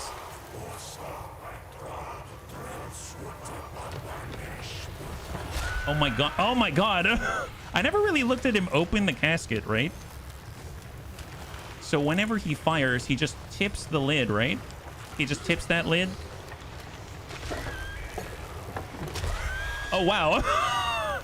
It's like Halloween store out here. My goodness, yeah. They scale a lot faster now, bring them more in line with other factions. Well, I have to... Oh, wow. We really cleared the deck, didn't we? I've never played him before, so I can't really compare, but I must say that I heard that these campaigns were like Khalida was one of the toughest ones in the game. So I was very nervous, and then I was very pleasantly surprised that it wasn't as bad as I thought, if that makes sense. So they've obviously buffed the heck out of them, if that's the case. Let's go in and just spread that out. We've got coverage from different angles. We're going to go in and get great bows on each of the lanes, like this. And then we'll make sure that Khalida is here on the center. And then our Bone Giant is just chilling. And I think Yeah, he's got enough to restock. Let's go in and restock the Screaming Skull catapults. And I'd actually like to vector off to the right side because I think they've got Lachlan long rifles. So let's go ahead and square off and try to deal with them at the same time, yeah? And then what we can do is grab some of the standard skeleton spearmen, and we're going to send them in because we can start to capture some points and hopefully lure them into our grasp. Nice thing is they've got a lot of cavalry around, and we've got some cheap spears. So hopefully they're going to be able to dish out the hurt very cheaply, yeah? Khalida and Kontep were some of the harder starts in the game. I haven't played Kontep since the rework. Need to give him a go. I didn't even know who Kontep was until today. The bunnies told me about him, and then I realized our first campaign were the... What the... Oh, that... Man, that's such a cool touch. So we... Just so you know what we're looking at here, we downed some Empire Knights, and one of their horses is running around without a rider. I mean, it's a sad thing, but it's such a nice touch, I feel. Yeah, in our first campaign, it was a Dawi campaign with Grumbrindle, and I didn't realize... I remember seeing Tomb Kings, but I didn't want to fight him because I was too scared. And it turns out that was Kontep, so it's really interesting, yeah? One of the units of Hochland long rifles is put in work against your far right archers. Oh, you're right. How are they even seeing us, actually? Legit. Wow. Oh, no, they're looking the other way. It must be... Oh, there's a tower. Bunnies, it's a tower. I didn't notice the tower this entire time. Here, focus here, guys. Focus there with the Screaming Skull catapults. Yeah, the tower's been picking away at us, is what that is. This is my third campaign now. So I guess I'm not totally new, but I'm relatively new. And the bunnies are helping me out with all of the shenanigans and the mechanics and stuff like that. So I really appreciate all of the help. Yeah, this is at 3312. Very nice. Here, I'm just going to churn that one up because I want that out of here. Our spearmen are marching forward on the left side here. It's a 2864. We're going to go ahead and buff up on the Screaming Skull catapult, give him 40% extra base missile damage. And no one's closing with us yet. Let's let the spearman cook get in there. Nice. So the tower's out. And now we're in a much better spot to not die horrible deaths. At least every time that we're casting with a passive for Nehekra, that's going to allow us to get that heal off. It's a small one, but it's something, and hopefully we'll start to reanimate some of those guys, right? Excellent, yeah. I found a few streamers lately that are new. Good to welcome a few new people. It's a very welcoming community. So thank you so much. I appreciate it. Thank you very much, yeah. Do our best not to backseat HB, trying to give you gentle reminders and all the things that I'm missing too, right? You should have seen it earlier. The bunnies were biting their lips as I was, I guess, recruiting people in completely different provinces. And now they're all walking thousands of miles across a desert just to try to not get assassinated and join up with their friends. That's the idea. Well, we're heading on out here. Obviously, they've got the null and iron sights. I'm curious, can I just poke them in the back? I mean, they just have to dismount and turn around, right? I'm surprised if they didn't. All right, so those guys are completely blind. They don't want it. Oh, wow. Oh, wow. That is embarrassing for them. My goodness. Well, tell you what, let's get out of here. I don't even want to push that. Let them come closer if they want to. Null and iron sights and all that. We're slow, but we'll get out of here slowly but surely, yeah? Let's go in and buff up some caskets. Oh, we'll buff up the Screaming Skull catapults. We're going to go ahead and get our Bone Giant. Do one last refresh here. Restock on the catapult.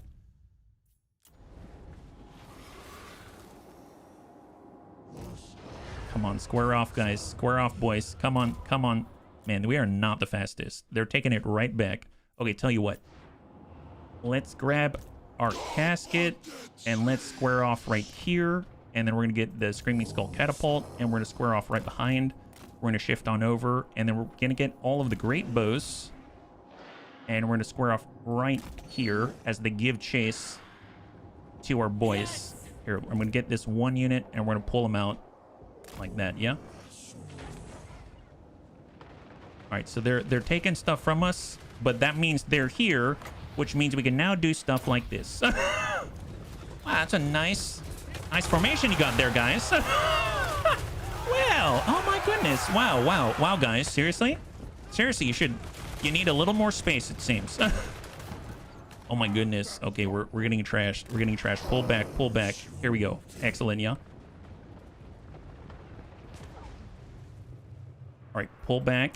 One of your units has used all of its ammunition. Well, I mean, they'll get to it, but that means they're getting drawn out now, yeah? Hold. We have 102 out of 105, so I should start casting some things. I'll cast, I guess, on our Casket of Souls, and that's going to start to regenerate. 5127, that's 19.5 hit points per second. Including our boy up this way, and I assume that this is coming back online as well. 3883 out of 6840. It only lasts for a short period of time, but it's doing a good job.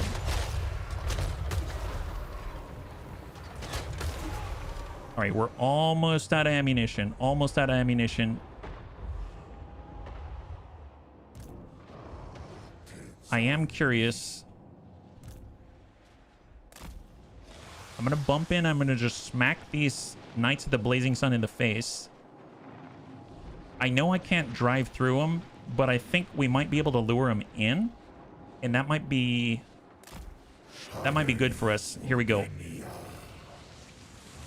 And then we also have the Sepulchral Stalkers. We haven't even messed with those yet.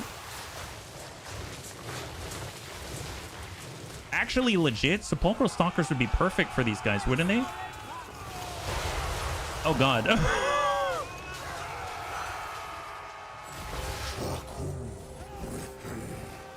In theory, the archers should have range. Yeah, there we go. There we go. They're giving chase. Come on, boys. Come on, boys. Come on, boys. That's your cavalry. Yeah, yep. Excellent, excellent. Okay, they're pushing us here. Just back it up. Keep it all clogged.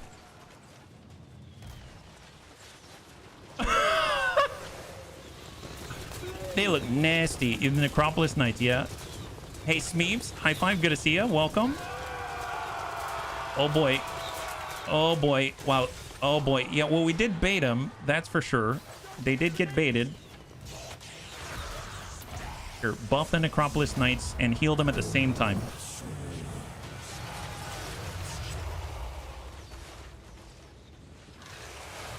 I'm going to get Khalida over there to give the true blessing of Asaf.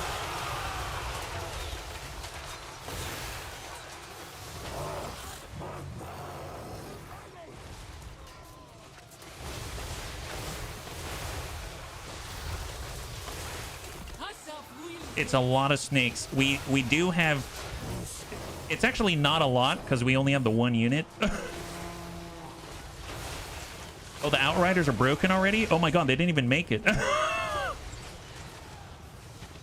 There we go. Shoot them right in the butt. Right in the butt. That's right. That's right. Shield ain't gonna protect you there. Alright, let's go ahead and get the Knights out. And then they can heal.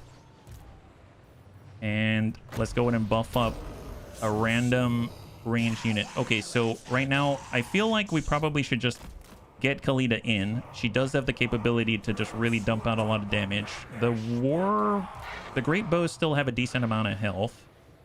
So if I squish right in here, get Khalida, get Crossbow.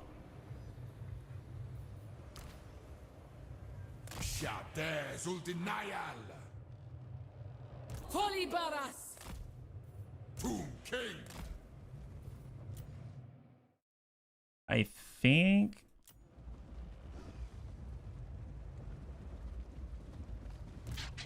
I can also get the Sepulchral Stalkers.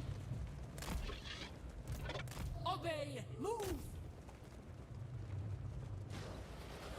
And we should continue to shoot as well, yeah?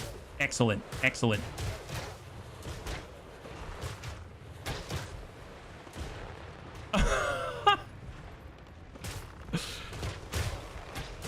Oh my god. Sepulchral Majesty. All right, come on back. Come on back. So the Stalkers are on the way. I don't know what to think about these guys yet because we just got them, but they can stalk, so they can be hidden out in plain sight. Khalida. So I'm thinking they might be a good counter to all of the cavalry coming in from this way. So if we actually stack up here, they might be able to attack and block our right side, yeah? All right, let's cross out with Khalida. And then we can probably get... Maybe we can stuff our archers in all of the gaps.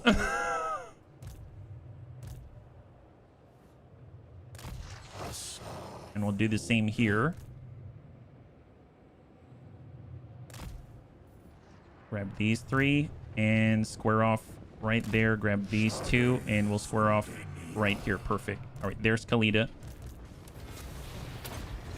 Give him the poison. Yes. Venom staff. My orders enacted. Legions. And she'll pull. forward. Very well. For Nehekara!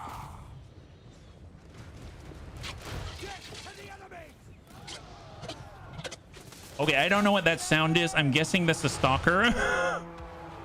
It sounds like a machine. Here, flip this way, turn it around, turn it around. Well, they did. Were they detected? God, it sounds like I'm playing Terminator or something. Oh, I missed the opportunity. We missed the opportunity, but it's all right. It's all right.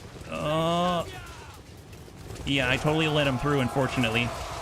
All our squishies. They're hitting all the squishies. Come on, stalkers. Come on, stalkers. Here, attack them. So how do they throw spears? Ooh! Oh my god, it's like acid. How do they shoot? Is it out of their mouth or something?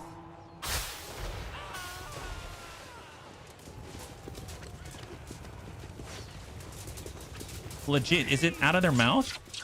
Oh my god. That's a little terrifying, yeah? All right, hold.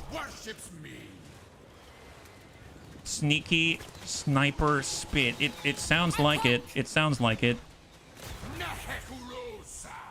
As long as we fight here, High Queen Khalida. we should be all right because we're getting support. I mean, look at this poor fool.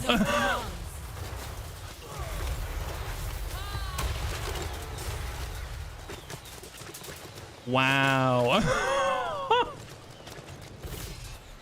Asaf calls. Charge. The queen moves. Well, it's feeling a lot emptier out here. I'm going to go ahead and get some of our units. We're going to take this point right back. The stalkers can probably bump up and start taking on whoever's out there, the Reichsguard. We can get our heroes, our leaders, pull them back. That guy's probably not healing, that's for sure. And they'll chill right here with the great bows. Seems like, are all of our great bows out? Doesn't, almost all of them. So I'm going to take these two with the Ushabti and we're going to back it on up. And then we can actually get all of our... We'll get the Tomb Guard, etc. And then we'll square off right here. So 1 and 0. Hold. And the stalkers can probably chill. Actually, you know what? What happens if... Can they take the long rifles? Because they're technically invisible, at least for now, right? Well, I guess no. We've been spotted already. So the long rifles are probably well suited to handle us. So I actually probably better getting into melee if I can. I don't know if they're fast enough. But I think they're looking the wrong way, yeah? You could take them in melee? Yeah, let's do it. They're looking the wrong way. I'm pretty sure... Ew! Oh, God. Oh, thank you, Catatonic. I think, into the green. Yeah, in the green. Oh, wow. Wow. Wow, guys. Wow.